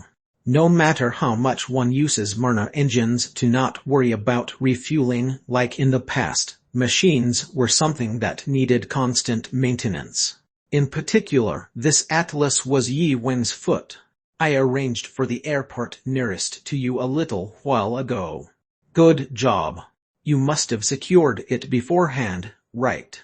Of course. Good. I will stop there and cross the Pacific Ocean shortly after the maintenance. Chapter 279 He is 2. Chapter 279 He is 2. 1. A deserted plateau was turned into a shabby airfield. A large giant quadcopter sits down where there were usually 2 or 3 smaller aircraft around it. There were thick armors and various firearms that emitted a thunderous light as if it wasn't just for the flight. Meanwhile, people were busy moving. More than a dozen maintenance personnel were assigned with Atlas specifically for this mission. On the outskirts of Atlas, armed hunters were on the lookout. Be careful, slowly. Enter the A4 blade test. 65 output from the D2 rotor. Keep going until you get 80%. Okay, and I think the C6 blade needs to be replaced. What for? The joint was rattled and you need to return to the maintenance window to do some special welding. I cannot help it, turn it into a spare. Okay. Do you replace refrigerant here? That's it. The extreme environment of Antarctica provides equally extreme stress, whether mechanical or human. Because the Atlas was also a machine, the rotor responsible for the flight and the power transmission unit has been damaged a lot. It's starting at dawn. I have to guess until then. Okay. After everyone responded bravely to the conductor's cry, they began to focus on the maintenance. The 3 children outside the fence were hiding behind the concrete and looking at it. In one child's hand there was a piece of folded paper that seemed to have been torn out of a magazine. He nodded at the huge helicopter that was landing on the airfield. "Is that right?" Right, brother. Victor told you not to do anything today," a small child whispered around as if he was uneasy. "Stay quiet," Simon the child who was the largest said with a finger in his mouth. He was more like a boy than a child. "Nicholas, I can't."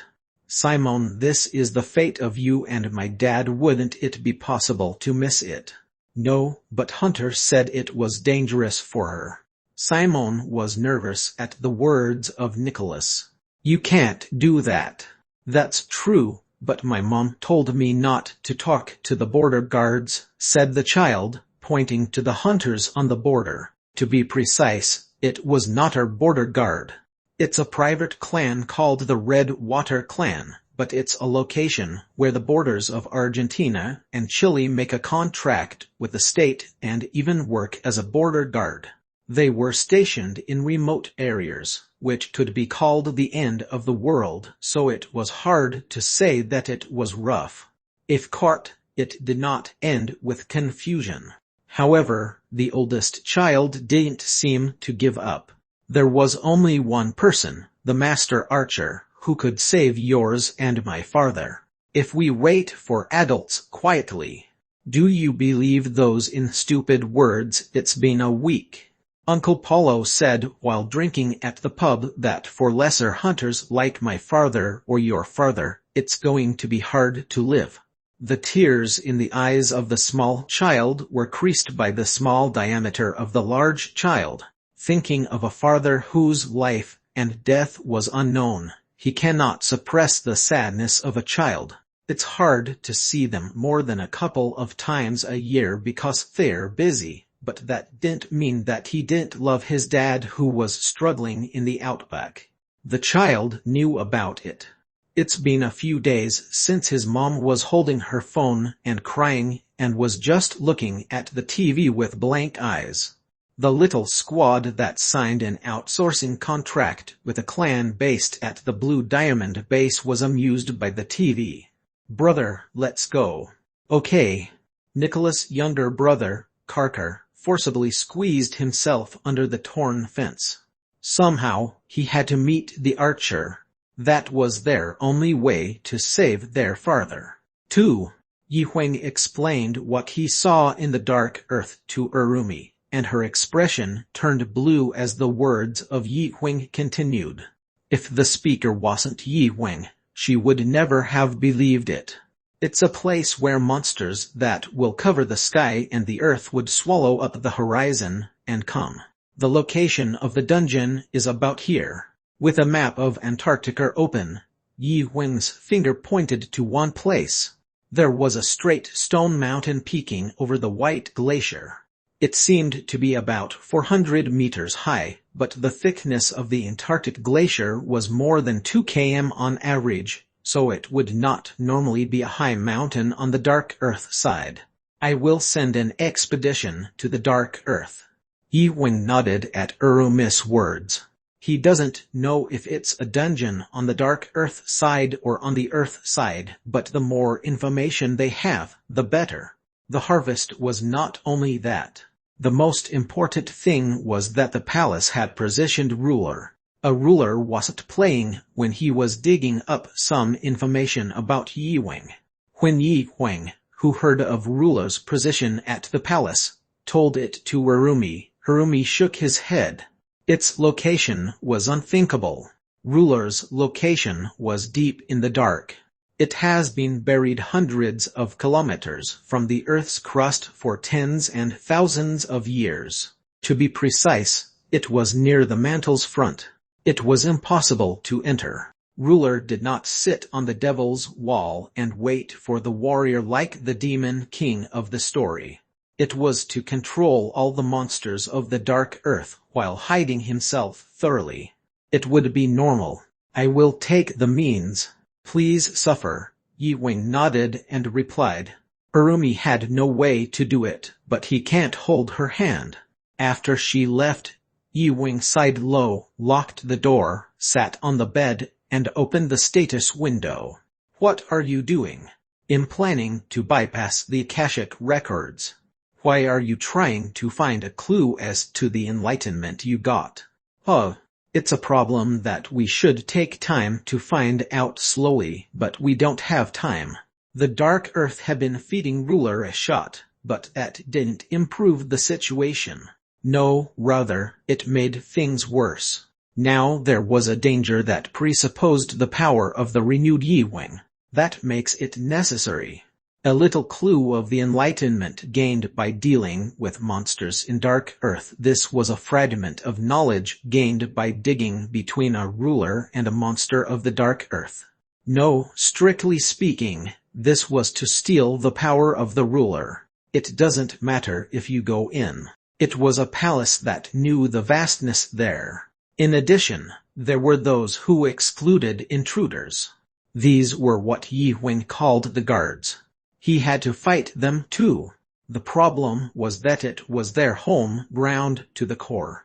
The most primitive problem he had was that the range to recognize them was abnormally small. It's not just an extension of a biological sense. It can only be seen through the realm of identity, but until now, the space had been too small. And as the court said, it was of no use to recklessly enter that place. There's a way. Be careful. She'd like to help him if she could, but if Gungi went in with him, Yi Wing would only get into more danger because the guards would double in.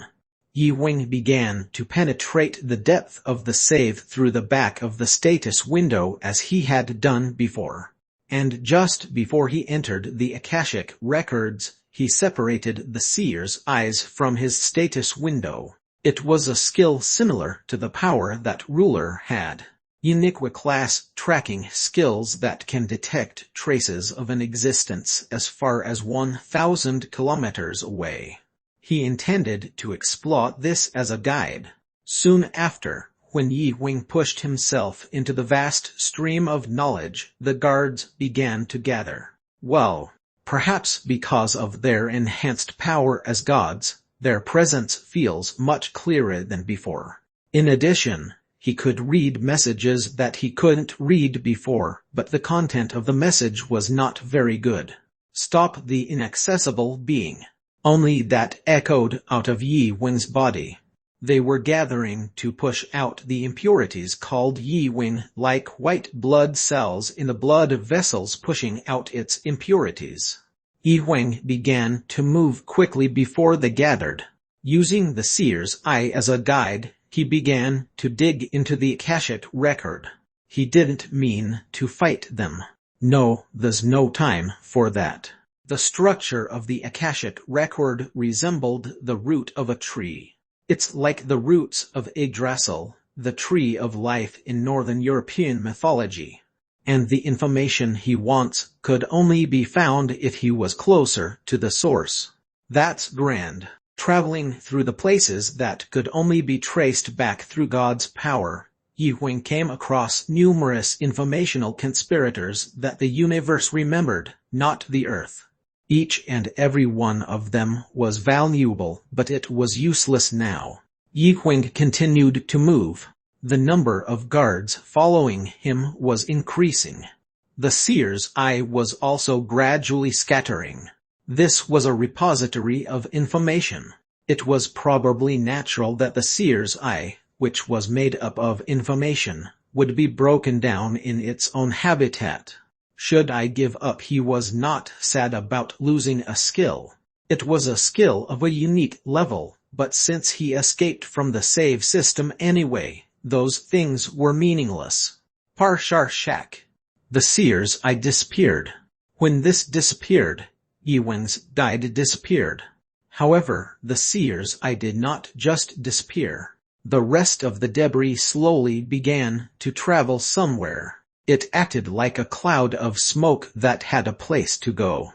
Yi Huang started chasing the eye. How much time had passed? The seer's eye disappeared completely, but Yi Huang was not disappointed. A gleaming sphere floated silently. It was so great that an infinitely sacred energy flowed out of it like a small celestial body. This is... Yi Huang placed his hand on it. Two. Oh, that hurts. No. The children cried, but there was no mercy in the hands of the hunters who held their arms and heads tight. What do we do with these pricks? The two hunters dragged the three children out of the airfield. Normally, he would kick them out after a bruise, but the man who caught the kids was on duty for surveillance today, and these kids sneaked into a very prohibited area. His squad was in trouble. Everything was classified as confidential, and they have also been selected secretly. He knew who the owner of the giant aircraft was, but these little kids have ruined a very important mission for him. Whip. The one who couldn't stand raised his hand, but the others stopped his hand. Let me go. Hey, Lionel, because of these children, the accident left a huge blemish on their history. He felt like throwing away the limbs of these little kids. They're still a kid. Your daughter is about the same age as them. However, at the words of a colleague, he kicked the floor to see if he couldn't stand it. When someone talks about his daughter, his hand does not go out. Damn it, I get it. Nodding his head, he sighed as he looked down at the children in his hands. He understood the situation of children to a certain extent. The place where these children's father was now completely isolated by the monsters. He thought that only Yi Huang could fix it. Get out. He twisted his face as roughly as he could, but the children were not looking at him. They were gazing at the horizon. With their mouth open, they seemed to have forgotten even their breathing. He shifted his eyes along with the children's eyes. Although it was night time, the clock was good because it was the South Pole, where snow always kept the nights white. His eyes glared. At first, he couldn't understand what it was. He had never seen such a thing before in his life. All the queer things with a black film were towering. It wasn't just that. The sky-high thing was slowly closing in on the airfield. His hands and feet were shaking. He took his trembling finger to his headset. And then, he said, monster emergence, unable to estimate tears, numbers innumerable. Chapter 280 with God 1. Chapter 280 with God 1. 1. Zing! The siren rang to signal the alarm. As if that alarm awakened the dead silent town, countless people poured into the streets. It didn't matter whether men and women were making love or were using the bathroom. Their hands were carrying all the things that they could carry. Thud, thud. As they poured out into the street and looked around, they all fixed their eyes on one place and stopped. Things they have never seen before were approaching downtown. Even though its features were identifiable, the heavy noise they made meant that they were still far away. But being able to see them even at such a distance indicates that they were all illusionary or abnormally huge. It's a wave run. Orc. Despair and fear dominated them. Literally, it's chaos. Even if a monster appeared in this area, the siren won't alert everyone.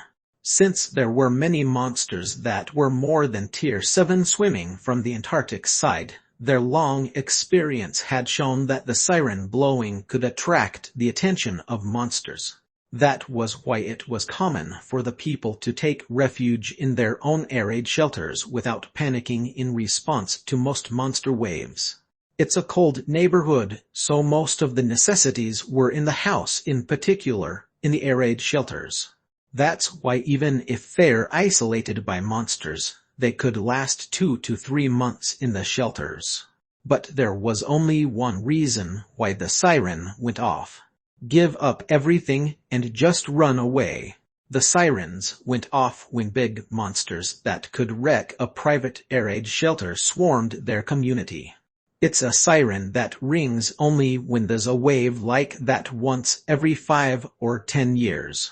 And now, it's a wave of massive monsters that they've never seen in their lives. People have climbed up on any means of transportation nearby without recognizing who the owners were. We have to run away. The monster wave is like a tsunami.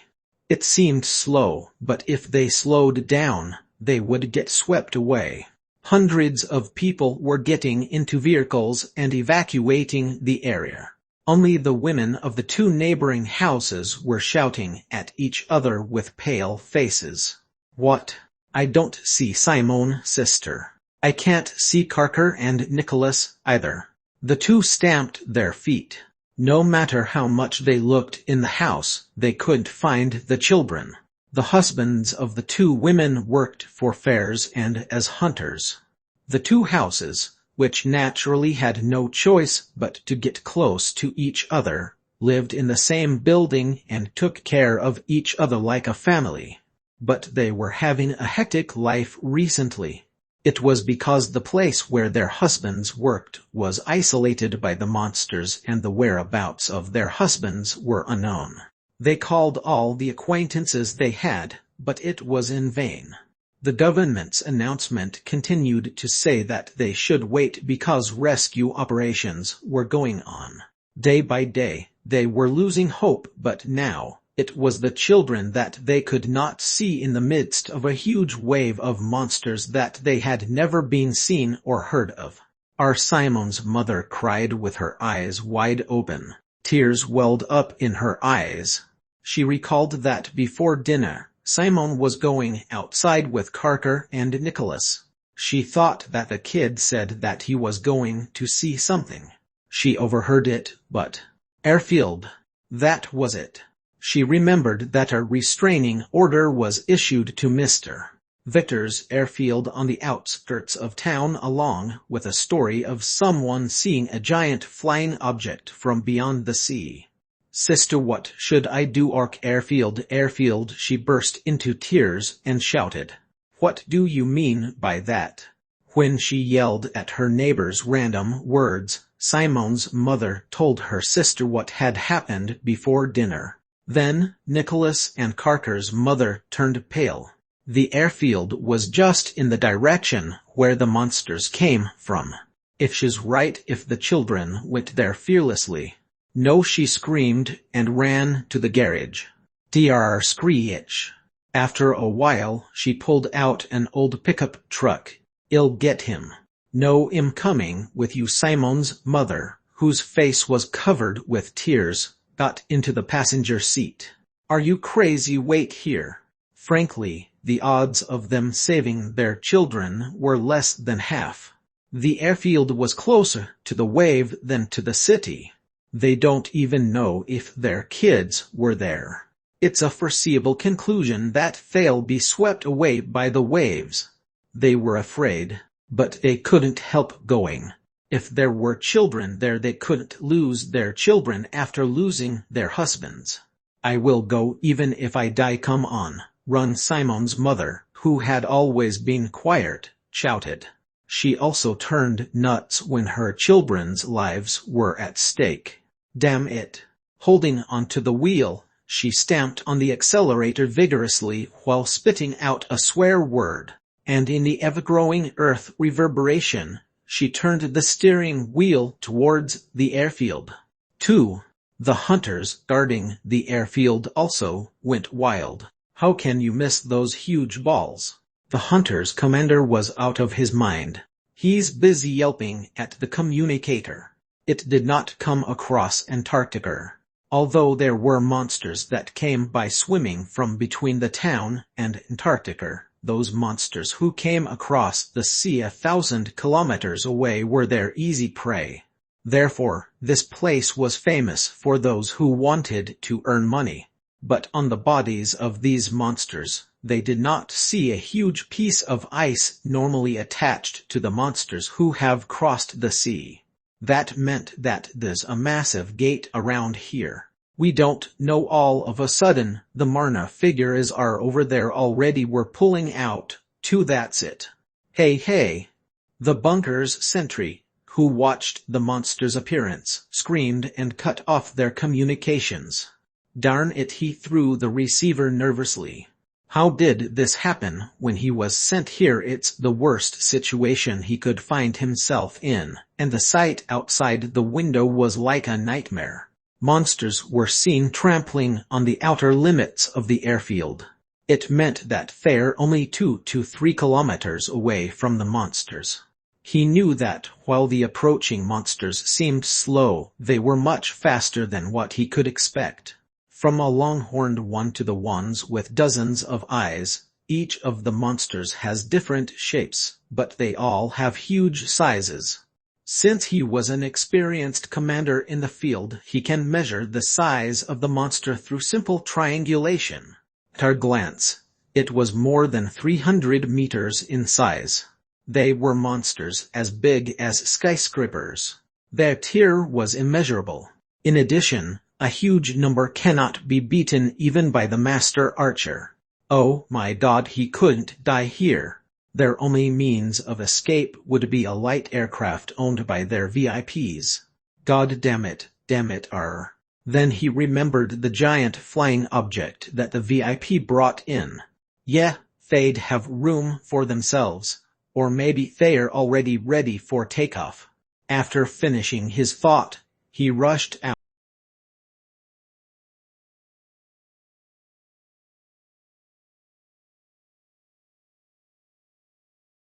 Somewhat relaxed.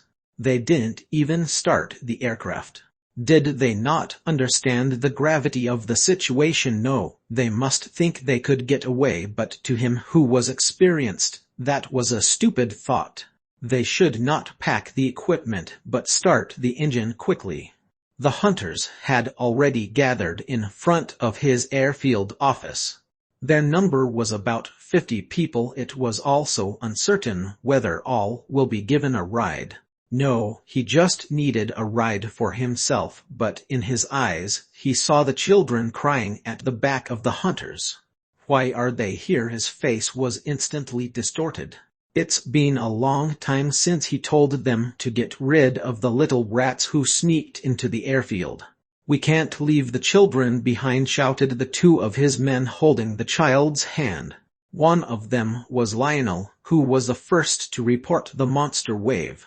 You fucking bastards, I don't know if they'll give us a ride and you are going to take all these extras with you, he roared, but Lionel didn't give in. We have to take them. This was disobedience. As he took his hand to a revolver in his waist, he shouted, "Fuck it, y'all have to pay for that when you go back." "Yes, sir." "Everybody follow me."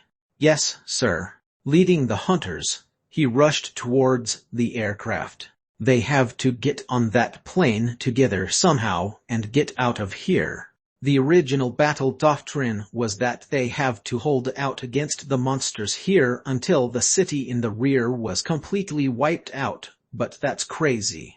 Running to the plane, he touched a pistol in his waist.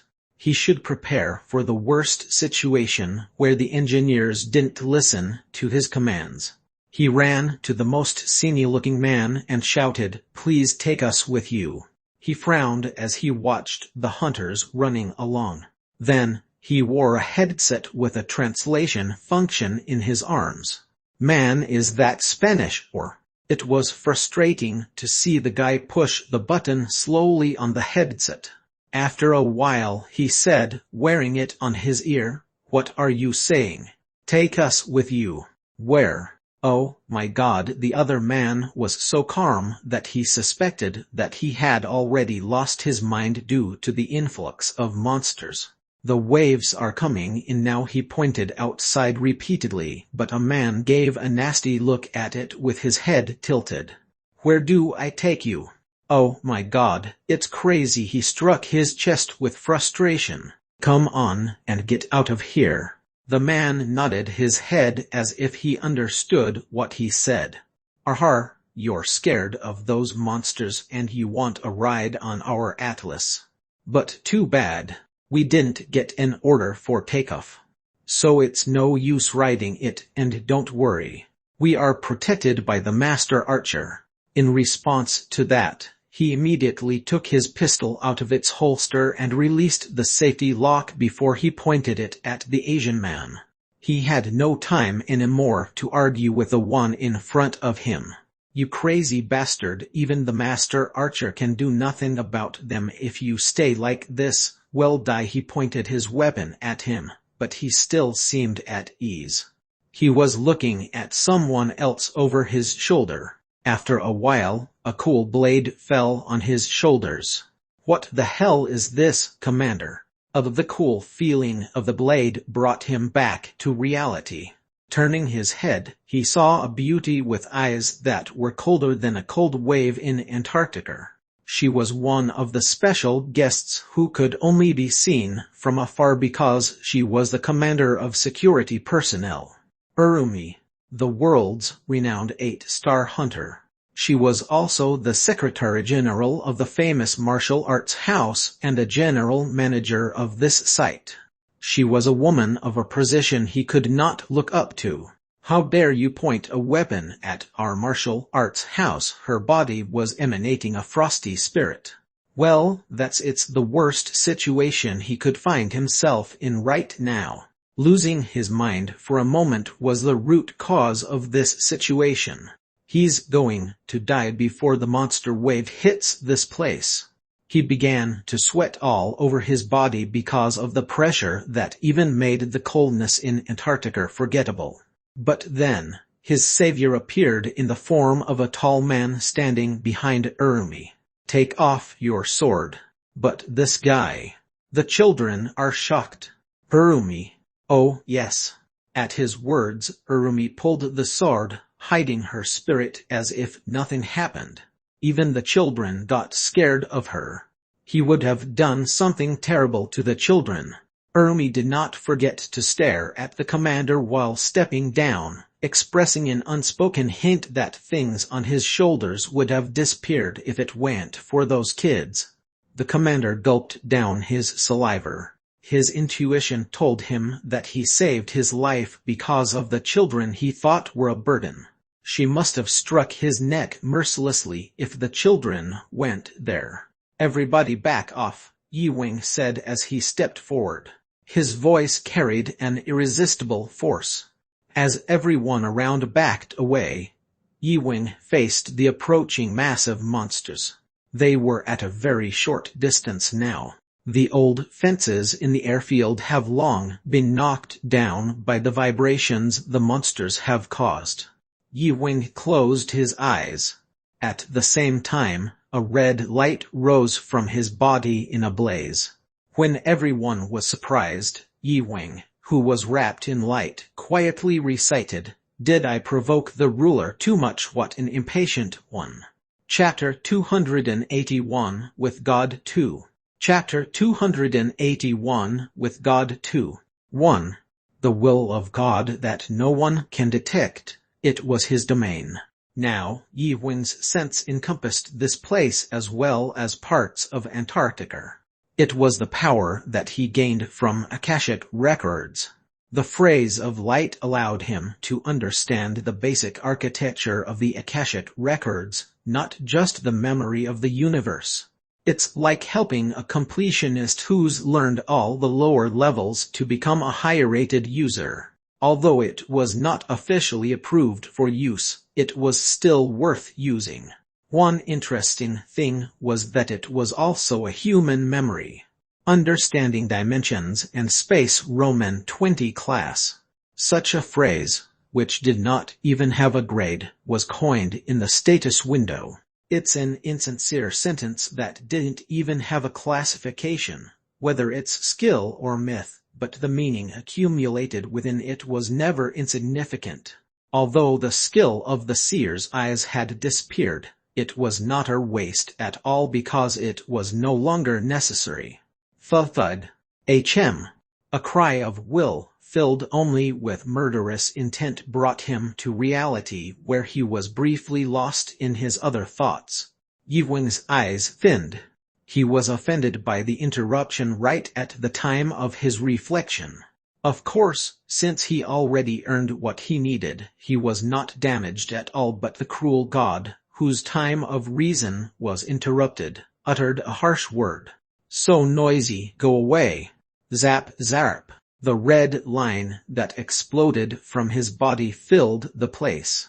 It was an instant. There was no scream, no cry, no noise. Everything had stopped. The hunters, who were in a panic, and the waves of monsters that vented their furiousness, stopped as soon as they were engulfed in the red light. Har! The rush of satisfaction, the intense waves that rush into the body filled their every nook and cranny. The human limit has been completely removed. He feels like he's going to encompass the whole world right now. His will wobbled. He thinks he could cover up everything in the world. He thought that he could take off the shell. But that's it. Yi Wing prevented his will from expanding further. It was also a trap. Throwing his human skin off completely and being a complete god meant that he would be completely free from the 5 greeds and 7 feels of humans.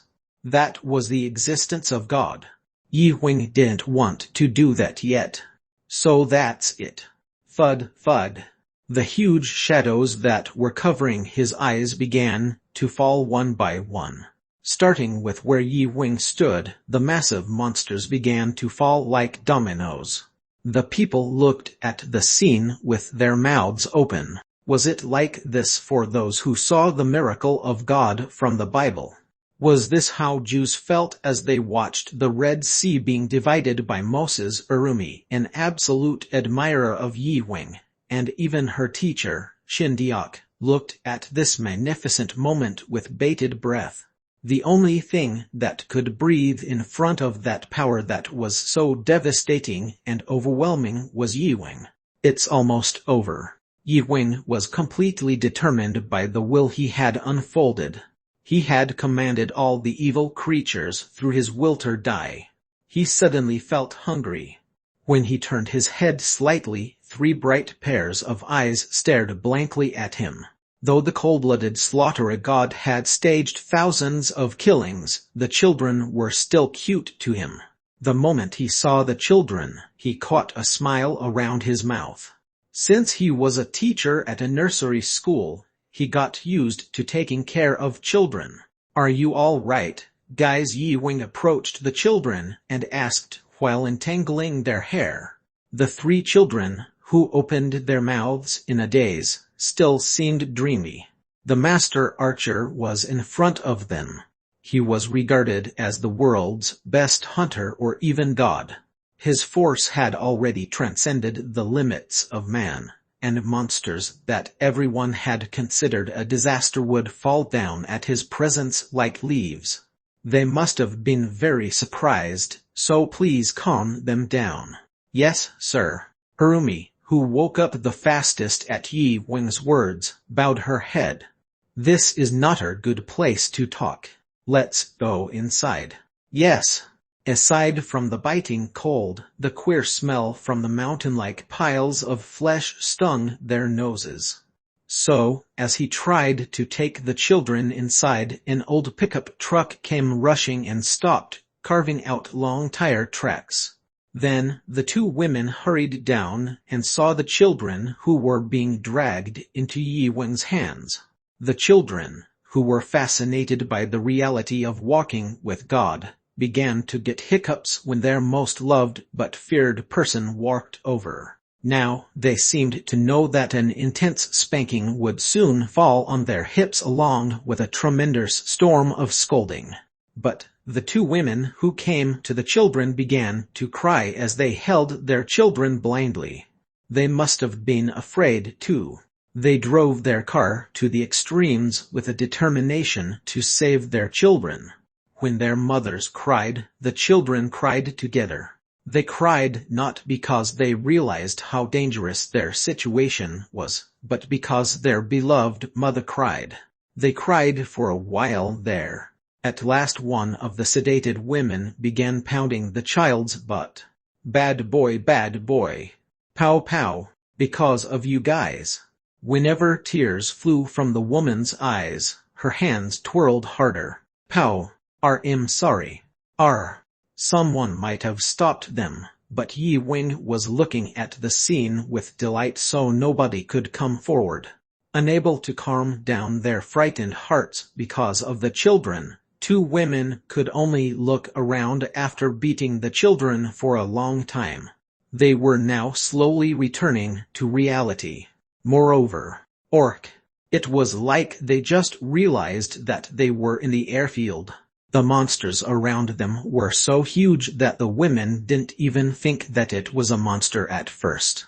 Seeing the monster as high as a two-story building, and the tunnel in their mouths, the women finally sat on the floor and shook their legs. It was then the oldest child of the children grabbed Yi Wing by the collar and said, "Pleases, Mr. God, my dad, please save my dad." 2. The coziest place in the airfield was Yi Wing's quarters. The original home of the airfield owner was rented by Yi Wing. Listening to all the words of the child, Yi Wing breathed a low sigh. In a way, it was Yi Wing's responsibility that the fathers of these children were in such a situation. No matter how thin the walls between the dimensions were, it would have been ruler who poured the monsters into the earth. Of course, the responsibility of those pathetic owners of dark holes was clear. If they had listened to Yi Wing, they would have made good preparations for Dark Earth Gate. They had enough capacity for it as well. This kind of disaster happened while taking too much time to discuss this and that issue. Urumi, I think you'll have to hear a detailed explanation of this. Urumi never told him this. She hid it from Yi Wing on purpose. I'm sorry. Urumi bowed her head as she had no excuse for Yi Wing. Looking at her, Yi Wing shook his head. It was not that he didn't know what she meant. Although Yi Wing was their savior, Yi Wing was in a position to prepare for a bigger job than that, but they are still trying to hang on to him. They, to be exact, were the hidden politicians that moved the world. When everyone had to work for the survival of mankind, they tried to borrow only Yi Wing's hand without thinking about using the power they had. He felt pity for the child. However, he will not be able to prepare for ruler if he went around the world and listened to others' petitions as he did before. It would be better for him to let them deal with it. But he couldn't make good men pay. Yi Wing bit his lips. I can't help it. Yi Wing got up from his seat. At what he said, the three children and their mother looked at Yi Wing with an anxious look, but Yi Wing grinned at them. Don't worry. Yi Wing, who patted the child on the head, told Urumi, let's go around the world and then cross the Pacific Ocean. Will you be all right? Urumi asked anxiously. She knew what he meant. Traveling around the world means saving all who suffered from the monsters of the Dark Earth. Trust me, I'm not that weak. Urumi looked at Yi Wing with a slightly sad expression at his words. He was trying to burden himself with the whole world's crisis. A few minutes later, the two mothers and their children left, leaving only Yi Wing and Urumi in the room. What followed was not a good story for them to hear. Yi Wing ordered, all units of the Invincible Palace will be called up. Yes, sir. Call Beeklin while gathering as much information as possible about things called dark holes. Urumi's eyes grew a little bigger in the wake of Yi Wing. What for? This is what it is. Yi Wing told Urumi about his plans. A moment later, when his story was over, Urumi nodded with a determined look. I will follow your instructions. I think I should teach the owners of the dark hole how cruel I can be. If they don't want to respond, I have to force it. Arumi, I'm counting on you. Early in that morning, Yi Wing's atlas flew off from the old airfield. The bodies of those massive monsters would be handled by the Argentine government and Invincible Palace together. The reason for doing this, of course, was for the civilians suffering in the underdeveloped Argentina. That amount would be enough to help out the poor in Argentina. The Atlas, carrying Yi Wing, traversed the South American continent. It was not just a crossing. He massacred all the monsters that appeared in one day and freed the Blue Diamond from isolation due to those massive monsters. Yi Wing, who did not even get down to Blue Diamond, went straight to North America. He continued to go around the world while killing those monsters. Praise the grace of God. The people of the world sent infinite respect and gratitude to Yi Wing. This incident had strengthened their faith in him. Those who believed in him and worshipped him headed to the Republic of Korea as if they were saints and were busy praising him while stepping on his tracks. Yi Wing destroyed all the Dark Earth monsters that scared the world in just 2 weeks. Samuel Lin of the World Hunters Office came in person and knelt down to thank him.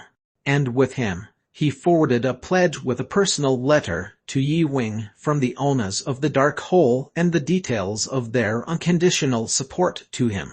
But Yi Wing, who had read it, laughed out loud. He didn't need a sugar-coated eulogy in the first place. The important thing was the pledge, but the contents of the pledge were the same. It implied that they would rely on Yi Wing while preserving their power as much as possible. For that reason, it has emphasized efficiency, effectiveness, and sacrifice, but at the very beginning, they were only trying to dominate the planet again after it was just freed from the terror of those monsters. This is not it. Rip, rip, R. Yi Wing tore the covenant before Samuel's eyes. You still haven't come to your senses. Digging a backdoor to be the master of history after this crisis is over, that's great, these owners of the dark holes. At Yi Wing's words, Samuel bit his teeth.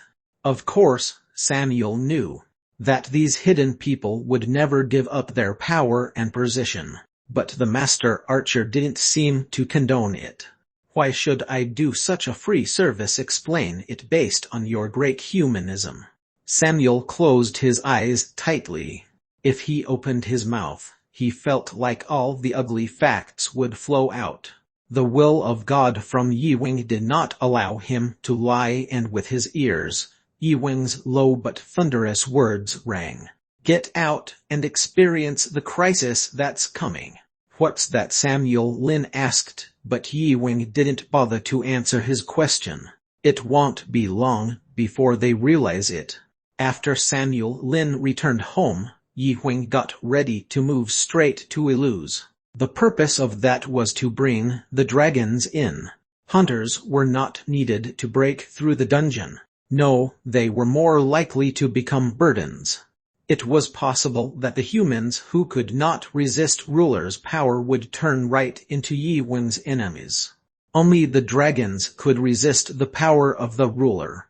They would also try their best, as they would no longer have to listen to Yi Wing's orders if they blocked the dimensions. While Yi Wing went to Iluz's new Dark Earth, gates have begun to spring up randomly on Earth. Chapter 282 Agent of L and Al 1. Chapter 282 Agent of L and Al 1. 1. When the new Dark Earth gates came to life, the people were worried that it might happen again. Should it be considered as bad timing? The gate, which was beginning to spring up again after a short break from monsters, had created a distrust of the media clamoring for reassurance. As the people were terrified, each nation began to defend against the Dark Earth monsters. This was the beginning of the situation that Yi Wing had hoped for. He wanted them to survive on their own until he stopped the Dark Earth. Of course, someone might say, why are you creating such a hassle? One could say that, shouldn't we just release a video about the dark earth? But it's just a naive idea. The owners of dark holes were thoroughly hidden behind society, and they tried to manipulate the flow of information to the public. All they did was to tell the truth to the world through the media. Any truth could be destroyed overnight by being framed as nonsense, like a conspiracy of aliens. Of course, Yi Wing could come forward and announce it himself. There's no one in the world right now that could ignore Yi Wing's words. That's why the owners of the dark holes also accepted Yi Wing. Of course, to their taste. However, Yi Wing decided to take a faster and tougher approach. To be fair and in truth, he was upset. What if one were running sweaty on his feet trying to do something about the fate of the world, but there were others who couldn't stand having their shares at stake and turned selfish? So, Yi Wing decided to take the method Beeklin used in the past. The injection of vaccines was a way of taking some sacrifice into account. The Dark Earth Gate occurred only where the owners of the dark holes were believed to be living or where their most important business base was located. Not so big gates sprung up and the monsters poured out. Funny enough, there was little damage from ordinary citizens. They also defended themselves quite well. As expected, a formidable team of 8-star hunters came out to defend. Before Yi Wing appeared, only Emperor and Empress were the strongest, but he didn't expect them to have an attack squad made up of such hunters. They could have used it previously, but they only brought it out when they were in a crisis. It wasn't just that. They used laser satellite weapons that were usually used by Yi Wing in dealing with the dragon, but they also used self-destructing drones that he had never heard of and attacked the monsters. But Beak Mai was a cyborg soldier called the Iron Soldier. Hundreds of robots appeared like packs of dogs and clung to monsters, each of which was not only great in their attack skills, but also had its own built-in self-destructing device, causing fatal damage to the monsters in the event of an explosion. It was a clever use of the idea that the Marner shield only works on the outside of the body, but would not work when entering the inside the body. They crawled through various holes in the monster's body and exploded inside, leaving the monsters helpless. But at some point, that was no longer useful. Over-technologies were of no use in the face of the terrifying monster of absolute strength that they could not resist. Thud, thud, POW. Get away, get back. Run away. From the moment the monsters at the size of a building appeared, all they could do was observe. They were falling like reeds in the video shown by the Master Archer, and they were turning the whole world into hell as they endured dozens of missiles. Although only a small fraction of the foundations of the owners of the dark hole had been destroyed, the situation had been very fatal. They do not only play behind others, but there were also many businesses that have been exposed to the outside world. The biggest of them was the monster-related industries. From the state-of-the-art laboratories that study Marner stones or byproducts of monsters to processing plants or exchange markets that handled high-valued materials, Dark Earth gates were created, and the monsters that poured out there collapsed all their businesses overnight. Fortunately, the Dark Earth gates disappeared on their own after only about a week or so. Like those gates that appeared in Tokyo in the past. At such tactful reality, some even thought that someone might have terrorized them, but only 4 people knew that there was a technology in the world that could create gates. They were Quan Ji, Urumi, Yi Wing and Beeklin, the terrorist party. A secret was a secret when you know little, and Yi Wing was a man who knew it very well. Phew. Beeklin had a rewarding look on his face as he wiped the sweat off his forehead. He received a total of 20 Tier 9 Marner stones from Yi Wing. He used it to create the Dark Earth Gates while traveling around Europe and the US. And now he had completed the last 20 gate seeds. Thank you for your hard work. No problem. The waiting mummies were loaded into a container, which was carefully sealed. A fusion of Marner stone, true method, and magic. Those were used to make a hemispherical board about 3 meters in diameter, and when installed, a Marner stone would be inserted to create a gate. This last gift was for the Rothschild family, and since it's the last, they can't wait to see how great a gate would be created. When he finished his work, he stood up. Of his heart stung. It's a pain that he felt in his Marner stone. Of course, it is not that he doubts about its performance. He just holds a grudge against who installed this Marner stone in him.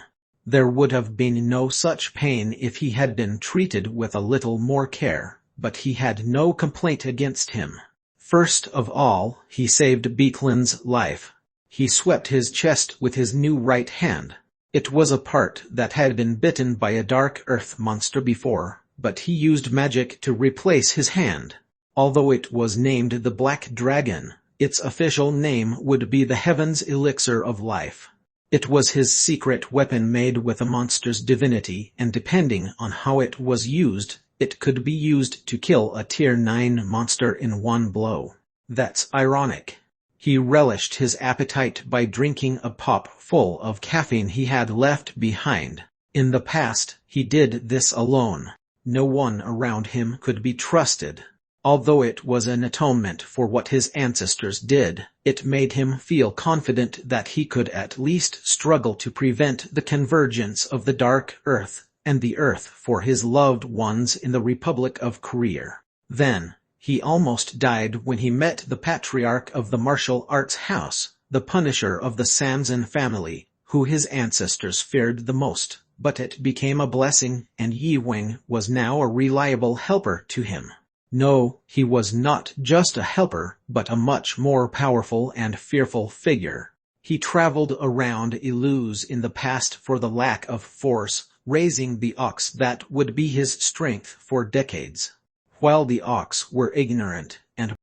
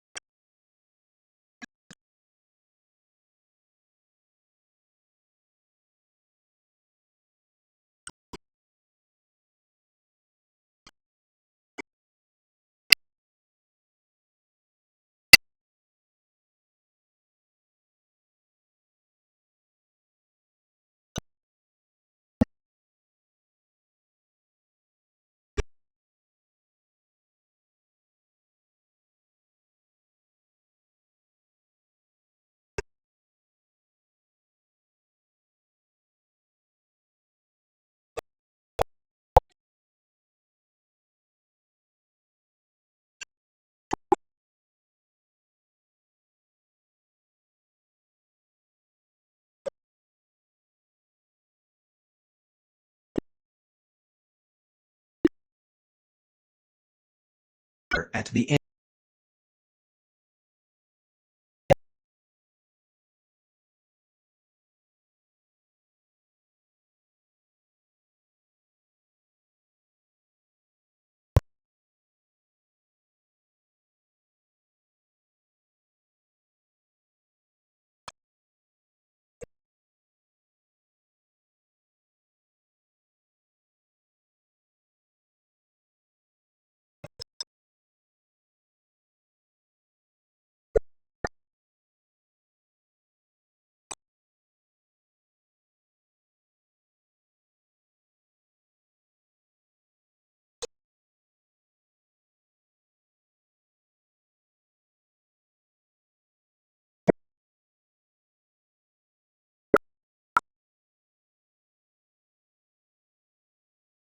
done by L, but L was not responding properly to the dark earth monsters because she was taking care of Al.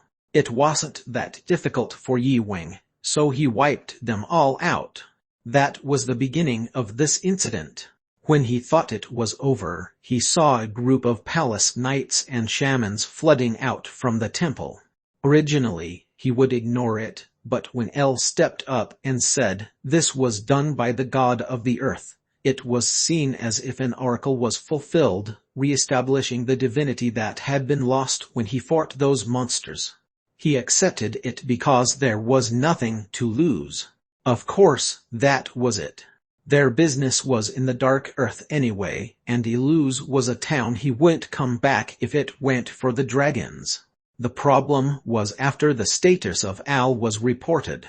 "How the hell did you make Al like this?" El said with a growl. "Hard did you want me to give a little bit of mercy to an enemy? It was delicious."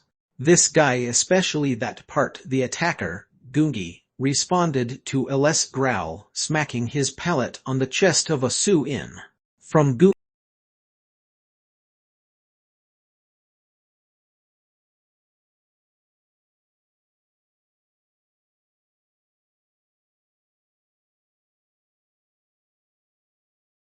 the power to eat a god and attacked Al with it. Al's dragon heart suffered a fatal injury as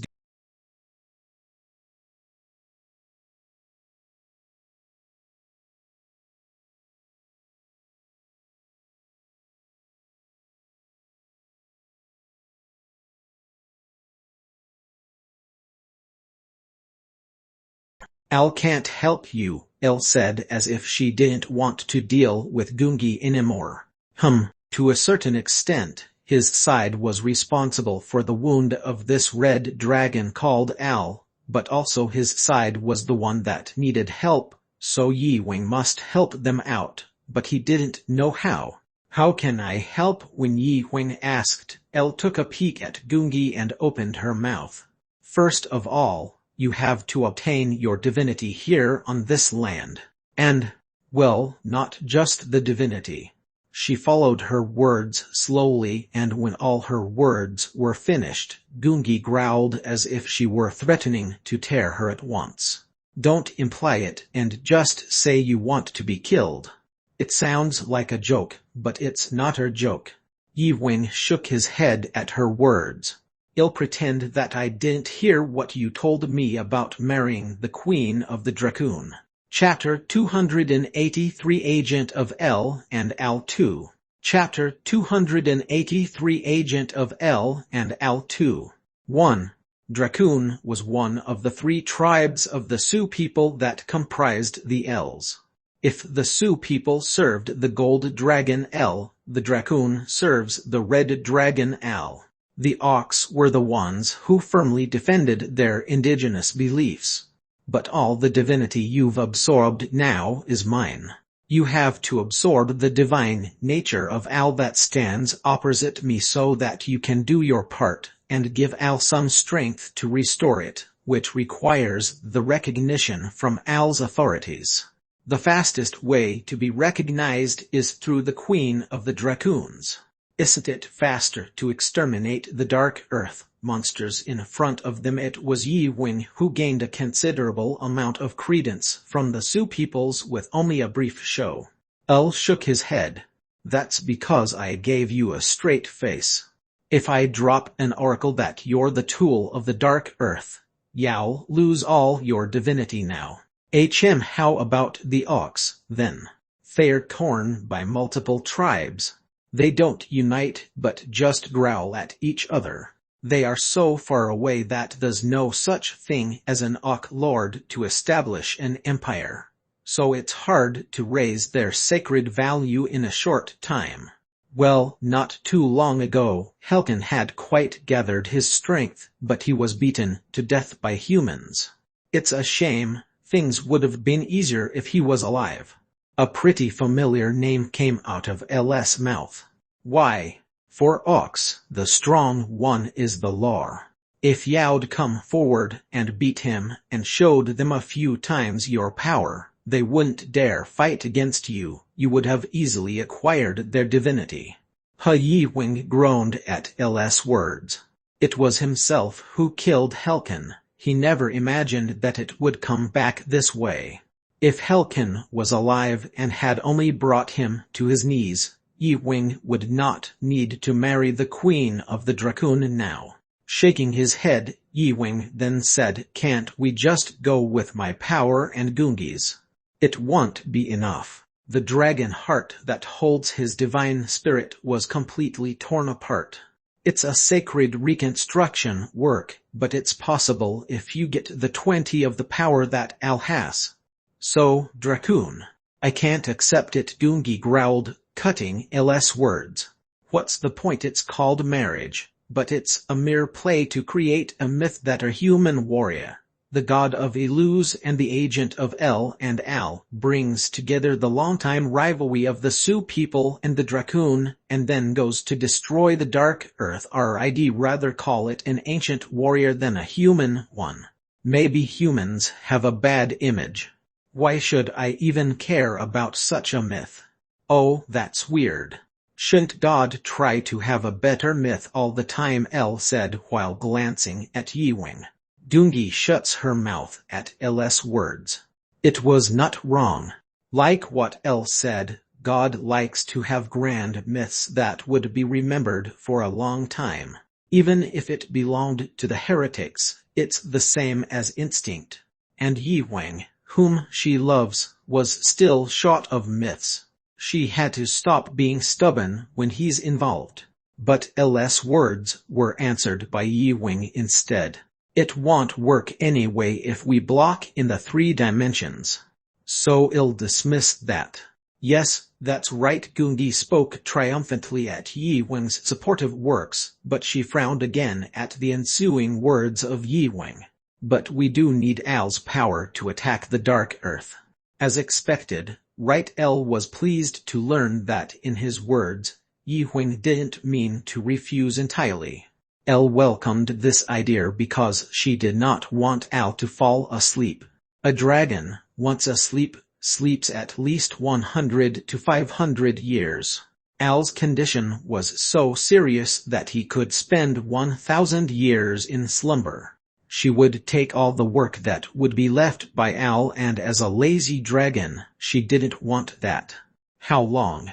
A week at the earliest. I'll let you finish in 2 weeks at the latest. Time was right too. Well, that doesn't include his period of treatment, does it? Of course. As long as you take Al's divinity from here and assist me, the treatment will be over soon. Please help me, you need our power to destroy that dungeon anyway. With L's earnest tone and last request, Yi Wing nodded with a bitter smile. Okay. Hey, Gungi held Yi Wing's arm and inflated her cheeks. She hated Yi Wing being called someone's husband, whether it was a play or something. Yi Wing then hugged her. Then, he lifted her chin and kissed her deeply, whispering in her ear, "Just wait for me." Gungi's cheeks glowed red at Yi Wing's whisper. His sudden act of hitting her like this at some point, even though he usually behaved like a rock, made her heart flutter like a girl. Hing, too. Yi Wing entered the Sioux people's capital. Yi Wing's face was not so good, though he should be happy with the cheers that rang around him. The head of a cat, the head of a bear, the head of a rhinoceros, the head of a lion, the head of a platoon, and the head of a tiger. Of course, it didn't look very much like that of Earth. It's just that it's too confusing if he couldn't distinguish it. The rhinoceros had a large horn on its nose and forehead, and the tiger's head was named like that because it had a mane pattern stuck in its long protruding muzzle like a wolf. The ones that looked familiar were the heads of the cats and lions because somehow they have a human-like aspect. Some exceptions were the long tails of all kinds that were sticking out of it. Oh, ancient warrior!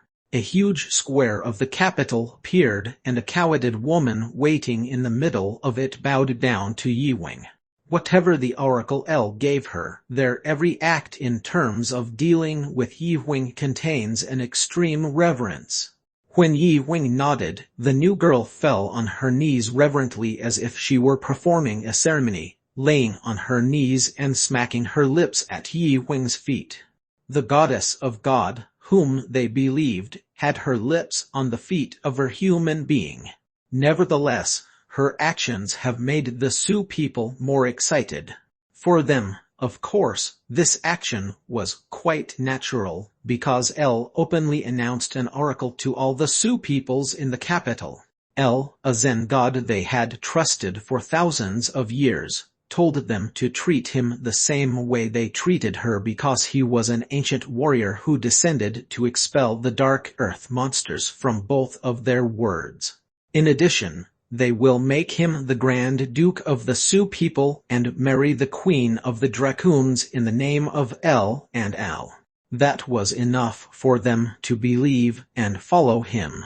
In addition, he was a superpower who had wiped out all the dark earth monsters that were threatening the capital. Hm. Yi Wing swallowed a groan while forcing his brows to narrow. He couldn't get used to it no matter how hard he tried. He had no problem talking to them with the translation techniques El had put on him, but the sight of all kinds of animal heads chattering in human words, he's not that curious about the Queen of Sioux people either. It's going to be wearing the head of a beast anyway. It was then. Beep beep. As the loud drums rang, the huge gate of the royal palace, standing tall in the center of the capital, opened left and right, and a group of Sioux peoples dressed in glittering armor walked out in a row. In many parts of their armor, the Marner stone reflected the light and made them look more holy. This is the Royal Palace Division. They are here to escort the Queen's Grand Duke. Is that so? Yi Wing, who looked at them along with the saints, tilted his head. Their spirit was quite formidable for someone who would just greet someone. The number was substantial, but at first glance, he already knew that it was over 100. They were the ones who carried a powerful sense of Marner, equivalent to the level between 7 and 8-star hunters if they had gone to Earth. They were all showing hostility, big or small, to Yi Wing. The saint went ahead and bowed politely to the lion-headed leader who stood in front of them. But after a few words, the shaman girl suddenly glanced toward Yi Wing, but the lady's expression that looked back at him was not good. He couldn't read her face because of the cow mask, but her body language says she was clearly embarrassed. Again speaking a few words, she returned to Yi Wing and fell flat on her stomach as if she had sinned. I'm sorry. What's going on? It's she couldn't continue her words as if she dared to say an unholy thing. It was then. The lion-headed leader who talked to the lady shouted at Yi Wing. He was the strongest of the royal caught knights. Our god El has put down an oracle, but we don't trust you, those with human figures. Humans like you have committed a dirty crime and massacred innocent royal people not long ago in our capital city. They, too, came at first with faces disguised as goodwill, but behind them were only their ugly greed. Thud boom.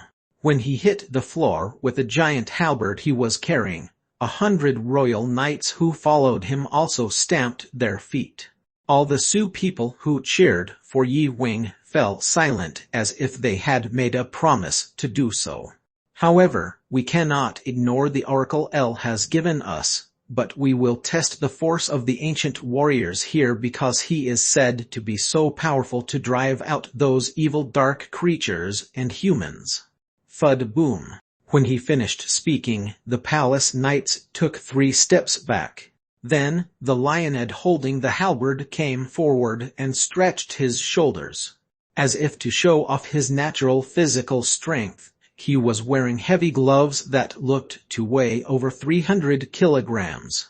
His height was about 3 meters, and the energy that was coming out of him seemed to be close to a 9-star hunter. The shaman girl in the cow head then roared, "Leader of the royal guard, how dare you disobey L's sacred and solemn will? Is it the test of force over? Already the ancient warrior killed countless of dark earth creatures in one gulp before he came here. That incredible history is something that many people have clearly seen with their eyes, which I also assume you have." Her remark was interrupted by the captain of the Lion Head, or the chief of the royal guard. "We all heard of L's solemn oracle.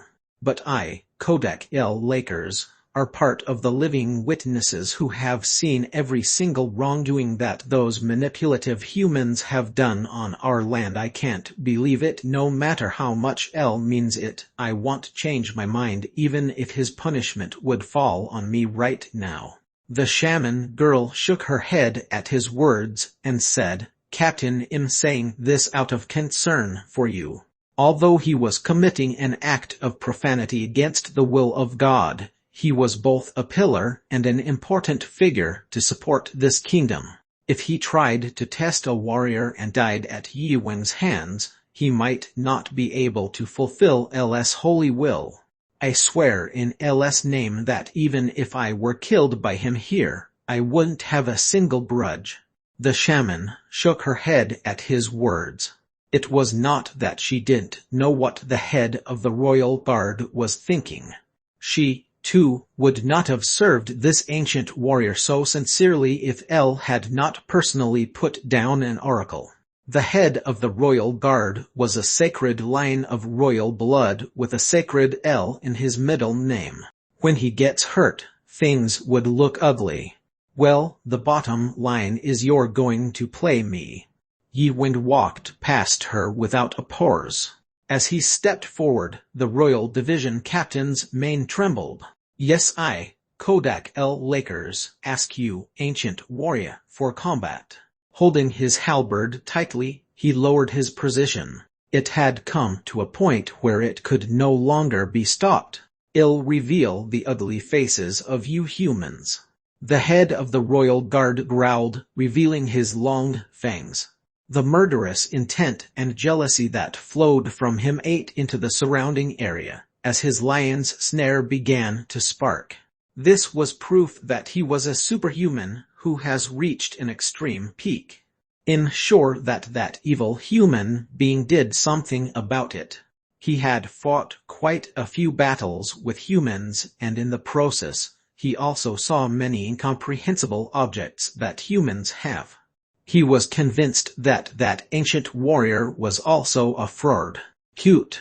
Yi Wen walked unguardedly to the head of the royal guard, who was only looking for a chance to lower his posture and run. As their distance drew closer, the Marner stones stuck in the leader's armor began to shine brilliantly.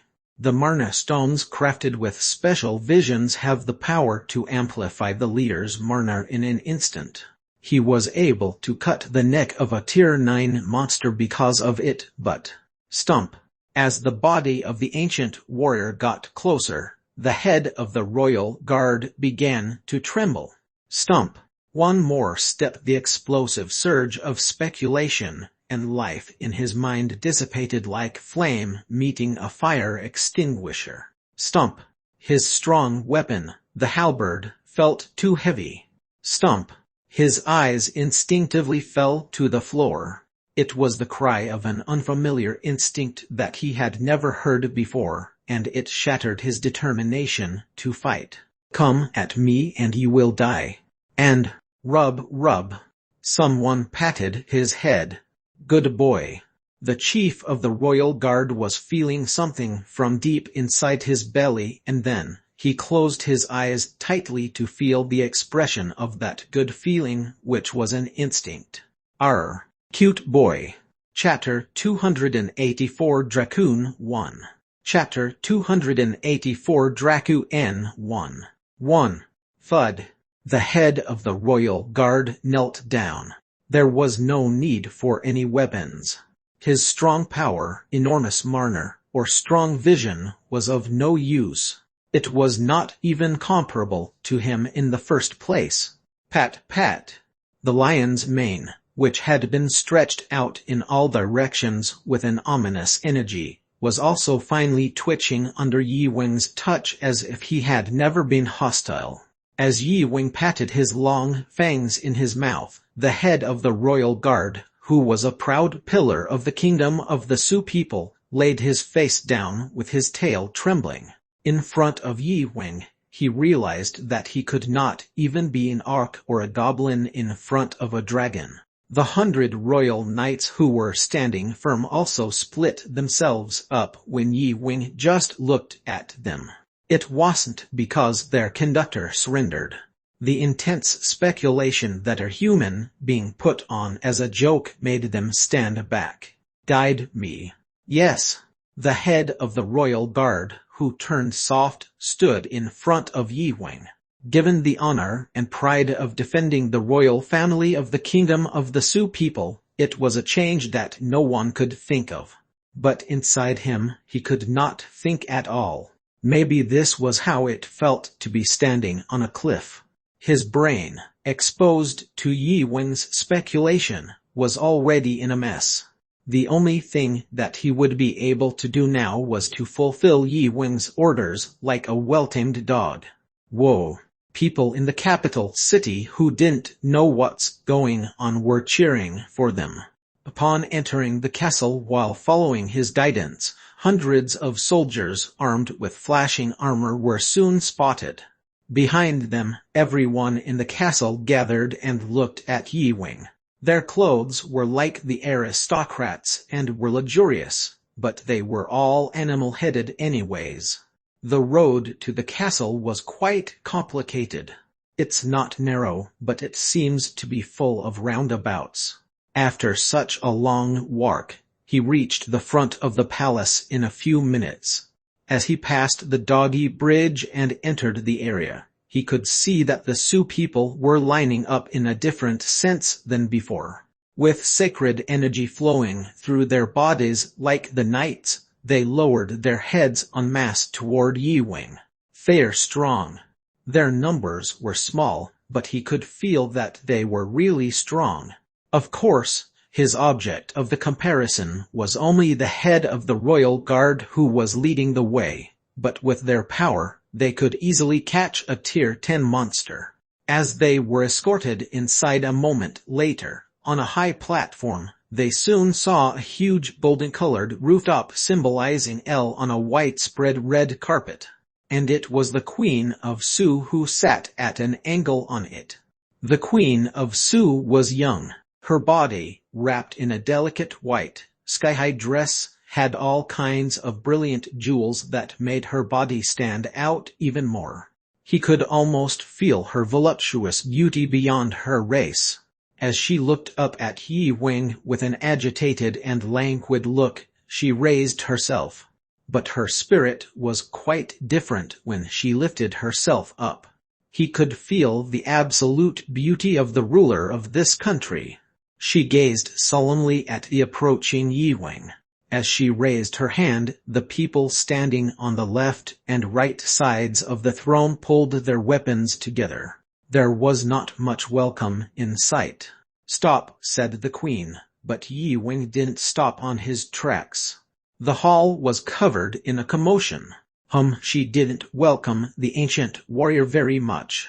Elle told her to consider him as an equal to Elle herself through her oracle, but she knew well what her people had suffered from humans. When the men's mission arrived, they greeted them in a desperate attempt to forget any of their previous conflicts. The Sioux cooperated with them for all their convenience, but their true intentions were full of greed that drooled over the distribution of Marner stones, which was considered the most sacred and important thing in their kingdom. In the end, the men attempted to sneak all Marner stones away and committed a massacre to those who had set out to arrest them before they ended up infiltrating L's sanctuary. She was grateful that the dark earth monster, which was threatening the capital city, was killed instead. It was hard for the queen to accept him, even though El told her to greet an ancient warrior through an oracle. So she tried to test him, but her opponent didn't seem to want to take her test. The queen tried to order her guardians to arrest the warrior, but she could not lift her hand. The closer Yi Huang approached her, the more relaxed her expression began to be. And then, as soon as Yi Huang stood in front of where she was standing, the queen's expression turned loose and was completely untied. This was not simply a phenomenon that happened because Yi Huang was attractive or because he was strong. It was because of one of the myths that Yi Huang had. Gungi's Master Class S. Gungi's master wasn't originally a myth that would end in Class S. It meant that he owned a different god, but their relationship was so secretive that it's not well known. Nevertheless, it was only because it was a combination of the two gods. The myths did not have a single effect like a skill. There were many influences that affected the connection between Gungi and Yi Huang, or the two. Their synergy would be amplified when they would fight together because they share their spirits. And there's another little impact like this. Sioux people's affinity increased by 30. The essence of Gungi was a spirit of the tiger and the goddess. Tigers and lions were similar anyway, and that's why this ability works. The head of the royal guard was not just playing tricks on Yi Huang. That's because there was the power of Gungi lurking inside Yi Huang. The queen of the Sioux had lost her mind. Then, with a sly gesture, she approached Yi Huang gently. Her rejection against a human being has long gone, and soon, she behaved like an accepting wife towards her husband that her god had nominated for her. She raised her hand and touched Yi Huang's heart. The mysterious aura that emanated from Yi Huang made her more excited. But her intentions were bound to fail. Swoosh! Someone stopped her hand, and at the same time, a face popped out of Yi Huang's chest. It was Gungi. Imitating herself as a Sioux, her face was marked with a mottled pattern of tiger and long fangs in her mouth. "How dare you try to touch him, you bitch!" The Sioux people's queen sat back, oblivious to her dignity.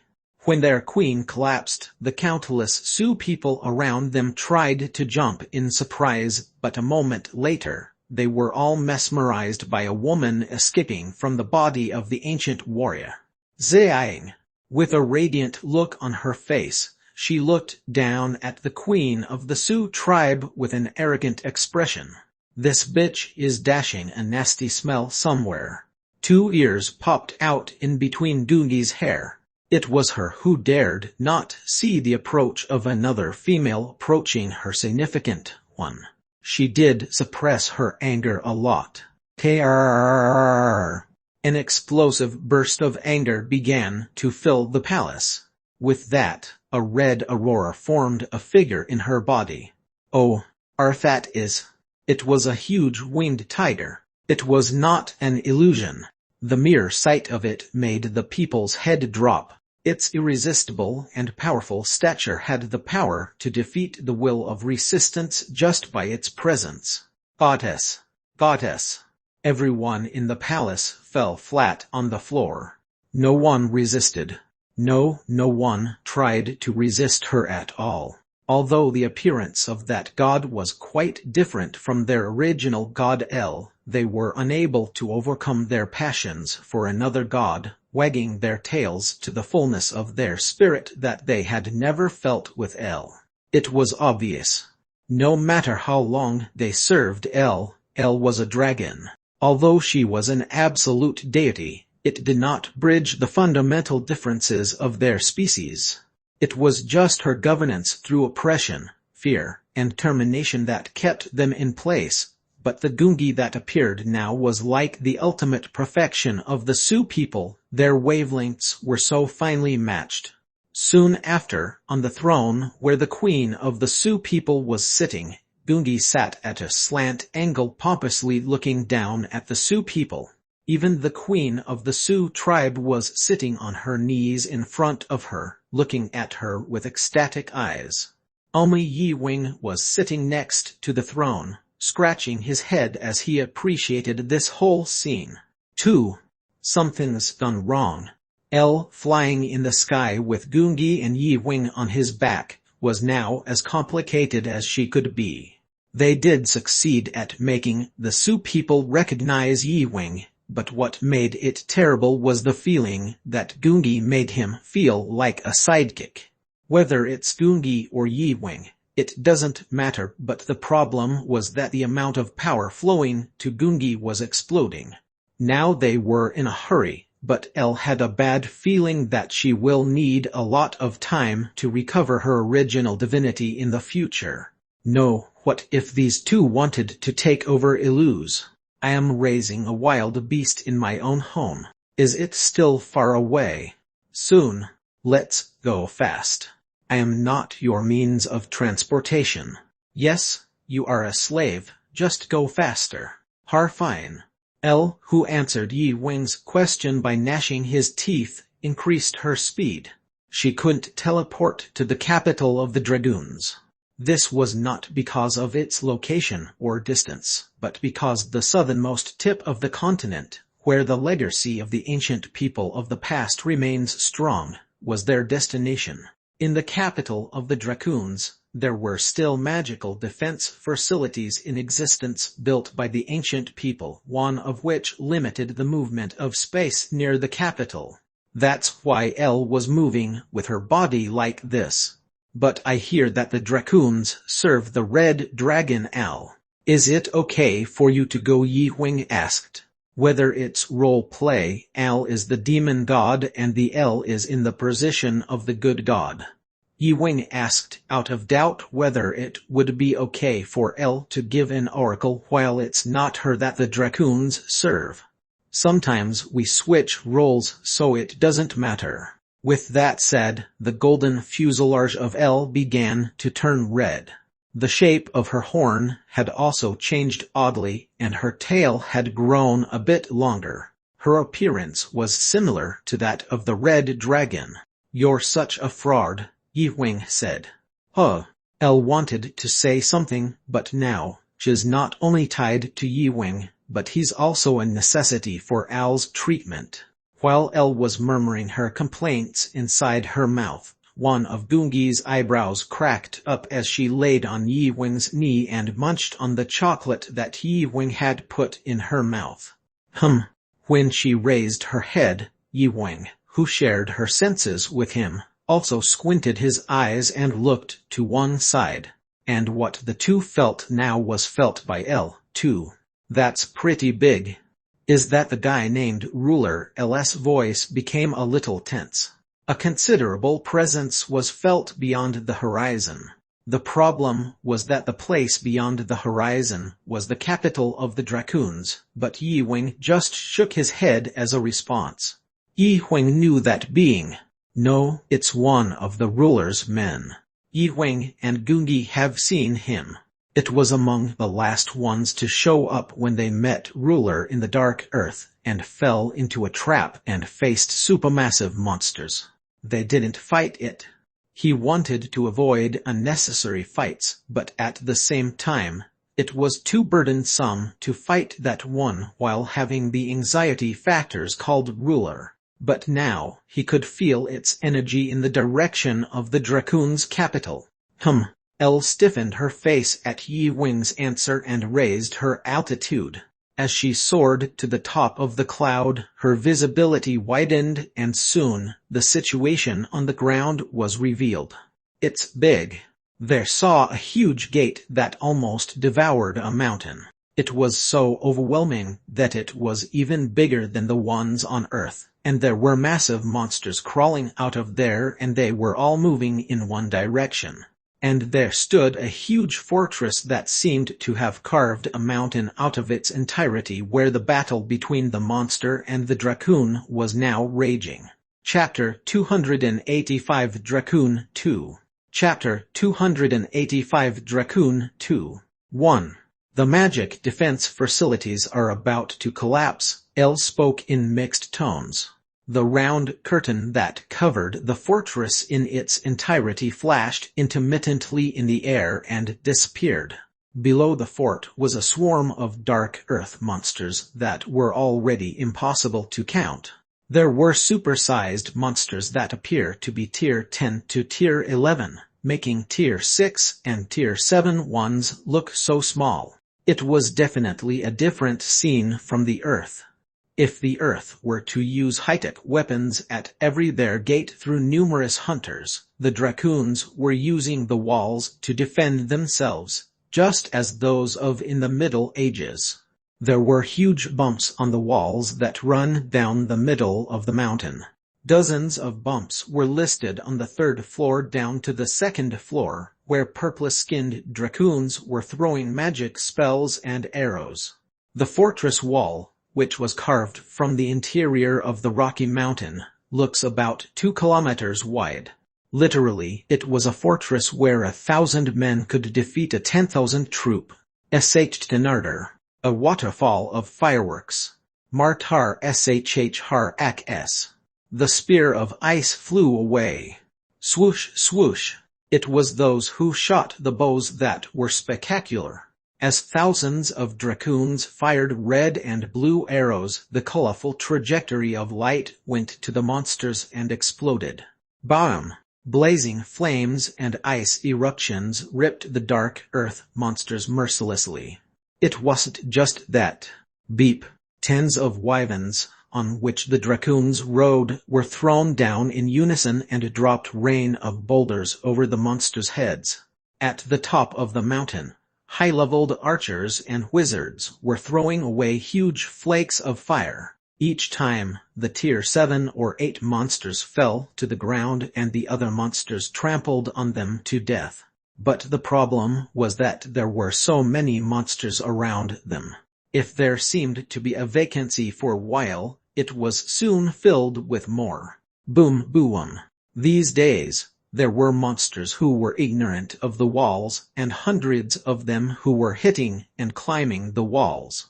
They range from those who shoot the breath, which appeared to be super strong, to those who shoot out flames and launch far-ranged attacks.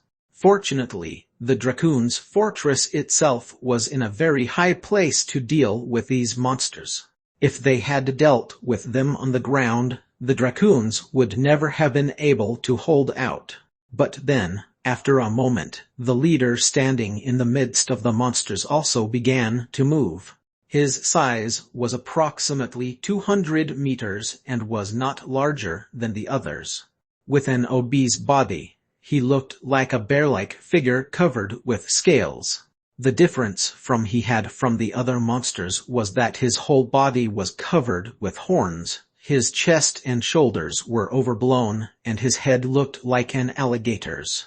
After a while, its neck began to swell and the Dracoons went wild. Here it comes again. For the glory of Al, stop it with all your life. Ewing could clearly hear their desperate cries in the air. Arg! A white column came out of its mouth and shot out into the walls of the fort. The barrier. The fortress was blocked by a much stronger round membrane than before. They must have kept that for this situation. A power struggle between the two great energies had begun. Zarp, zap, zing. Ugh, it's piercing. Stay. It held on for a while. The round curtain was broken, and the white column of light shot straight at the fortress. Sing! It tore through the walls of the fort. The white column of light did not end short. Every time it swept and left a deep scar on the fortress wall, huge rocks fell and countless Dracoons died without even leaving a trace. It was then its eyes, which were firing white columns of light, turned to the sky. It was too fast of a transition for its size. Its eyes met with Ewing, who was flying in the air, and at the same time, the monster's head was bent towards the sky. Beep! The rays of light that shot up, tearing the fortress diagonally, were fired at L in an instant. Huh! In the sudden attack, Elle twisted herself to escape the beam. The light tore up the space a few more times to get Elle, but Elle was quite fast. She avoided it with all sorts of ridiculous aerial maneuvers, as she did on Earth. But that was not the end of her opponent's attack. Suddenly, a white spark began to rise from his horns and a white beam was fired at her. The beam devoured Elle's body and in it, Elle twisted in pain. The white light, which contained a powerful blitzkrieg energy, made Elle's body stiff and slowly suffer. But feeling the danger, Yi-Wing had already jumped from Elle. Doongi had already turned into a hawk and was covering Yi-Wing's shoulders. He moved as if he was on the ground because he was intertwined with Doongi. Falling down toward the ground at a rapid pace, Yi-Wing pulled the arrow out of the infinity storage. Interesting. The corners of Yi-Wing's mouth curled up. His attack was not just a blitz attack. There was a surprisingly divine power in it, and any opponent who was struck with it was not only disturbed but absorbed by it. The operation was so exquisite that anyone would want to learn it. Of course, that's just a thought, and now, let's fight. He's pretty strong. A feeling of triumph in him arose. All he had to do was to obtain his divinity somehow. He hated playing the role of an ancient warrior. It would be easier to acquire his divinity by saving this fortress. Zap dot zap. A red gale rose from Yi-Wing's body. 2. Al has come. Oh Al. The Dracoons raised their hands. God himself had appeared to save them. But when Al was shaken by the rays of the leader of the monsters, there was despair in their eyes. They have been waiting desperately for him. The monsters' rays, which seemed to be the leaders, were too powerful. All the magicians who had come down from the ancient times and protected them broke down in that monster leader's rays, but they had hope, because the God that they believed in was not weak. They believed that the reason why God was not showing up now was that they could endure it. It was not that they never fought against the monsters of the earth. They've been doing well and they thought they'll continue to do so.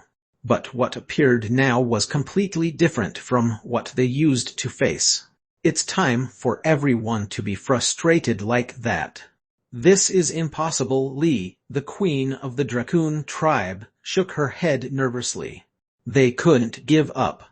They could no longer retreat now that there was an entire group of Dracoon people inside their fortress. If they gave up, they will all be killed by those monsters. I'll try the Hetaris myself. No, my queen. If you fall, things will only get worse. Her cry was strongly dissuaded by those around her. The Hetaris was an attack where they would pour all of their mana to fire a single but powerful magic arrow. However, as strong as it was, its side effects were also very large that the fighters who tried the Hetaris could not even stand up for a while after using it due to excessive overload of energy. I am the strongest, it's just me now, get ready for the Hetaris, everyone, she cried out. She uses the biggest bow of the Dracoons. She was the strongest warrior and wizard of their race who could fire the most powerful arrow. She stood tall at the highest point. The longest horn was rising on her forehead. The royal family, whose blood was said to be the thickest among the Dracoons and who were said to have dragon blood, began to glow blue. The warriors around her gathered. As they reached for her, the blue mana from their hands began to gather towards her. Li, the queen of the Dracoons, slowly took a deep breath and raised her bow. Carefully, she took an arrow out of the quiver and inserted it into the bow. Her body soon trembled. Accepting another's mana was accompanied by pain. No matter how powerful she was, it was the same. It's time for her to hold back her groan and slowly pull the bow. Up there.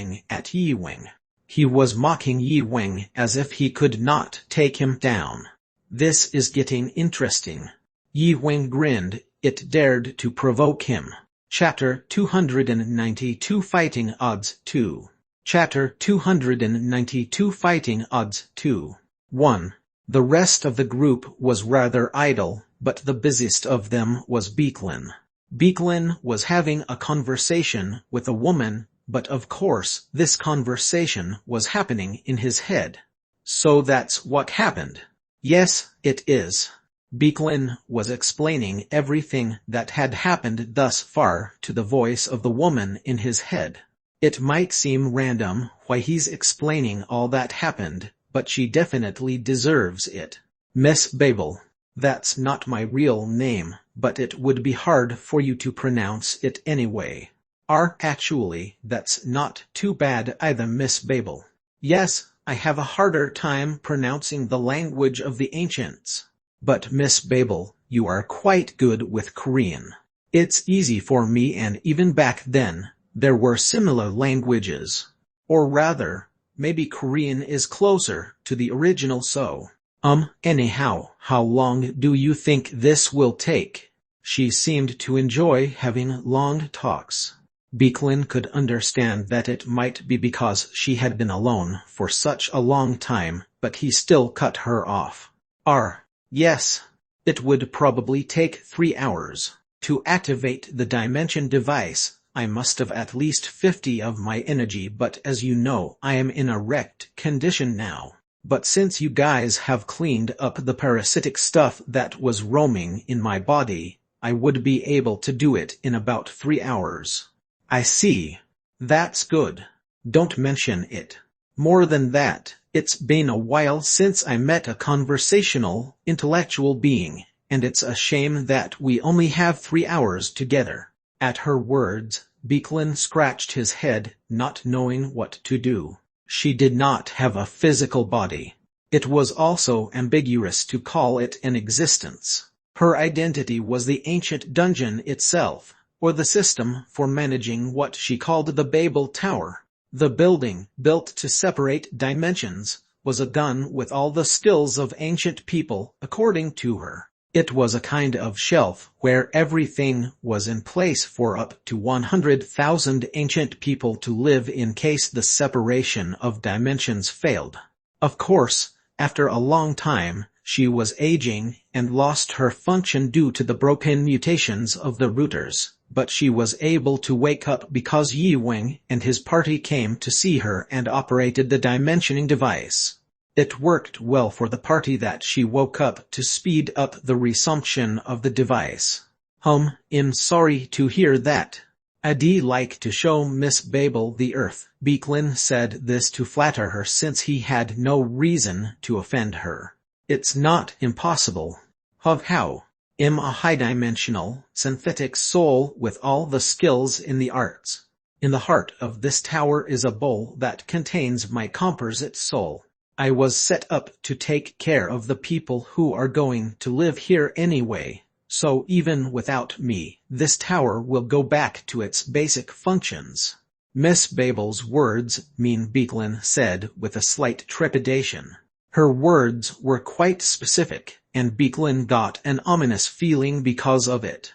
Unsurprisingly, her words continued to prove Beeklin's worrisome feeling.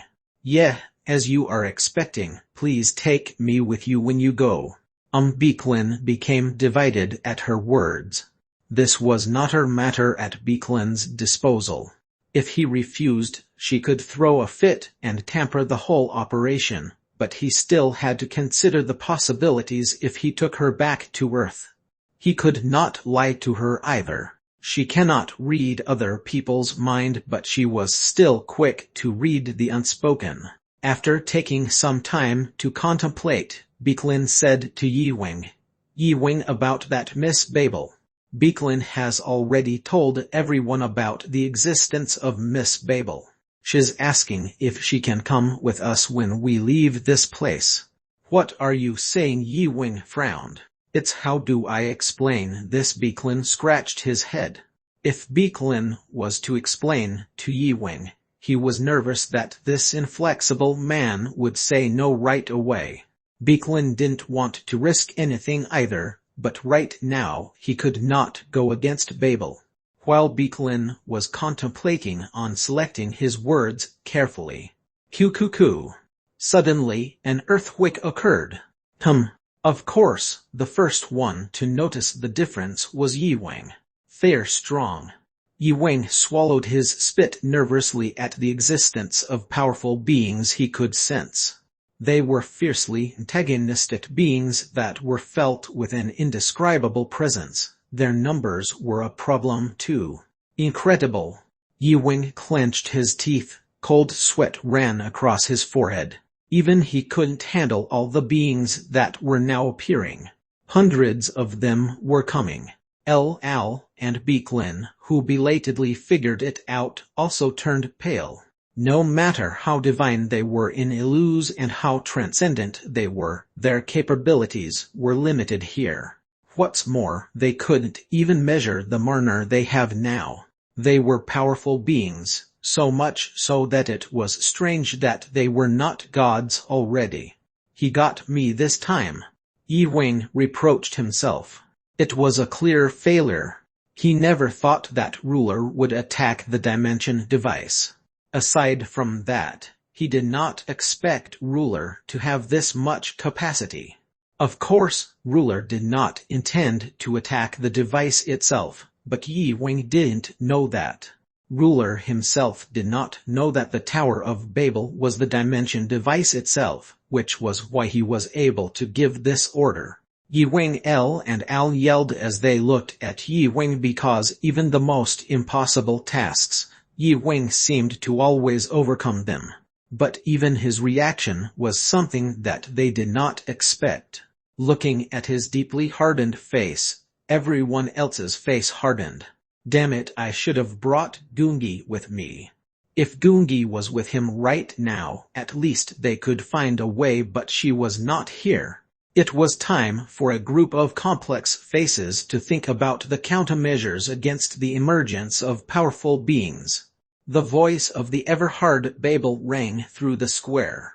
Check the approach of 124 large monarchical mutants. 10 seconds to the collision. Urgent transition to credit transfer defense.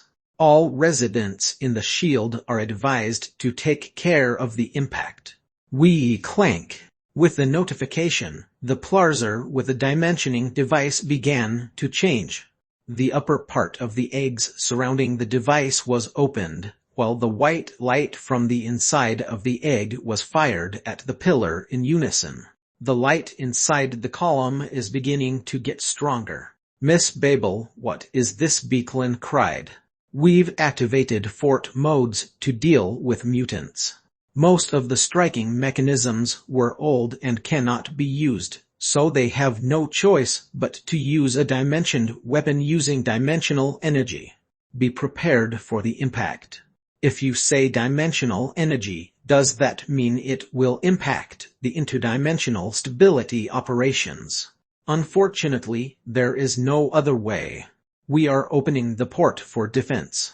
The Tower of Babel was not just a simple shelter.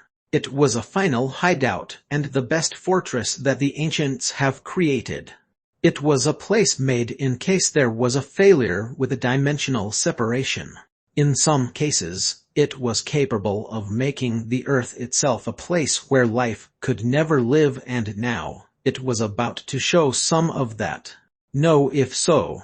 Beachlin was about to ask her something, but Miss Babel didn't wait for him. Dimensional distortion barrier activation. Woo-o-zi-ing.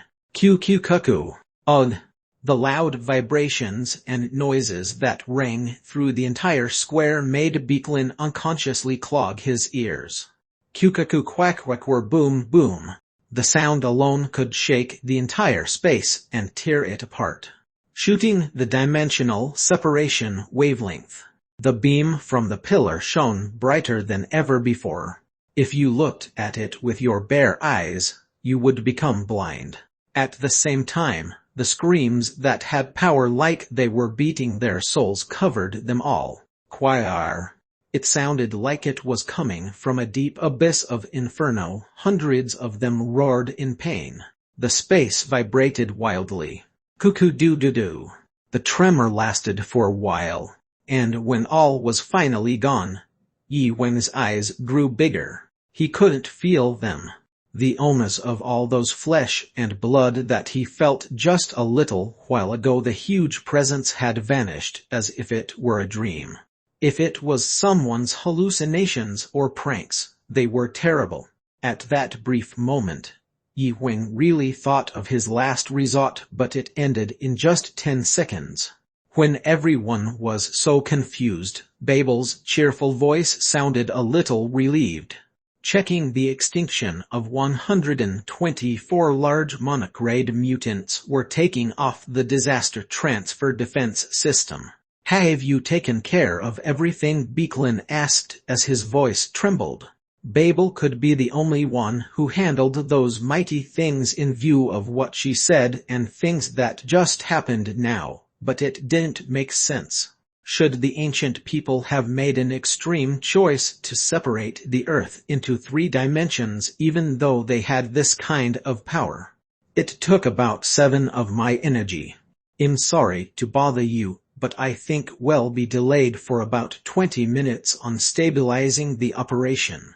No, it's not that, Miss Babel. Why did the ancient people take extreme measures to separate the dimensions with this kind of power? To Beachlin, this was incomprehensible. It was also amazing to be able to deal with dimensional energy, but it could even be used as a weapon.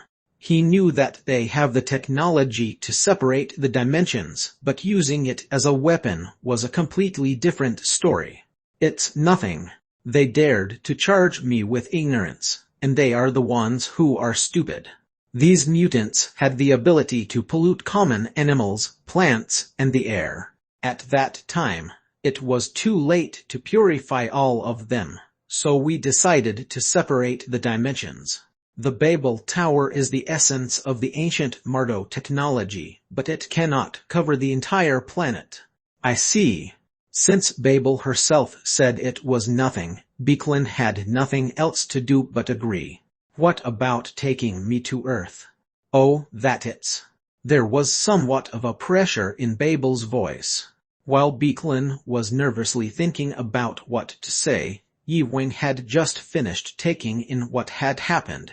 You are allowed to go as soon as the dimensional stability operation is finished. Beeklin will guide you there. Okay, great. Then I will get ready to separate my bowl as well. Beeklin was about to say something to him, but Yi-Wing closed his mouth and asked Miss Babel, but I have a favor to ask. Yes, what kind of? Chapter 293 Final Battle 1. Chapter 293 Final Battle 1. 1. Kuiwang crack. With a strong crash, a huge mountain moved up and down.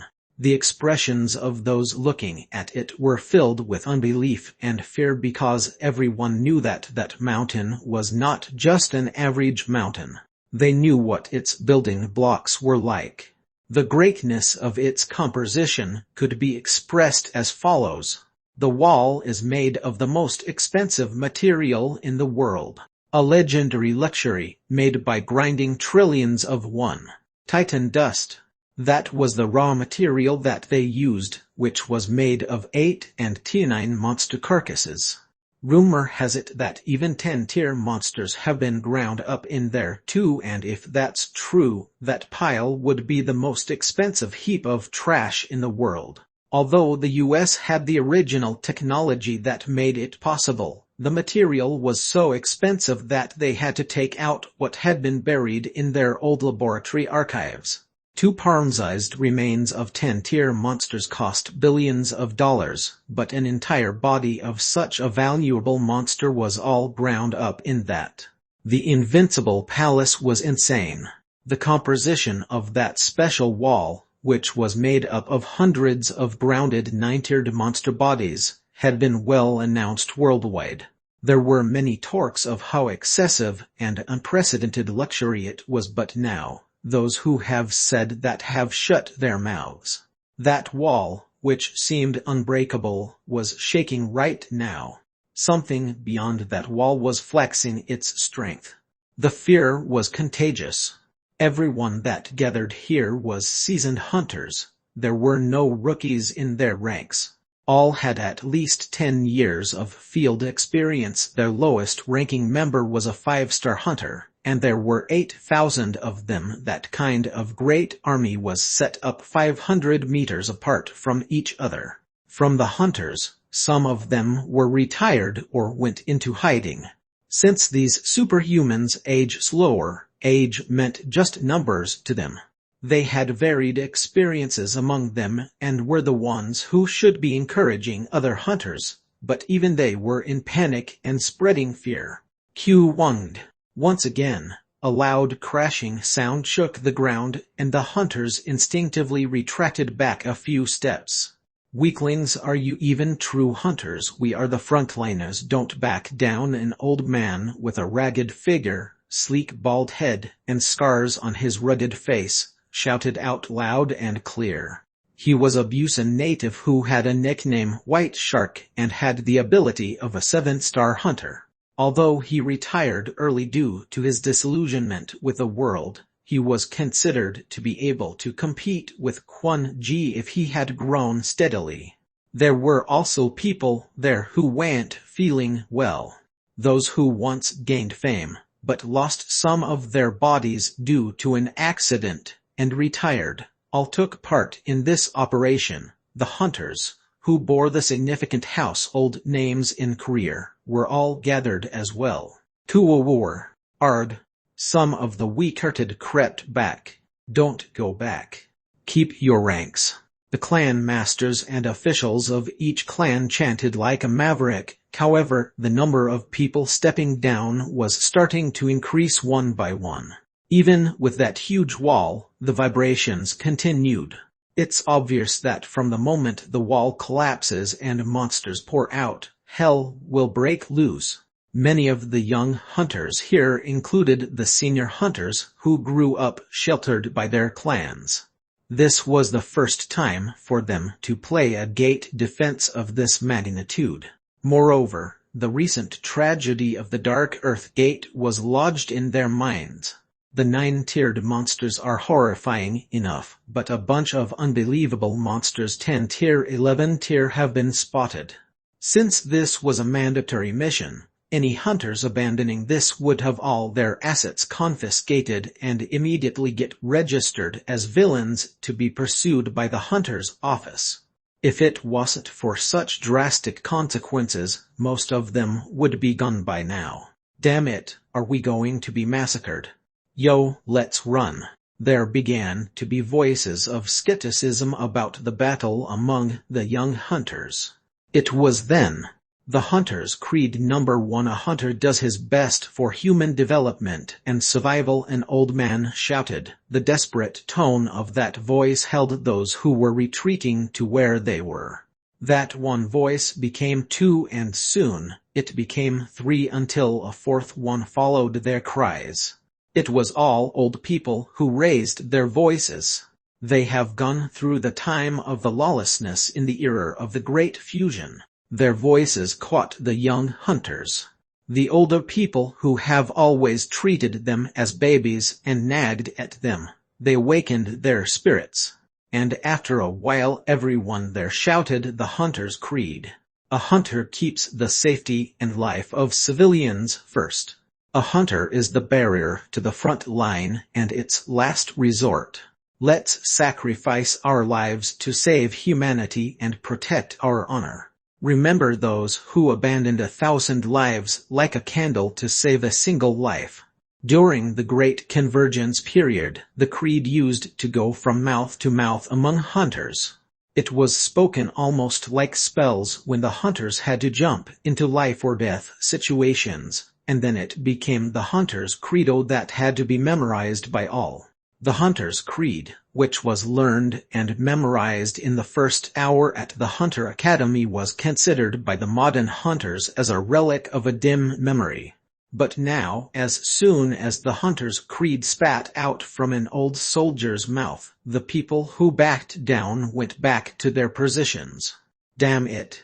A young hunter, standing in his position again, touched the air conditioner at his waist while cursing a little. He was a slumdog until a few years ago. Fortunately, he was praised as a debaucher for his natural awakening. The training was hard, and afraid of monsters, he overcame them all and became a 5-star hunter in a short time. He became the pillar of the family and the pride of his friends. He was able to collect sports cars that he wanted so much, and he even had a girlfriend who was as pretty as a celebrity, and now that he was trying to make a living, this happened. His heart cried out for immediate retreat, but he couldn't walk away. Was it pride? No, it was his stubbornness. I will never die. He felt like he didn't deserve to die yet. If the barrier is breached, the first line of blockage will be the responsibility of the military. All hunters should be aware of this and follow the instructions of each clan conductor. We're also trying to stop the Dark Earth Gate around the world right now. A man's voice was heard over their headsets, and it was numbingly calm. Finally, the Master Archer is now directly infiltrating the Dark Earth to block the gate.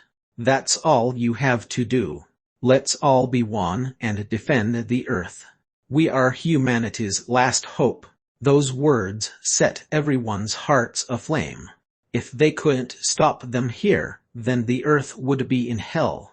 The lawless age of mankind, which was only taught in textbooks, would be brought back. Kund. Once again the wall blocking the gate shook violently.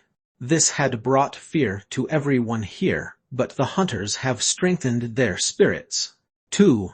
Ruler's eyes widened. This was a series of events that he had not expected. The energy gushed from the dungeons of the ancient people erased those creatures in a moment. Were they still alive? It was an unexpected blow. Ruler remembered the dungeons of the ancient people. The dungeon continued to defend themselves from the infiltration by his followers, but stopped working at some point, and then came back to life. No, it showed a stronger attack that went beyond what he had seen in the past. They were only a bit of a nuisance to him before, but he still knew their strength. But now, it quickly disposed of those creatures who were not much less powerful than Ruler himself. You would probably have a hard time after my departure. It doesn't matter. Their limits were clear anyways, the immortal monarch replied as if nothing mattered. The capabilities of the ancient dungeon were just in its vicinity. He would be fine. I'll have to go back to my original plan. Ruler closed his eyes and then, all his divinity in the dark earth woke up. He commanded all the creatures that obeyed his divinity to attack the earth. 3. There was a clump of red energy on top of the highest rock on the mountain, filled with a wind that seemed to freeze everything. At the center of it was a woman standing upright. Even in the freezing cold, the redness that flowed from her body, which was covered with only one piece of clothing, was spreading out to all of her sides. How long had she been there? The redness from her body prevented her from the invading snowflakes, but the round circle surrounding her was full of ice. Her eyes, which had been closed, flashed open at some point. Tub, tub, tub, tub, tub. As she rose from her seat, and pieces of ice covering her body shattered and fluttered everywhere. But she looked to one place as if she didn't care about it. Then, at last, she felt it. It's him. The wait was worth it. She was Yi Huing's last resort in case he lost Ruler. Only Gungi was capable of this because she tracked Ruler's manner when she met him before. At first, Gungi rejected this plan by Yi Huing. Even though Yi Huing had gotten stronger, it was too dangerous to send him alone. They have never parted. He was her other half. But because of Yi Huing's pleading, Gungi could not reject him much longer. She was the only person in the world he really trusted. But why is it? She could not feel Yi Huing's energy. She could feel him anywhere in the world. That meant he was right now in the dark earth, which meant there was only one thing for her to do. Stop him. Shhhh. Her body disappeared. This was where Beeklin's technique had already set up a mobile spell that could let her travel anywhere in the world came into play, although only once. A short time later, she appeared on NT. Beeker's Chinjeon. This is where he chose. It's a bit of a coincidence. The place Ruler chose was South Korea. It was too exquisite to be a coincidence. The most recent of them was the Dark Earth Gate, located deep and remote, where the 9-tier monster was raided and not yet fully developed. Of course, there was also a hunter army deployed here, but their number was smaller than elsewhere. Kung. A wall made of titan dust explodes. Thousands of hunters around the gate looked more scared than nervous. Looking at it in the air, Gungi took out a portable radio from Infinity Storage. They had promised to contact each other once Ruler was located. Old man. Gungi, Your Highness. A thick voice came over from the other side. It was Quan Jess. He was stationed at the south of the Gyeonggi Province Gate. You got the location right. Yes, hub. This is Quan Ji was also surprised at the location that came up. Come here right away. On my way. Please protect this area while I am gone. Obviously. After she was done, Gungi stared sharply at the monsters that just broke the gates and were coming through. She could feel Ruler hiding among them. I'll run around for you. Drrrr. Her body bulged up, and a few moments later, a figure resembling a tiger, yet hundreds of times as large, appeared in the air. Gungi, after transforming back into her real form, fell downwards. I'll finish you. Her cry shook the mountain stream. Chapter 294 Final Battle 2. Chapter 294 Final Battle 2. 1.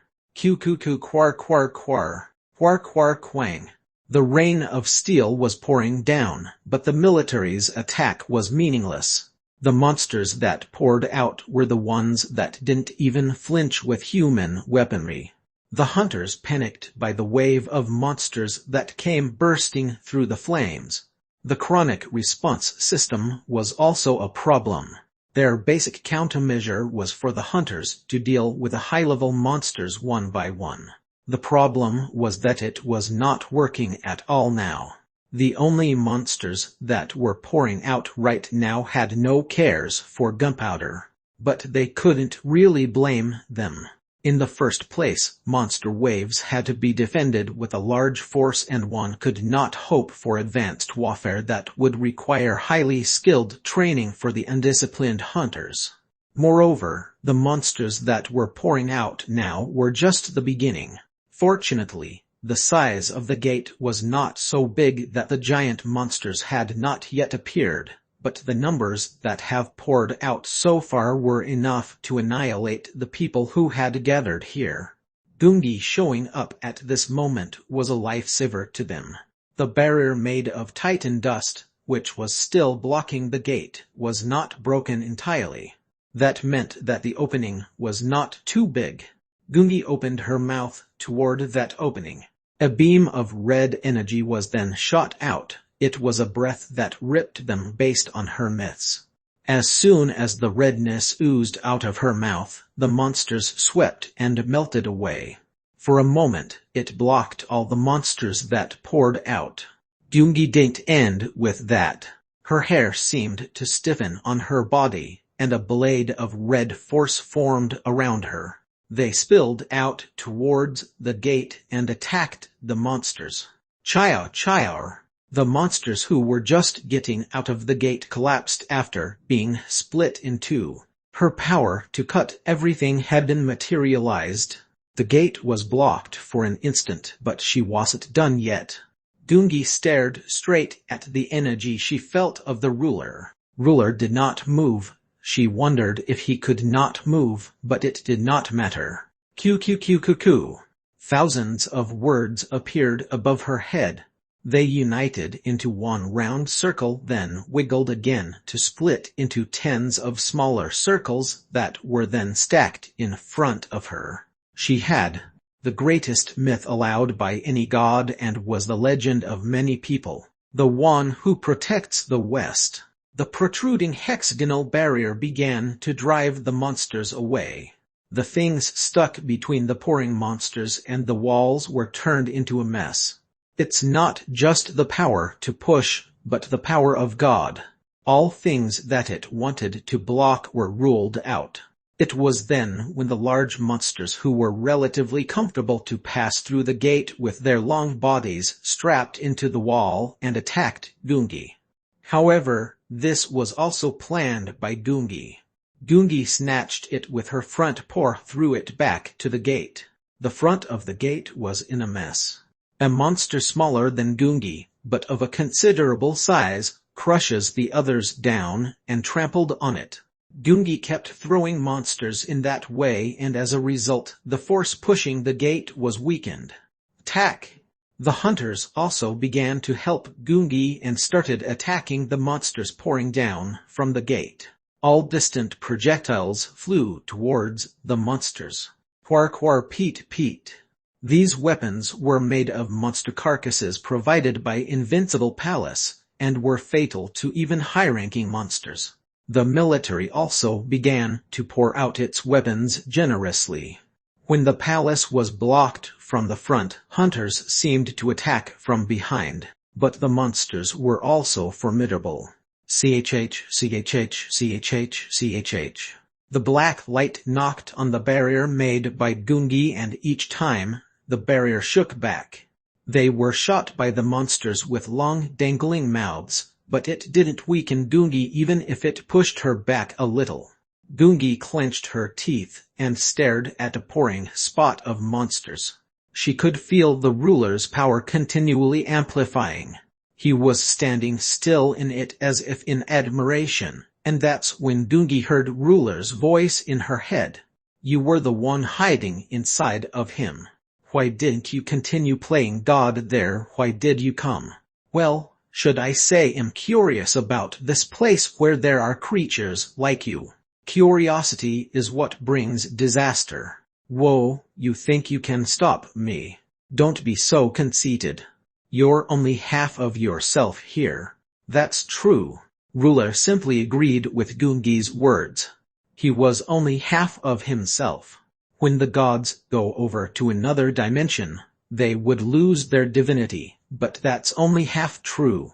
Even now, the dark earth monsters that were pouring out from all over the world were replenishing his strength. Ruler was now gathering his strength step by step. He could have fought back at one go, but the more he waited, the more the time was on his side. Of course, it would be a turnaround when Yi Weng's party in Dark Earth returned, but that time was also in Ruler's calculations. If he could absorb a powerful creature, he could give Yi Weng a nightmare, and now that powerful being was in front of him. I was the one who didn't have anything. What bullshit are you saying now? I was born in the poorest body. I was always hungry. The black body began to wriggle. What? So ill have you for now? With his words, Ruler's presence began to grow little by little. His mighty mana rose in waves and began to stretch out in all directions. The number of monsters pouring out had decreased as well. No, that's not it. It was pouring into a round sphere made in front of the gate. The sphere continued to grow. The hunters' intensive attacks have poured in, but Ruler's body had not responded to the point where the attacks seemed meaningless. Then, it grew into a giant sphere that easily crossed the gate. And at one point, a huge force from the sphere began to hit all of its surroundings. It absorbed everything around it as if the dark earth monsters that poured from its back were not enough. Get away, Gungi yelled at the hunters behind her, but they have not realized what was happening and scrambled around. The consequences were dire. Add him getting sucked in. Grab something around at least. No, run. The sphere pulled everything around it. Some hunters were absorbed into it. Keek delicious. Great, lots of useful things. You crazy pervert. And you can also be part of me. Hell no. Enraged, Gungi opened her mouth widely towards his body. Then, she shot out a breath with God's strength. Q-Q-Q-Q-Q-Q-Kun. But the sphere of the body even absorbed that breath. It ballooned even bigger and faster as if it just consumed a lot of energy. What an attractive energy. Chayar. Hundreds of black tentacles stretched out from the sphere and fired towards Gungi. Stepping back and avoiding them, the tentacles again diverged and diverged, eventually becoming a huge curtain that mercilessly attacked Gungi. Gungi had a gut feeling that she should not defend. HMPH. She intended to block the entrance until Yi Weng came, but it seemed difficult. Originally, Yi Weng asked Gungi to track Ruler rather than to block him. Gungi realized she had made a mistake. He even had her on his plan. The wave of pain hit her whole body when the tentacles touched her hind legs. Whower! With a scream and a whimper flying backward, Gungi hid behind where Ruler's tentacles had grazed a little while ago. It was painful. It was only a passing moment, but a considerable amount of her mana was sucked away. I can feel your strength, everything you have. Hoo. Damn it. Gungi stepped back slowly. Ruler, who spoke greedily, began to slip away from the gate. However, she cannot rush into attack. Her chances were bad. Gungi was specialized in direct attacks. The problem was that her opponent should not be approached. It sucks everything around it. They have absorbed her long-range attacks, which means they lacked the means to attack her as well. Hey, if you want to play in this world, why don't you play the games in this place? Such perversion is not welcome here. Really well, I'd love to have some more fun, but I'm busy. Chayar. With his words, Ruler's tentacles came out again. Gungi tried to buy some time by talking, but Ruler did not give her any. The tentacles started to attack the hunters. Even with Gungi's speed, it was hard for her to escape, so there was no chance for the hunters to survive.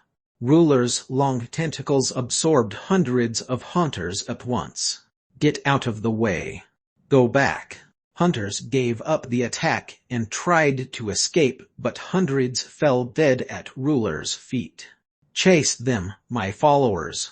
A wave of monsters came out from behind Ruler, and they attacked the hunters and soldiers at an incredible speed. Krrrr. Ad. Save me. Their screams rang all over the place.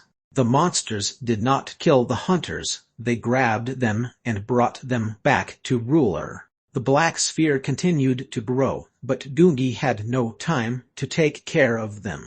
This was because the tentacles from Ruler's body, which kept on swelling, chased her. Be one with me calmly. Screw you. Gungi flew up into the sky. The tentacles could no longer follow her as she flew up far. The red murner began to flock like waves around Gungi's body, who stopped in the sky. Gungi gathered all her strength. Whether it works or not, this was the only way. Shh. An unusual feeling of energy dyed the heavens and earth.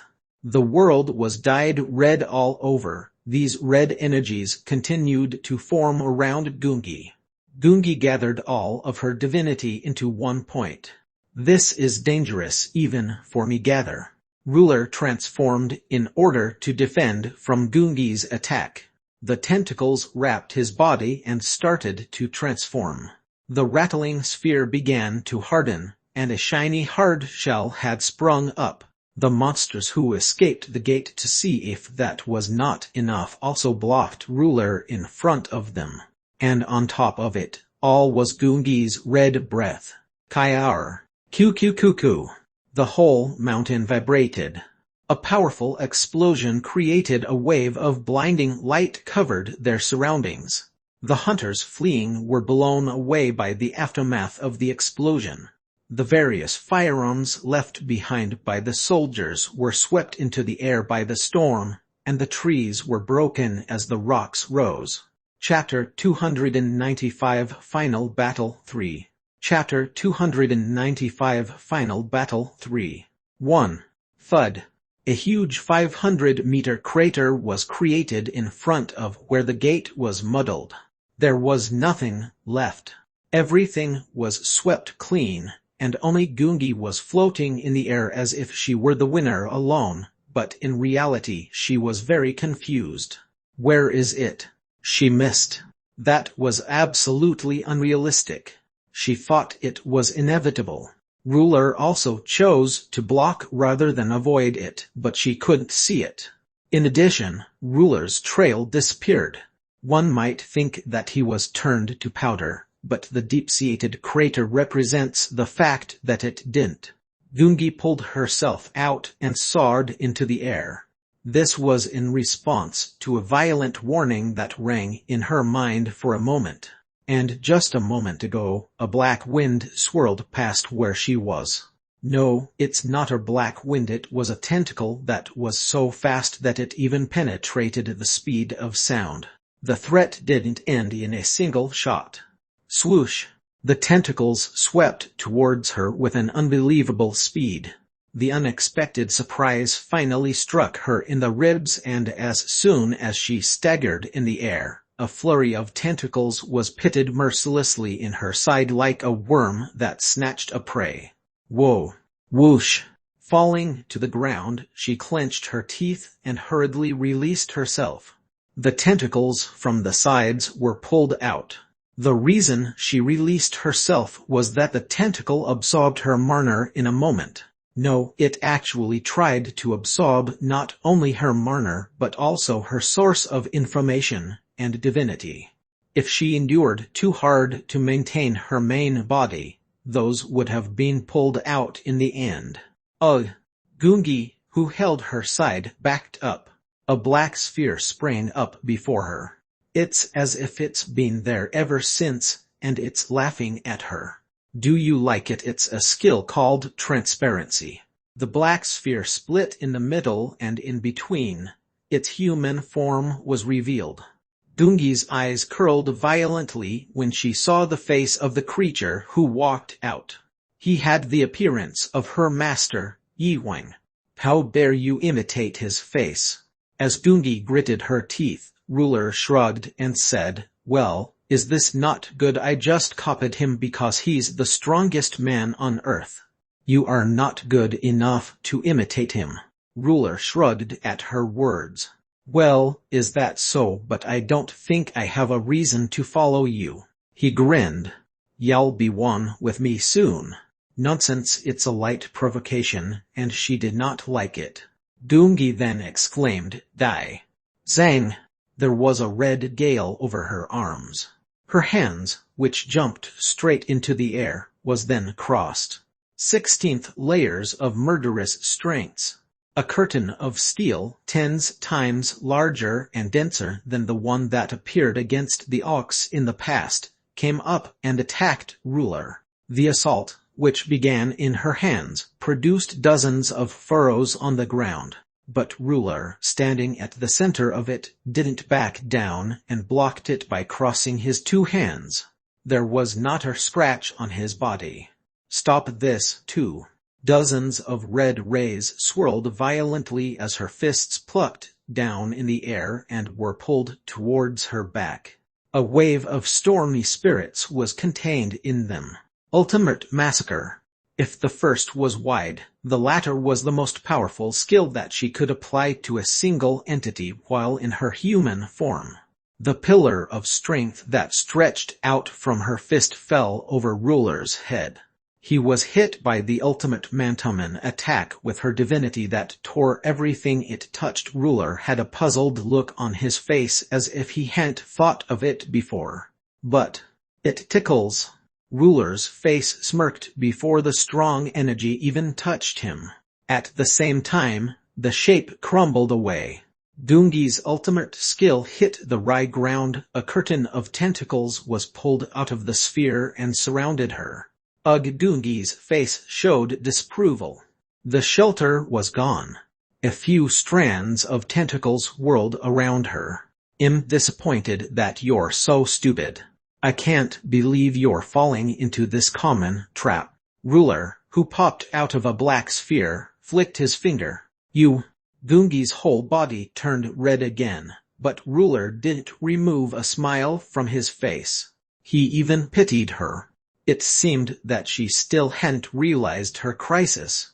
Thousands of tentacles were thrust into Gungi in unison. She could no longer escape. Yet in Gungi's head, which Ruler thought was failing to grasp the situation, was cooler than ever now. Rather, it's Ruler who gets paid back. Now, all right. A red light sparked in the sky over the two and Zayang. A huge amount of heat energy hit Ruler's body. That attack came from a satellite laser bombing from outside the atmosphere. Not one, but 9 laser attacks fell from the air. It only intensively beat one Ruler. The dark hole lavishly showed Yiwang their potential.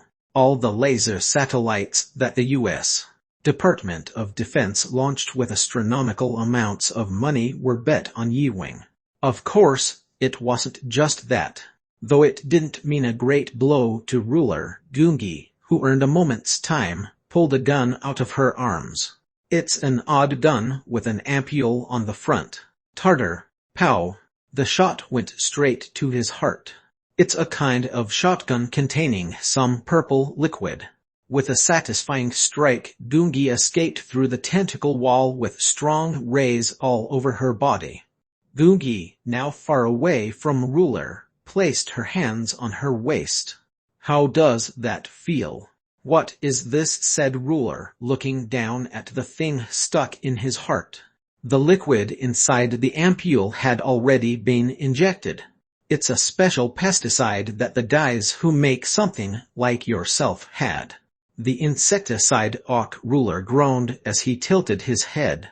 At the same time, the balls that were covering him started wiggling wildly. The convulsions caused the tentacles to lose their strength and fall to the ground. "There's a lot of research on some species like you owned by the American people. I asked them if they had anything to give me, and they gave me that. One of the secret weapons that the U.S. took out when L formally went on a rampage in the U.S. was the mutants. Although primitive, she questioned the U.S. about the weapon against Ruler, considering that the mutants shared the basic mechanism of Ruler. The U.S. provided an invincible liquid that could instantly delete mutants in case of an emergency. Ugh! The black sphere became dust and began to fall. It wasn't like a poison. A Ruler would not lose to poison anyway, but the effect of this was more deadly than poison anyway. They say it is said to be the most lethal drug that targets the weakness of those ever-evolving mutants. What do you call it? It's based on cancer cells, and it's like copying an engine of evolution indefinitely. But I don't need to remember such a complicated thing. How does that feel now? Wiggle. The black sphere continued to fall in the dust, as if it was being burned by an invisible fire.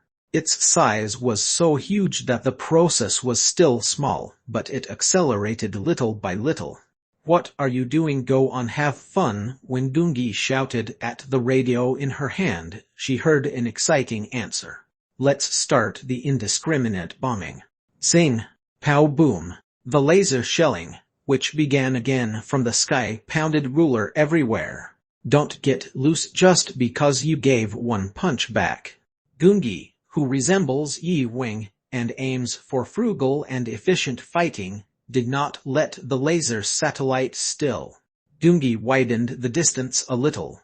She's also trying to get back to herself, but the attempt was forced to pause for a while by Ruler's laughter.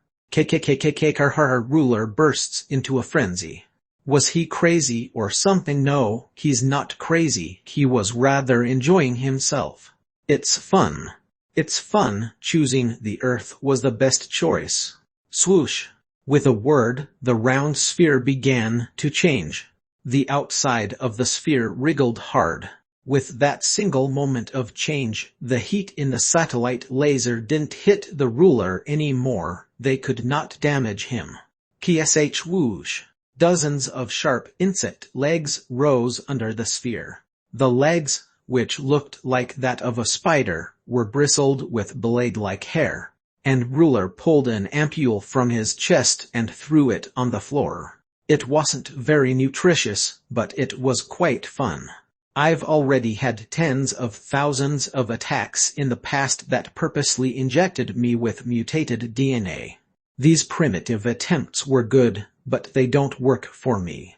Ruler's body slowly seeped into the sphere. And now I'm going to start attacking. I'm tired of playing more. Ruler's body completely disappeared and became a queer, with only his head left. Hold on. Arg! Dozens of tentacles stretched over the sphere, not so different from what was shown before. The problem was their number. The tentacles momentarily disappeared from her sight. Whoosh! Being beaten by something invisible, Gungi's body flew in the air. Bam! Gungi's body hit the rock. An ordinary individual would have been covered in blood with this single attack. She pulled herself straight out of there, but Ruler's attack was just beginning. SHH, SHH, SHH, SHH, SHH, puffing, puffing, puffing. Arg! The tentacles swung at her at a terrific speed. All Gungi could do was stand still and hold on as 10 tentacles hammered her beyond the speed of sound. She could not dodge it. Although she had a barrier, its part was cut off whenever a tentacle touched it. I wish you had been caught decently. Don't mess with me. Ha-ha! The tentacles went faster as his maniacal laugh rang around them. The red shield surrounding Gungi's body began to shrink a little by little, and eventually it was reduced to a size that could barely cover her. Poo-poo. The tentacles, which were swinging at an unseen speed, were embedded in Gungi's shield. Although they didn't reach her body, their heads soon turned like a drill and began digging into her shield. Thud, thud. Ruler's body slowly approached her. He was in no hurry, as if he had put a delicious dish in front of him. Schwat! Dozens of tentacles with sharp sides like that of the guillotine were pulled out. But there was no fear in Gungi's eyes as it looked at them. Rather, she said to Ruler with a smile on her face, "If you touch me, my Yi Huang will get angry at you." "Har, is that so? But too bad. It'll take him a long time to get here. Why do you think I came to this remote place? You believe in their teleport magic, but your knowledge is as good as mine. Teleport is limited to where you've been once. By the time he arrives, it'll be gone." "Oh, do you have anything to say to him in case we bump into each other later?" "I'll tell him when he gets over there," Ruler said in a mocking tone. But Gungi rather answered it with a smile. She felt sorry for him who took this place as his destination. "Just say it yourself, you pervert." Chapter 296 Unity of Two Gods and One. Chapter 296 Unity of Two Gods and One. 1. Ugh! Ruler stopped as if he had been electrocuted. He couldn't feel it, but he could tell for sure that the one showed up here. He didn't know how the one got through his interruptions so quickly, but he didn't have the time to think about the reason now. He was the only one who made him give up what he called an analysis of the opponent. It's been a long time since Ruler felt this eerie feeling. He was the most troublesome and difficult man to deal with when compared to the data of all the enemies he had fought against so far. He was a seasoned hunter who never overdid himself, and never shows his power. Being his opponent, Ruler tried to be as careful about the full-scale battle with that man as he could. Ruler had mapped out a complex plan and deployed as many troops as they could. This was because it was advantageous to play a battle after shaking the opponent with as little strength as possible. However, his plan had been disrupted. He got back to Earth faster than what he had expected. This meant that all the plans that he had went awry, and the fact that a man like Yi Wing was at the forefront meant that everything was ready. But it was Ruler who was already prepared for this situation. That was fast. "I was lucky." That's a bad answer. That's not very welcome at the moment. Damn it. Boom pow. As soon as the black sphere expanded rapidly, it exploded. It didn't actually explode. It would be appropriate to say that it had been torn into dozens. They spread out in all directions. And inside, a bizarre form of existence appeared.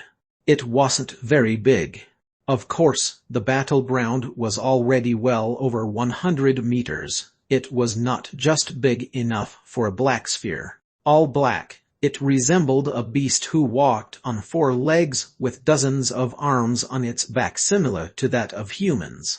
Pow! Covered in fabric, the being hit the ground at an unimaginable speed.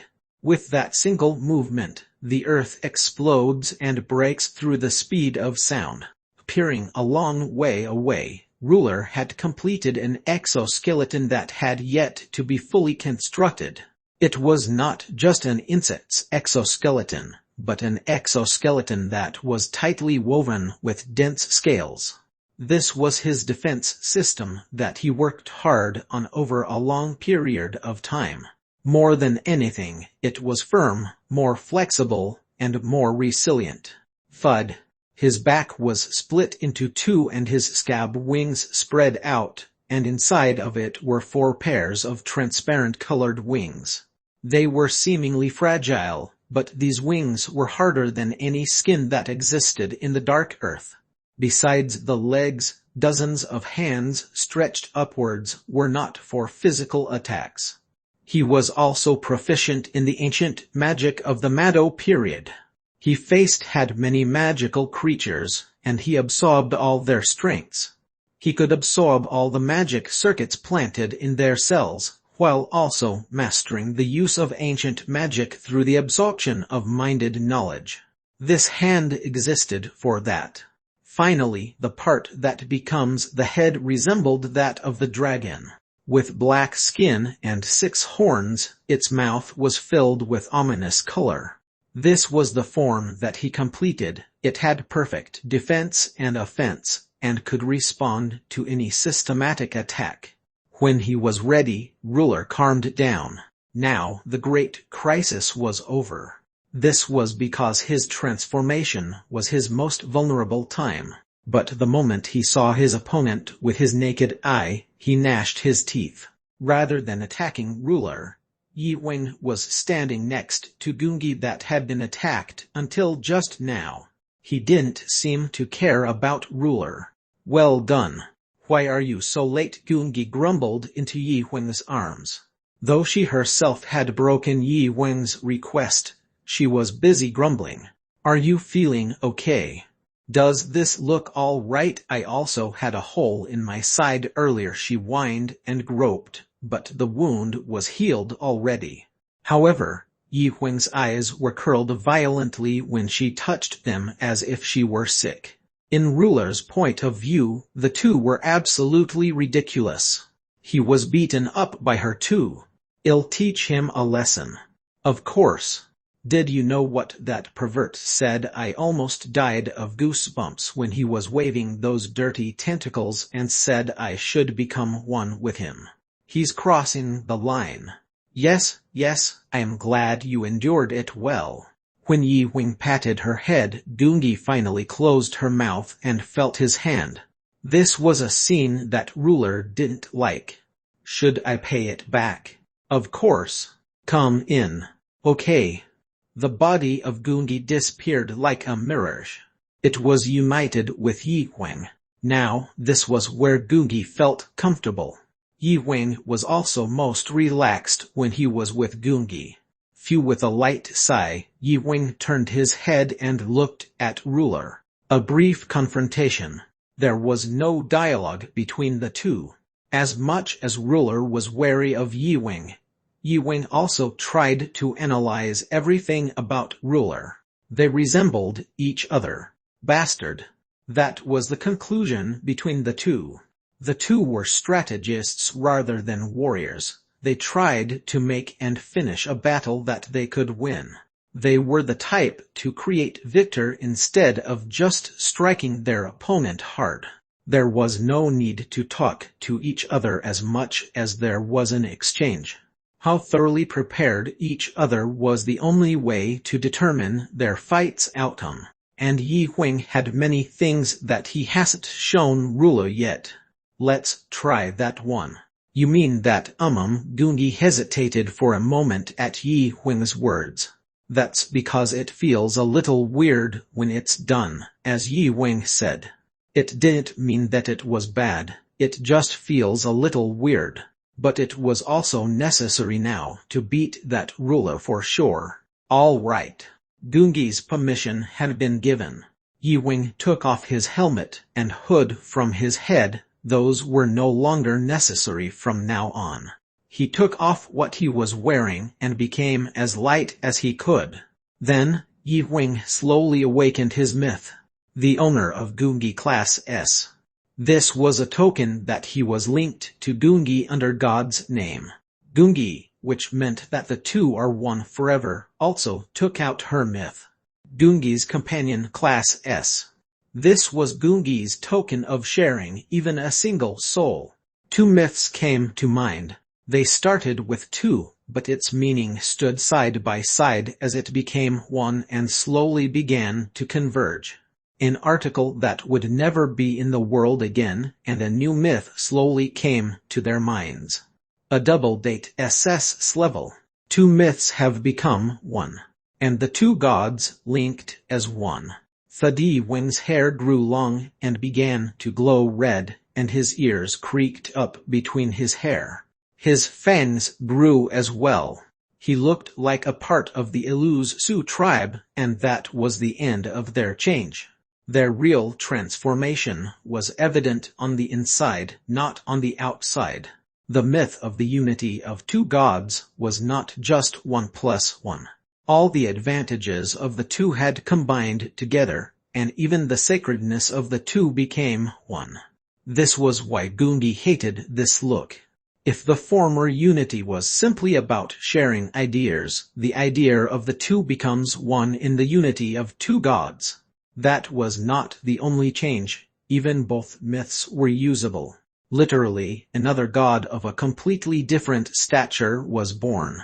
This wasn't actually a myth that they intentionally created. Both were looking for ways to become a little stronger, and they happened to find it in the process of upgrading a buff called Incarnation, which Gungi had previously bet on Yi Weng.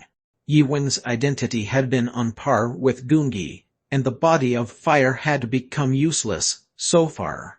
It was intended to improve that, but they realized that the myth of the two could become one.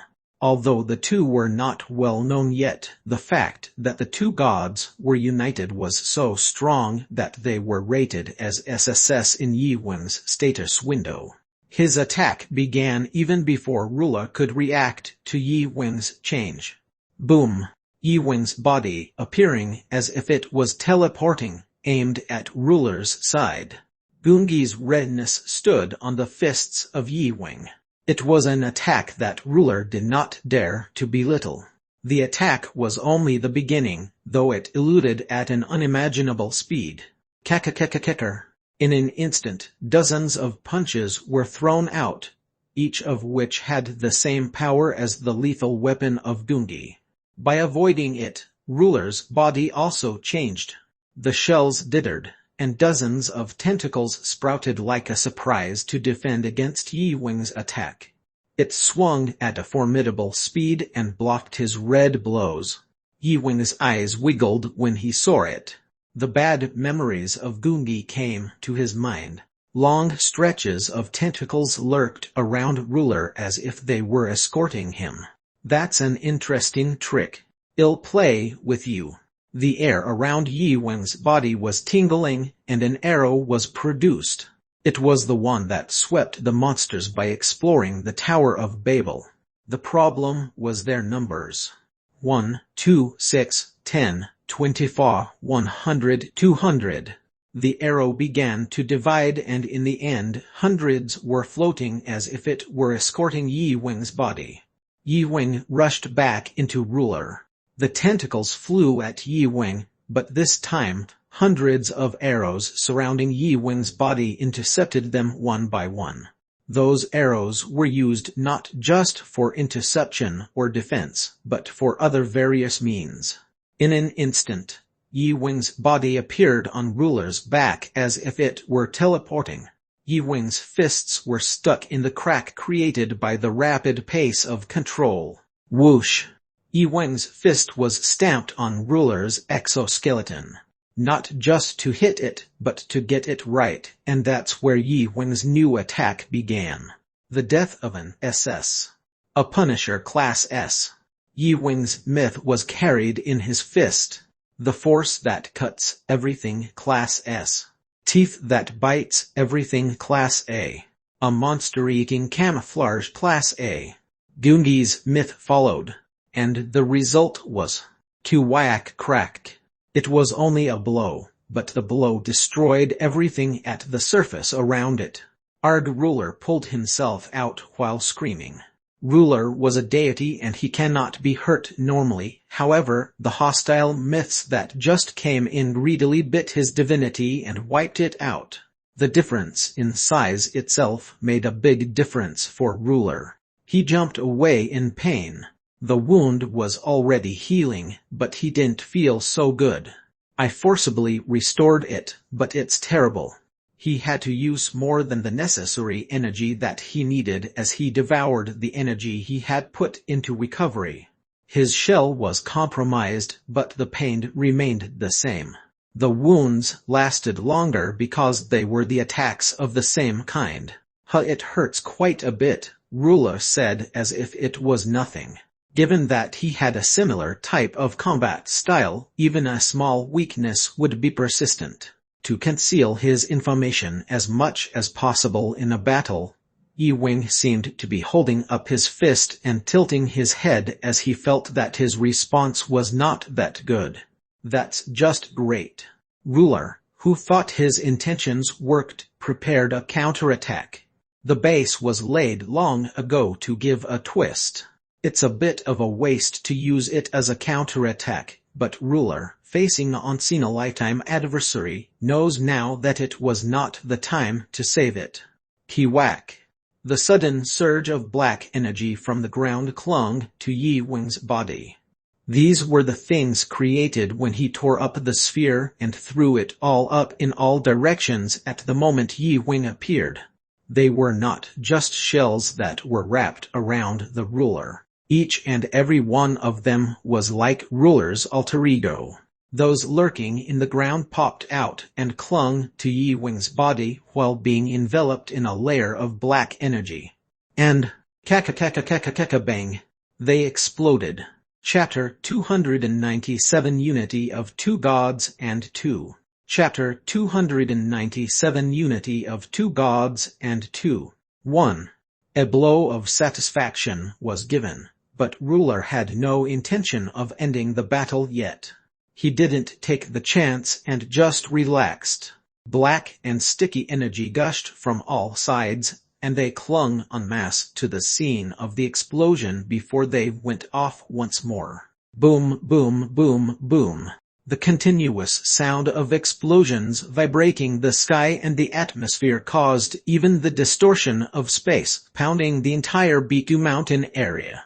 Originally, he would have saved this skill until the very last minute, but at the same time, he was a strategist who knew that if he kept saving, it would get wasted. Even if it was a handshake. Crack crack. The deep, steep valley of Nt. Biku collapsed under the shock. The clouds above the sky were dug up in all directions around the origin of the explosion. This shows how powerful the shock was. A thick cloud of dust flew up. This was after a pile of rocks broke apart, and a small mountain peak hit by a waterfall was broken. Ruler smiled confidently like a winner. This was because the trick he prepared worked perfectly. It was one of his proven attacks that he used several times in the past. But his smile didn't last that long either. Although all the dust had not subsided, the energy of his existence that should be in the middle of it all had disappeared. Was he turned to dust? His presence was wiped clean. Ruler can't find Yi Wing anywhere else. Was Yi Wing hiding under the ground to escape the explosion? It's not even funny. Hiding in the ground was not something he could understand. His attacks went so sloppy, one could tell by just looking at the heavy dust that had settled down that he just created a black hole. The earth did not diminish his attack by little, and his attack shrewdly targeted his very defense, but Yi Wing was gone. Then, a strange phenomenon occurred between the spaces in the middle of the heavy wick. A finger appeared in the air. Then, he tore them from top to bottom and spread them from side to side as if he had torn leather. It was Yi Wing, who looked as if nothing had happened. What's unusual was that thousands of tiny letters were spinning over his exposed arms. Ruler's face wriggled with anger. That's an interesting trick. Basic. Did you know? I expected that this kind of attack would fly in once.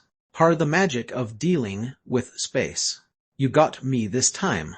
It's just a trick, not magic, but Yi Wing didn't bother to correct it. Yi Wing was a little surprised by this attack.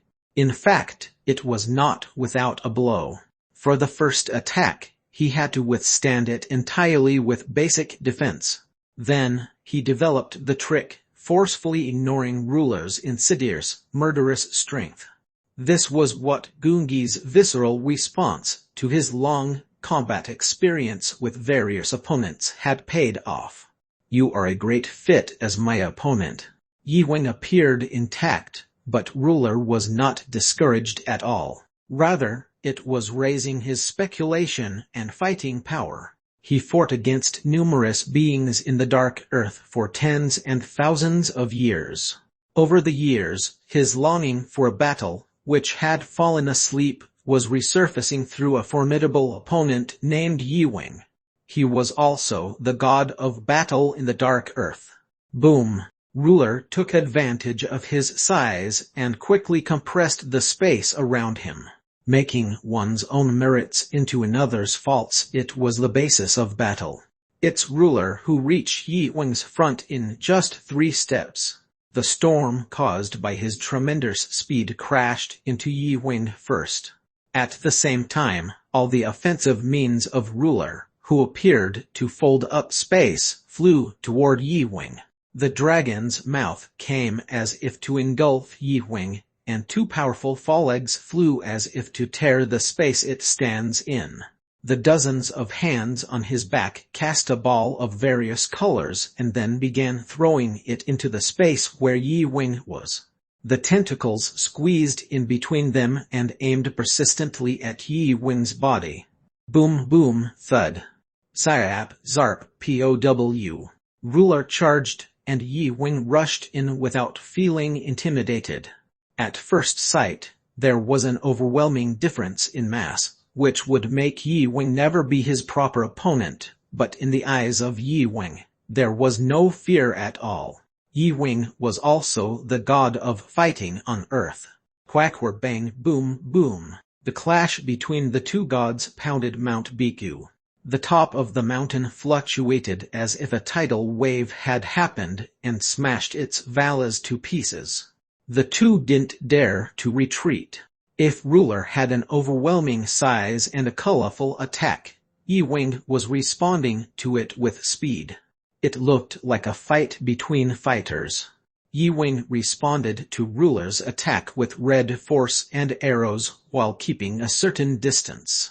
The 100-meter-long giant rushed to the scene with his mouth wide open, and the cave seemed to swallow Yi Wing in one gulp. But Yi Wing didn't panic at all and clenched his 2 fists at it. Invincible spirit of heaven. Rumbling. With a thunderous sound, a huge fist of strength extended from Yi Wing's fist. This was the skill solely performed by Quan Ji. Quan Ji's fist hammers if Gungi's attack was sharp. A small arrow was spinning wildly in the grip of his hand, which was hidden behind, pulling itself back with a rebound of invincible power at the same time. Swoosh! The arrow, which was shot in secret, hits Ruler's eye. Orc! Ruler screamed. Not only the arrow penetrated his eye, but it wandered through Ruler's head. Though it was not a quick attack, the clever blow made the black energy gush from Ruler's whole body, pushing Yi Wing away. Yi Wing stepped back in conformity with the spirit, and for every step that he took, Ruler's magic would fly towards him. They seemed to back down and attack while constantly injecting the wrong information into the enemy. It's really like a battle of gods. Stopping at using your little tricks, huh?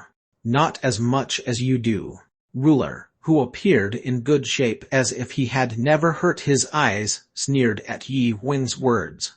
Yi Wing grinned at his answer. Honestly, if it's someone who was using tricks, Ruler was the one doing it. You don't have to hide it because you know that the longer you endure, the more disadvantaged I am. Ruler fell silent on Yi Wing's words, and a ghastly light flowed from his eyes. You don't seem nervous even though you know. Well, it is within the range of what I expected. Yi Wing shrugged, but in reality, this situation was quite serious. Yi Wing knew the reason why Ruler was running out the clock now. The more monsters come over from the dark earth, and the more people are afraid of them and the ruler lurking behind them, the more the ruler receives the divinity named fear and despair from the earth. Ruler was also taking the divinity from the monsters that were pouring into each dark earth gate, just as Yi Wing had revealed his presence to Ruler in the dark earth, and had gained credence with other beings connected to him. Within the range of expectations, I really don't like you. The black energy from Ruler's body materialized and wrapped around him. The fluttering energy made Ruler's body even bigger. As if there was nothing more to hide, Ruler began to display his absorbed power. Zap, zap. Ruler's appearance began to change. The dragon's head cracked up and down. His upper body changed and clung to his upper body. They all turned into dragon heads, big and small. Thud, thud. The long tentacles dug into the ground. The 4 strong legs on the ground were strained. Alerted a little, Yi Wing hurried to prepare for his response. Quire. The whole space they were standing was covered in darkness. Yi Wing popped out with a flash of light in the darkness, which devoured both light and sound. When Yi Wing, with red wings on his back, soar into the sky, dozens of black spheres follow him up. Yi Wing, who was flying away from them as if they were guided missiles, stopped in the air and fired back with the arrows he had produced. However, the number of black balls thrown by Ruler was overwhelming. The number that flies in a row was already hundreds. At the number that arrows could no longer handle, Yi Wing frowns his forehead. Yi Wing's hands were gathered together before he pulled one back as if he was pulling a bow. Between them, an arrow of red strength was made and appeared with a flash. Ping! The opposite arrow flew back through the black spheres into the dark space. The arrow devoured the darkness and struck Ruler's body a moment later. And, bang! The ground shakes and the atmosphere fluctuates frantically. The darkness spread and all the things exposed at it melted away. The waves of the air that soared into the sky spread out everywhere, ripping everything apart, and Yi Wing fell in an unstable manner. Thud! Yi Wing's knees bent down when he landed on the ground. His face didn't look so good, as Ruler stood upright where the darkness had disappeared. Though the attack was exchanged, it was actually Yi Wing who bore the damage. What do you think? Is this within the range what you expected? Ruler asked sarcastically. Yi Wing only glared at him without giving any answer. I'd like to talk to you more, but you don't look well. Ruler curled up. It's a preliminary move for a rush. Boom. I'll make it quick. 2. Swoosh. The cold wind blew up and disappeared, taking away the clumps of dust. When the things that had been blocking the view disappeared one by one, only one giant black beast and one tottering figure stood in the middle of it all. You bastard. So are you. Neither of them looked very well. Ruler's body had holes, where black gas was belching out. Tentacles and magic hands have long been knitted inside. Since he realized that the tentacles and magic were not very efficient in his battle against Yi Wing, he had not used them. Yi Wing's hair was also scorched. There was a thin stream of blood around his mouth, and his left arm was dripping with blood. Rumble. While Yi Wing fixes his left arm and wipes the blood around his mouth with a force close to regeneration, Ruler also repaired the holes in his body. Both had divine capabilities in combat. They knew when to hit and go in, and they knew how to play a boring tug-of-war to make up for their strength. Moreover, they were in the position of a god, so they did not budge from mere external wounds. It's only been a little over 10 minutes, but the two have had hundreds and thousands of clashes between them. And the bottom line was that the two were neck and neck. I failed. His plan went wrong. Ruler actually knew that from the time Yi Wing appeared, his plan had failed. Considering their capabilities, his plan to take root on the earth would still be hard even if he won, but now, he just spent his time without winning. Time was not on his side now. You wouldn't let me go even if I said I would disappear for good, would you? Of course. Yi Wing disappeared and blocked the Dark Earth gate. I never meant to let you go in the first place. You're too dangerous to be sent back to the Dark Earth. Of course. Ruler nodded coolly. He wouldn't let Yi Wing go either. If Yi Wing went back, he'd smash the dimensioning device right away. Yi Wing would know that too, but Ruler also had no intention of going back. No, he won't just go back. By the way, I can't go like this either. Ruler's body began to change. The black energy slowly began to dissipate. At the same time, his presence began to fade away. It's like he's dying. When Yi Wing tilted his head, thud, Ruler's body slowly began to crumble.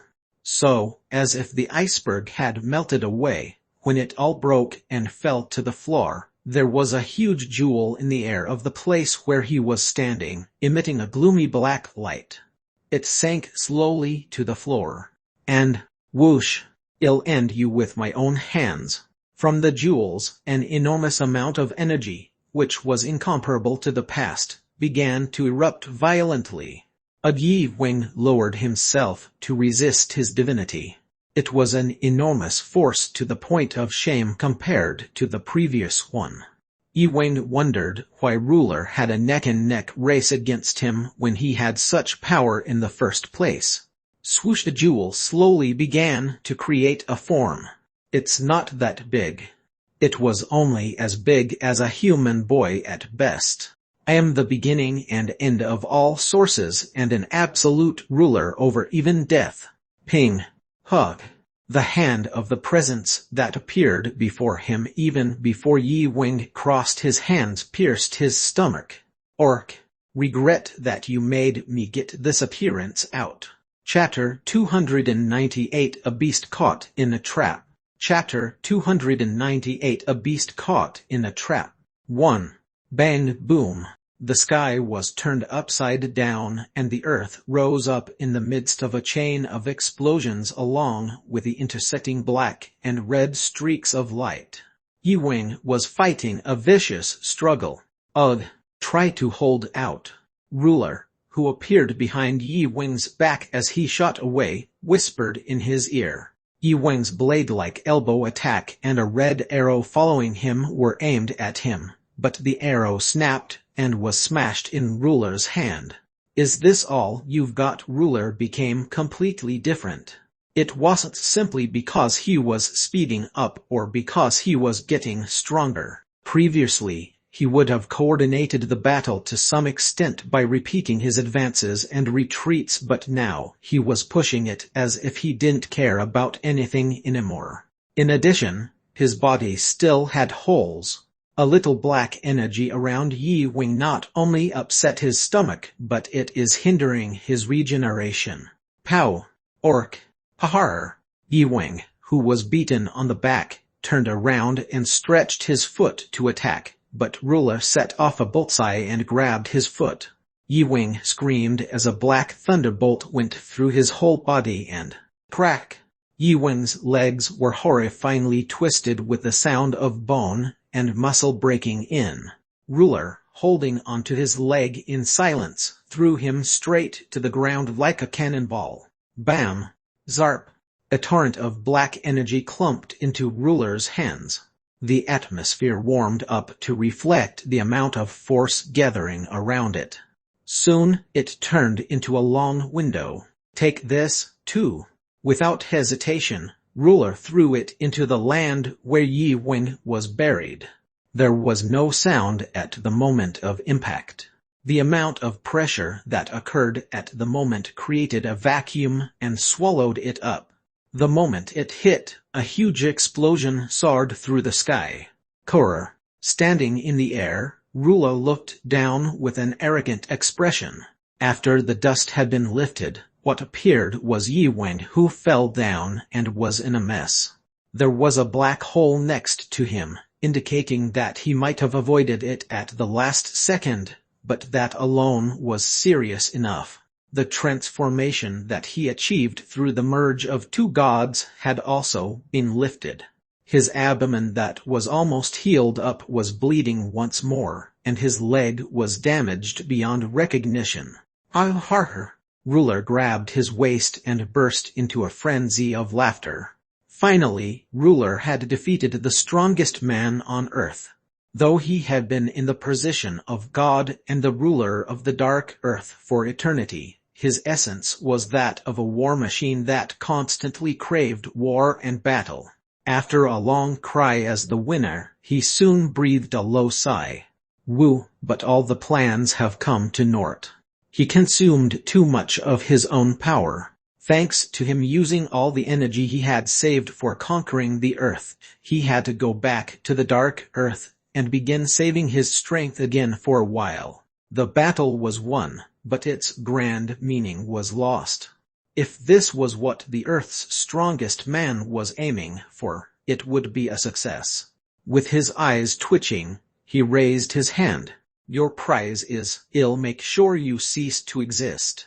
Again, he pulled out a long window made of black energy and pointed it at Yi Wing, who was crumpled on the ground like tissue.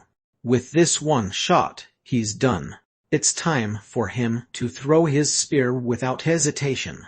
"You don't think it's over already, do you?" Looking as if nothing had happened, Ruler stopped his hand as he watched Yi Wing wriggle up. The wounds on his body were healed as if time had gone backward. Was that all? No, he became more powerful than before. "You were hiding your power, too."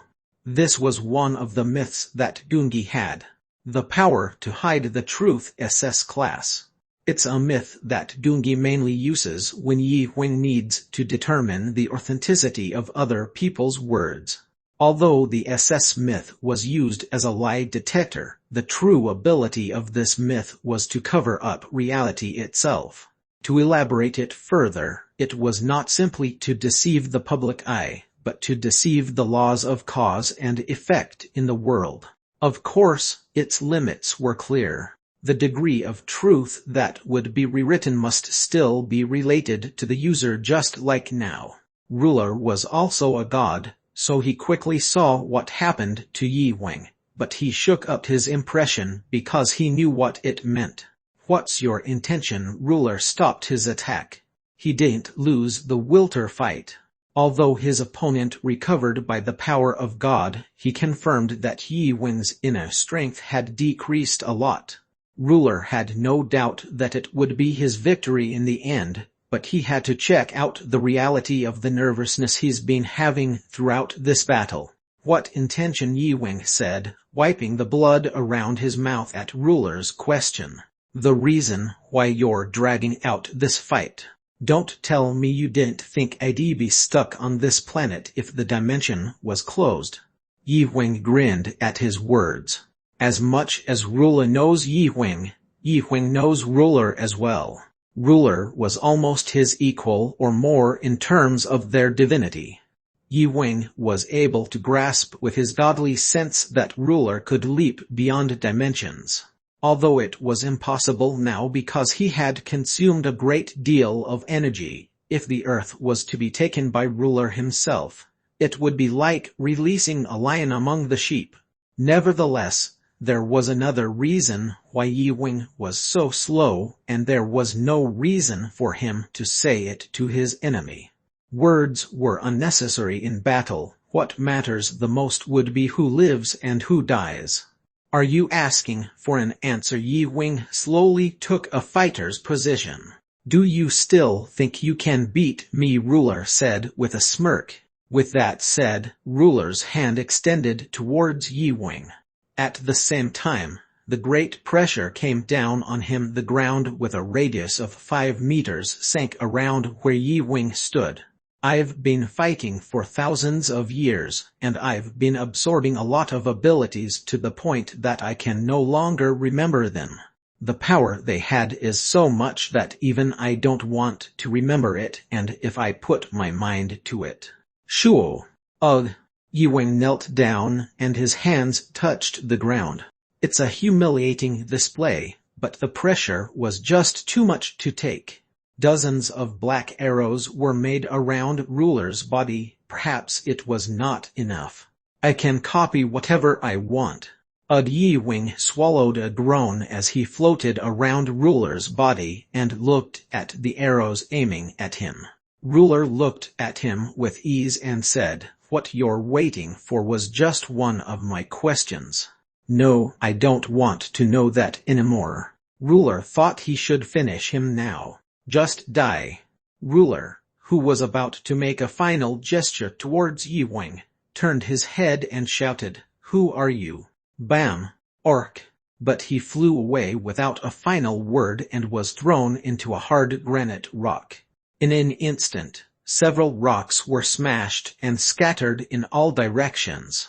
Orc! What? The Ruler staggered up. He couldn't control himself because of the shocking attack he just got. His opponent's attack was pure physical force without the power of God or man. The problem was that his opponent's physical force was so powerful that that attack broke through dozens of layers of defense systems around Ruler's body. He looked up at the being that beat him and found that there was a girl standing there.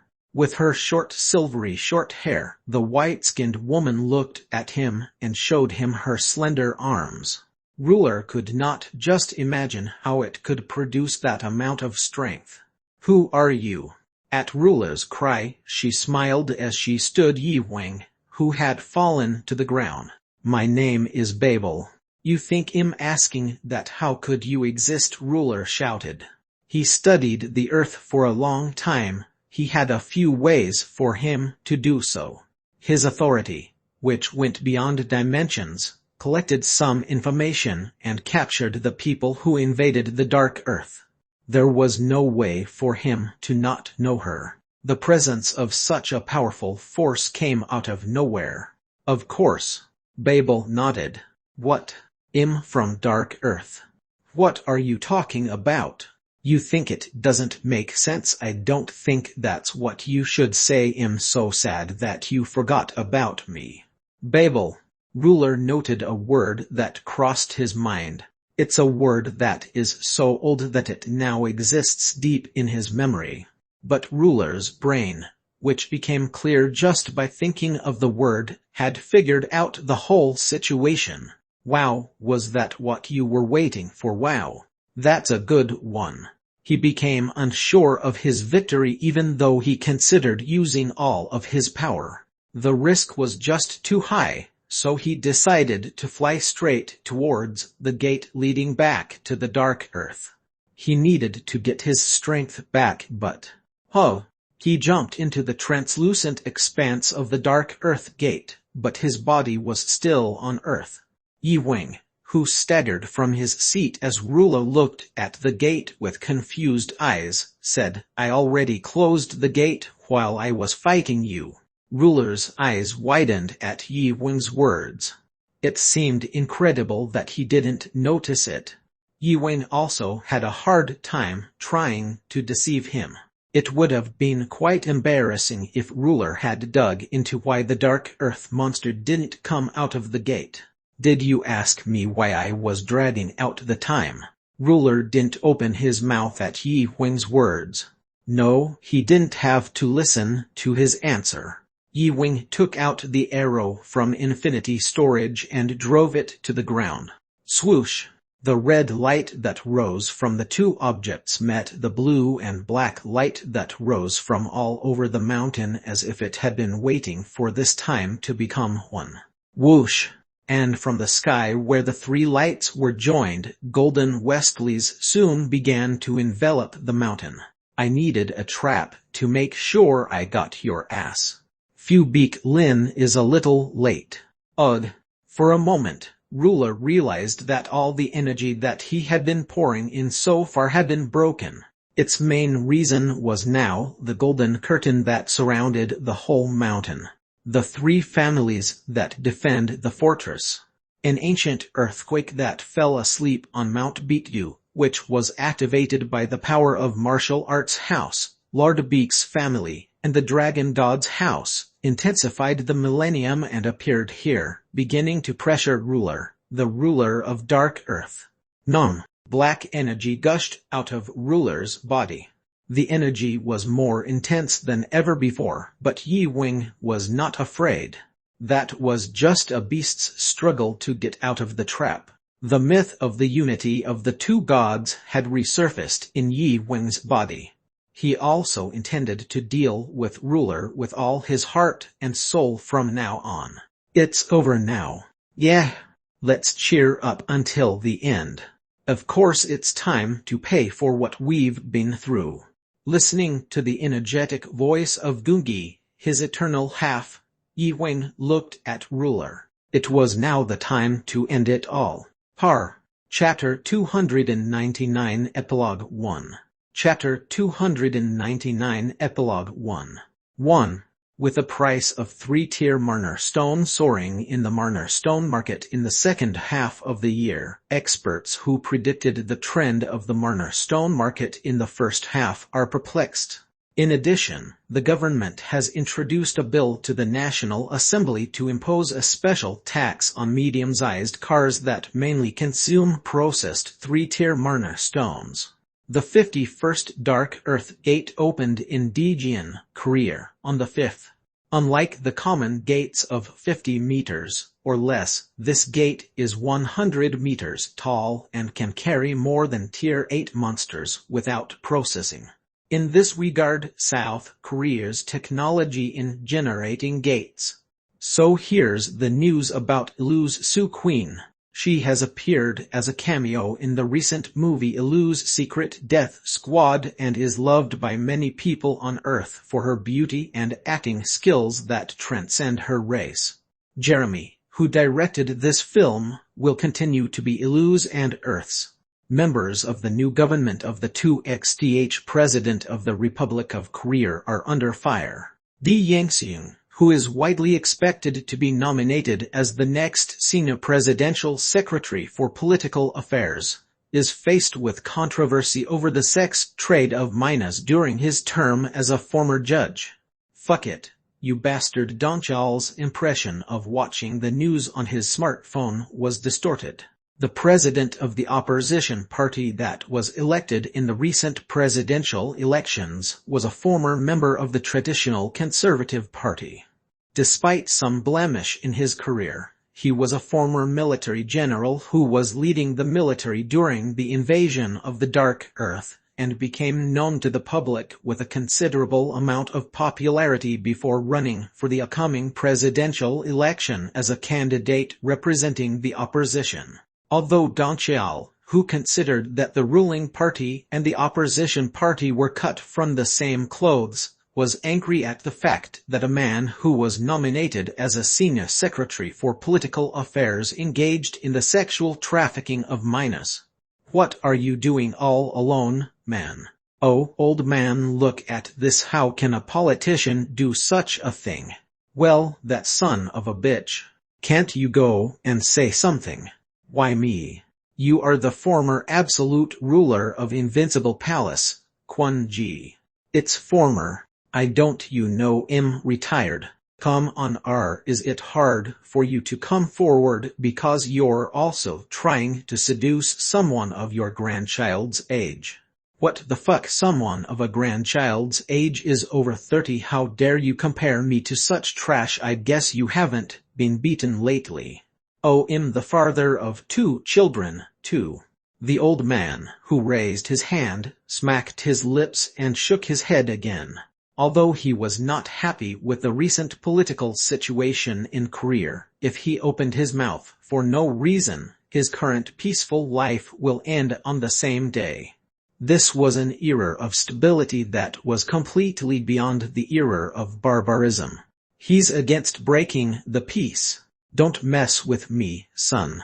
Dong Xiao, whose mouth was protruding at the old man's words, saw an old car pulled out by the old man and said, "What is that rotten car?" The old man flared up. "You son of a bitch, this is the pride of an old car. It's Chevrolet Imperial. Do you know how much this is?" "Geez, no doubt that you really are an old man," Dong Xiao grumbled and looked at the sky blue car as the old man patted it. The car, which had a sky blue background with white stripes, was being carefully cleaned. He had no idea how old this relic was. "But you're not going to take it, are you?" "Why, what's wrong with my Imperial?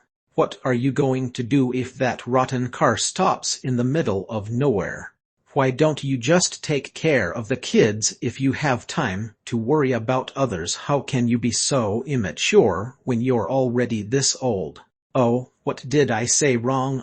Why are you trying to hit me again?" Blocking his hair, Dong Xiao tried to make a big fuss about what Quan Ji said, but he kept his mouth shut and looked back at the sound of a woman talking. "Old man, I'm ready." Dong Xiao's wife, Audiobook, appeared while holding the hand of a boy about 5 years old and a smaller girl. It's obvious from her bulging belly that she's pregnant for the 3rd time. "Oh dear, Yiwu, you came." When Yiwu, the first child of Dong Xiao, appeared, Quan Ji threw out a mop and strode to hug the child. Quan Ji had been living with them for 3 years. Dong Xiao and his son Yiwu, who had no other relatives, treated Quan Yi as their father and grandfather. Yiwu shook his head as if he was too annoyed by his grandfather, but Quan Ji was busy poking him while ignoring his small rebellions. "You smell like an old man. Har, you little bastard." Yiwu pushes out Quan Ji's face with his small hand, but Quan Ji was not concerned and was obsessed with Yiwu's cuteness. "But isn't Urumi going, too?" She said that she's having a hard time with her work these days. Things would still go well even without her presence, but she's just such a perfectionist. Urumi inherited Invincible Palace after Quan Ji. If the Invincible Palace led by Quan Ji was an organization of hunters protecting the Republic of Korea in the past, it was now transforming into a global company in the position to collectively manage the gates of each country. Many opposed the monopoly of corporate-managed gates, but all the other existing gates were closed and the emerging gates were artificially generated by the Invincible Palace after the invasion of the Dark Earth, forcing them to shut their mouths to repair or maintain the future gates. It might be seen as a tyranny of companies with proprietary technology, but there had been no major conflict as Urumi's corporate management policy, which moves for the common good of everyone around the world and the G20 powers on her side. What about Mr. Beeklin? He went to Japan 2 days ago. It was Dong Xiao who answered her question. It was awkward when they first met, but after a few years, Beeklin and Dong Xiao became friends. Of course, Beeklin was much older, but he did not have any difficulty approaching Beeklin because he originally had a morbid dislike of being called by his age along with his hobby of being a maniac. Why Japan? To go to the comic market or something with MS. Babel. Dong Xiao shook his head as if he didn't want to think anymore. Dong Xiao was not happy to see that Beeklin, as the head of the Invincible Palace's first attack squad, was wasting his long-cherished ability every day. Of course, he could not force him to do a hunting mission because he was a vital force in the making of the gates, but MS. Babel's ability would be enough to handle all the necessities even if the entire first squad were to go on a vacation for a month. In addition, she could control the Babel Tower, the one that spirited mankind's attack on the Dark Earth. Although it's true that they were the main players who prevented Earth from getting invaded, they've spent a few years playing around that Donchial, who was serving as the captain of the Invincible Palace's first attack squad, and the Invincible Warrior was getting frustrated by them. It's such a waste of manpower. To put it bluntly, he envies them. He wanted to give up everything right away and to play around with the money he had earned, but he knew that his retirement was still a long way off as long as the old man, who was now holding his son behind him, was alive. Did you contact Yi Huang? How can I reach him? You know where he is. All we can do is to go there and hope we find him. True. Quan Ji nodded in response to Donchial. The place where Yi Wing stayed was cut off from the world, a place where it's almost hard for them to reach unless Yi Wing contacted them first. In the past, he's been in regular contact once a month or so, but they haven't heard from him since about a year ago when he said his wife was about to give birth. It was a shame, but without him, the Earth would have been occupied by the monsters of the Dark Earth by now. He saved mankind, so he was a savior to Quan Ji as well. So, they have to go and see them themselves. Let's go. Yeah. 2. The air is always clear here. It's the Holy Land after all. Don Chao, who was climbing Mt. Gungi with them, took a deep breath and answered Quan Ji. His wife, who was an ordinary pregnant woman, was in his arms while Quan Ji carried his 2 sons. It can't be a holy land. The trail goes up to the middle of the mountain. Quan Ji pouted his lips as he glanced at the path he had just walked. Quan Ji didn't like all of it. Yi Wing is the owner of this mountain, and because he said it was okay, people sneaked in. Even if that's true, how could they do this to him? This was the land of the Master Archer, the savior of mankind, who blocked all the Dark Earth gates and wiped out Ruler, the ruler of Dark Earth. He's completely cut off from the world and doesn't tell the public whether he's alive or dead in the mountains, so the people are slowly forgetting him. And since Yi Wing gave some permission as the person in charge, I had to stay shut. I don't like it. I know, but what can I do? If it went for Yi Wing, Quan Ji would have stood up and defended this mountain. It was incomprehensible that the people would not follow Yi Wing's words, while they would not even worship the existence of a god that saved humanity. Whoa, I wonder how much he's changed. Yeah. The welfare district built by Yi Wing had expanded further and was now almost the size of a medium-sized city. Outside the welfare district, the city was continuing to expand in size, and standing tall in the middle of it would be the Gungi Mountain, where Yi Wing came from. It used to be an off-limits area, but Yi Wing opened the mountain as a track. Even though it's an off-limits area, the mountain was located right next to where people lived, so it was inevitable for some people to step on their feet unknowingly and get dirty. That's why Yi Wing donated some of the mountain to the city and declared only its peak to be restricted from the public. Of course, Yi Wing did not simply do this through words. As time went by, there were people who wanted to secretly climb Mt. Gungi again, hoping to meet the Master Archer, known to be the strongest in the world and the strongest in the ranks of God. No matter how tall their fences were, they kept trying to see if they could find their way in, but of course, they failed. The frightening hallucinations that appeared at the moment they stepped inside drove them away. The hallucinations, strong or weak, were fair. Everything about Mt. Gungi ruled them out. Only then did the people recognize this area as a sacred place. As expected, a human being only listens once a lesson was learned. Creak. Standing in front of the fence's only entrance, Donchal took the antique key out of his arms and opened the lock on the door. Only those who had this key were entitled to access the area, and that's Kwon Ji and Urumi. As soon as they entered the Holy Land and started climbing the mountain, it slowly started to get foggy. At the same time, the way they walked on had also become flat. This could never happen in Dungi Mountain, which boasts its steep mountain range. Donchal's wife and 2 children also got off from them and started walking. The path has changed in a strange way than it was before. I see, and Kwon Ji, who was walking with their children on his side, said, I think someone is watching you, but it's a strange wave.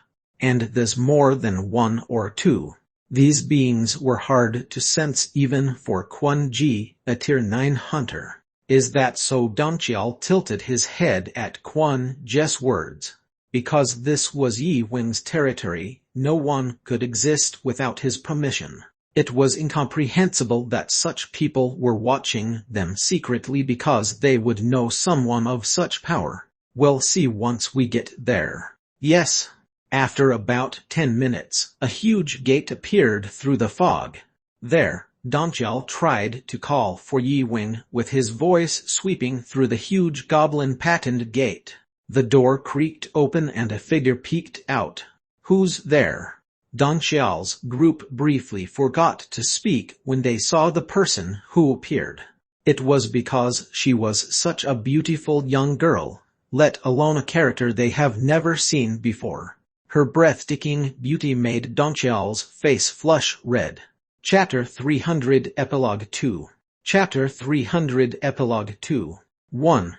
Well, is there happen to be martial arts house? No, I mean a man named Yi Wing.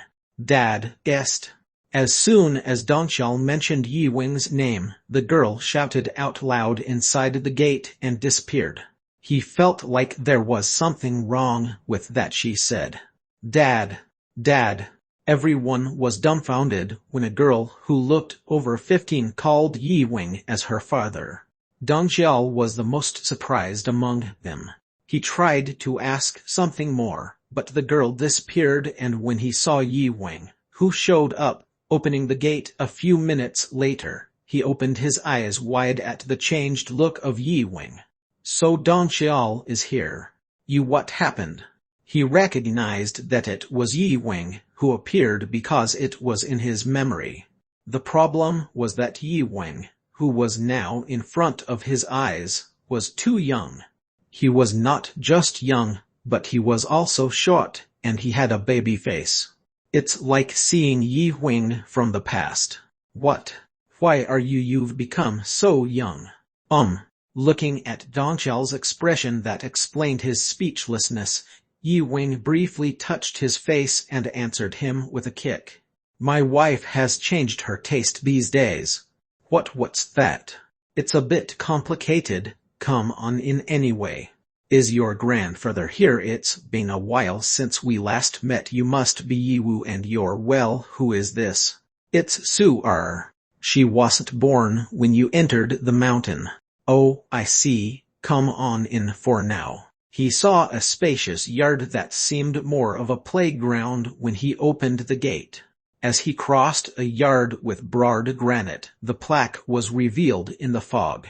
Yi Wing led the party to the largest of them after Yi Wing gave Kwon Ji a nod. I'm sorry I haven't been able to visit you in the meantime.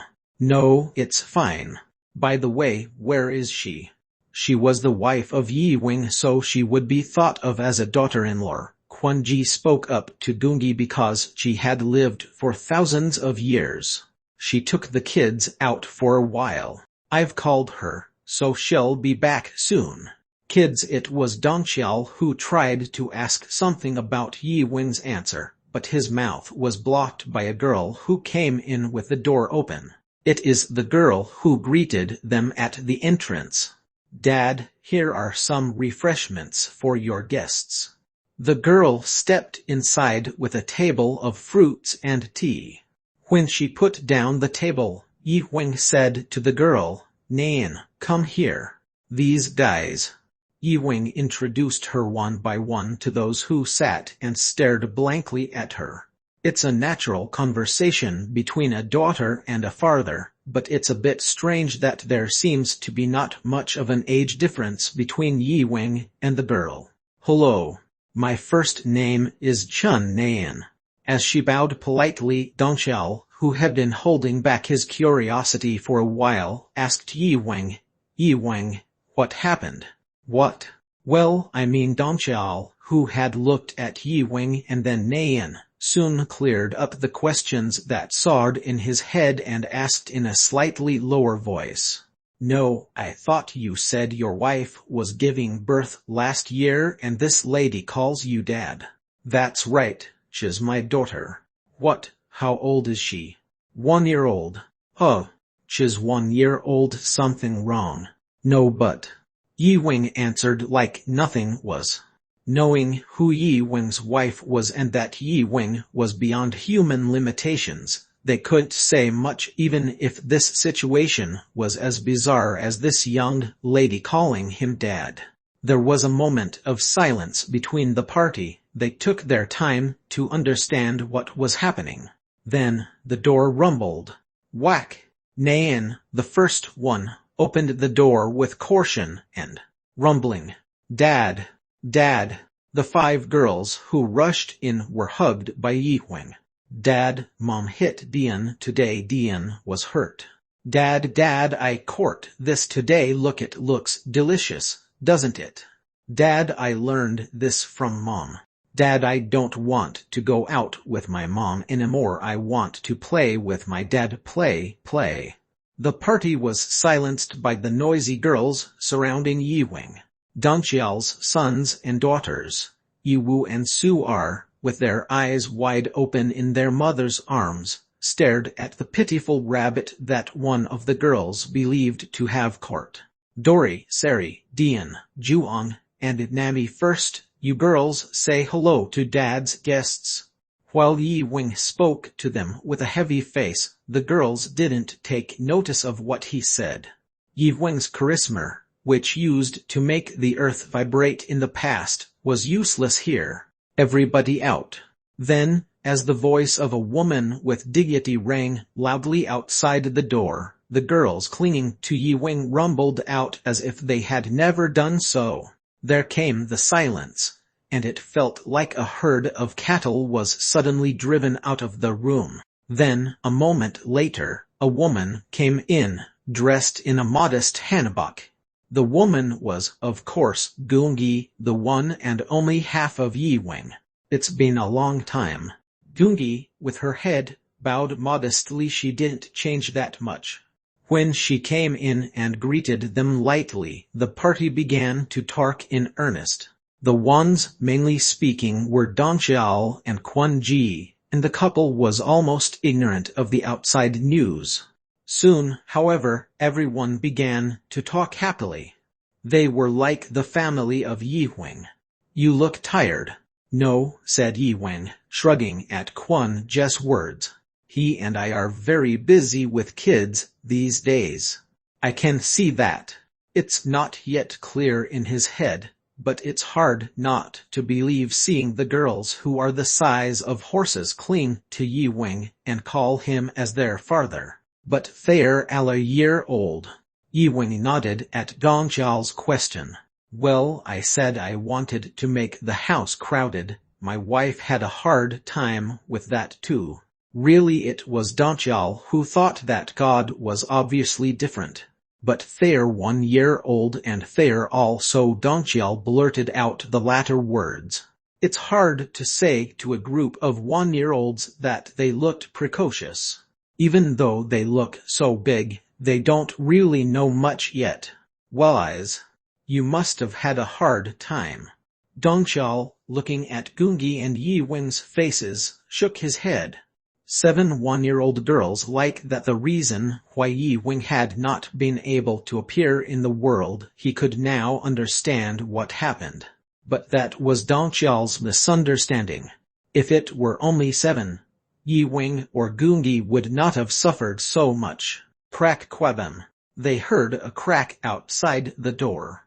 As everyone was silent and blinking at the sound, Yi Wing and Gungi looked at each other with a low sigh. Shall I? No, Gil, go. Let me take care of these guys. Excuse me for a while. When Gungi, who bowed her head in a calm manner, rose from her seat, closed the door softly, and disappeared, the curious guests all looked out of the door. And at the moment, with everyone's mouth wide open, they stared blankly at the great scuffle unfolding in the middle of the playground. There were 12 boys who looked like Yi Wing, and a dozen girls who looked like Gungi in a tangled battle. Interestingly, no one said anything. It's literally a silent scuffle. Moreover, it wasn't an ordinary scuffle, they were exchanging blows quite extraordinarily. One boy, in particular, was using Quan Je's invincible skill, and when he saw it, Quan Je's eyes expanded to such an extent that they couldn't get any bigger. That boy was so perfect and so natural. He showed a great sense of maturity that only the great masters who have learned from himself for decades could show. Everybody stop moving. When Gungi, who rolled up her arms and shouted with her voice that seemed it could shatter a mountain, everyone in the fight stopped as if time had been frozen. A look of fear crept up in their faces. Moi, line up.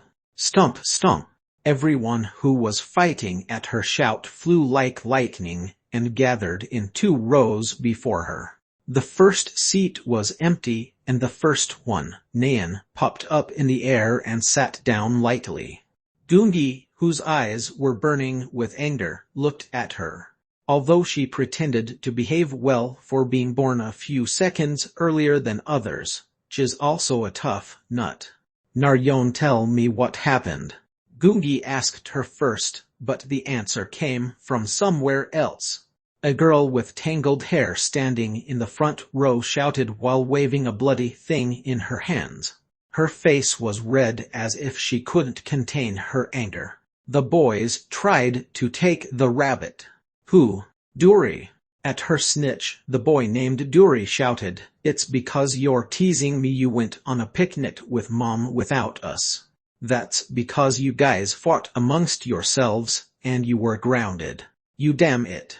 I'm going to tell Mom what you guys were doing out of the house earlier, sneaking a peek at the guests."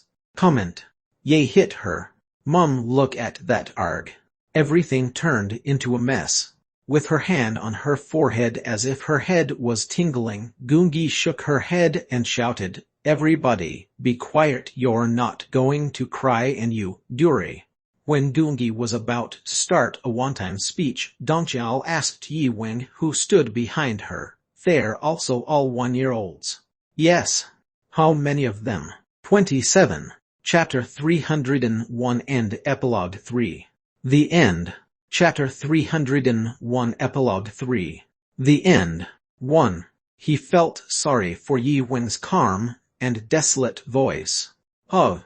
Dongqiao looked at Yi Wing with surprise and sympathy, considering that he's already being overwhelmed by 2 kids. Now, their legs were so tense that they're getting into trouble every day. He's getting a headache every single day, and there were 27 of them in this house. Looking closely, he could see dark circles around Yi Wing's eyes. Yi Wing, who faced tens and millions of monsters alone, didn't change his face at all, but now he seemed to have surrendered to that noisy army of kids. It's fortunate that Gungi came forward and took the lead and disciplined them. It must have been hard. Whoa, don't even talk about it. When Dongqiao and Yi Wing were sharing their feelings for each other, Quan Ji couldn't take his eyes off the boy who was using the invincible skill a little while ago. He only saw a couple of movements, but as the founder of Invincible writes, the kid took the perfect action. Besides, he was said to be only 1 year old. That meant that he's trained for less than a year. Greed for a talented kid flamed around his eyes. Yi Heng. Yes, Grandpa. May I live here? What? Yi Wing leaned his head at the sudden suggestion of Quan Ji. No, I mean there are so many kids that there are not enough adults to teach them manners. If I take care of the kids, you or your wife could read more chapters at El Isnovel. Well, it's going to be hard. In many ways. Yi Wing, who read Quan Ji's mind, shook his head and answered. His greed for talent had been well known since Yi Wing was a 4-star hunter, but no matter how powerful the top 3 in the world were, the impossible existed. Of course, Yi Wing would love some help, but no matter how hard Quan Ji tries, it would be hard for him to control those kids. It's hard, but they're only children. Yi Wing swallowed a bitter smile at Quan Ji's answer. Only children. At Quan Ji's words, only children, Yi Wing had a quick flashback of the past year. It was really good at first. Although she skipped all the childbirths and childcare that he heard about, Gungi's belly went from a ball to normal and the adorable toddlers came crawling to him. But that ended in just 3 days. The 27 plagues, who had been walking around as soon as they were born, began to fly and destroy the whole house on the 3rd day. The buildings of the martial arts house Gungi and Yi Wing had rebuilt fell flat after a day in the chaos of that disaster. Well, that was pretty good too, but still, it was the fruit of love between him and Gungi. After a month, that idea was wiped out. The speed of their children's learning was terrifying. They began dividing themselves according to their genders and began to fight fiercely with the martial arts they had secretly learned from Yi Wing and Gungi. The couple had long forgotten how the days went by. After half a year or so, they gradually became calm after being forced by Gungi. Maybe if Gungi or himself left the house for a day, they would show off their true colors right away. Now, Gungi and himself could control it, but what about 2 years and 3 years from now? He was sure that Quan Ji will run away. Well, would he be able to run away?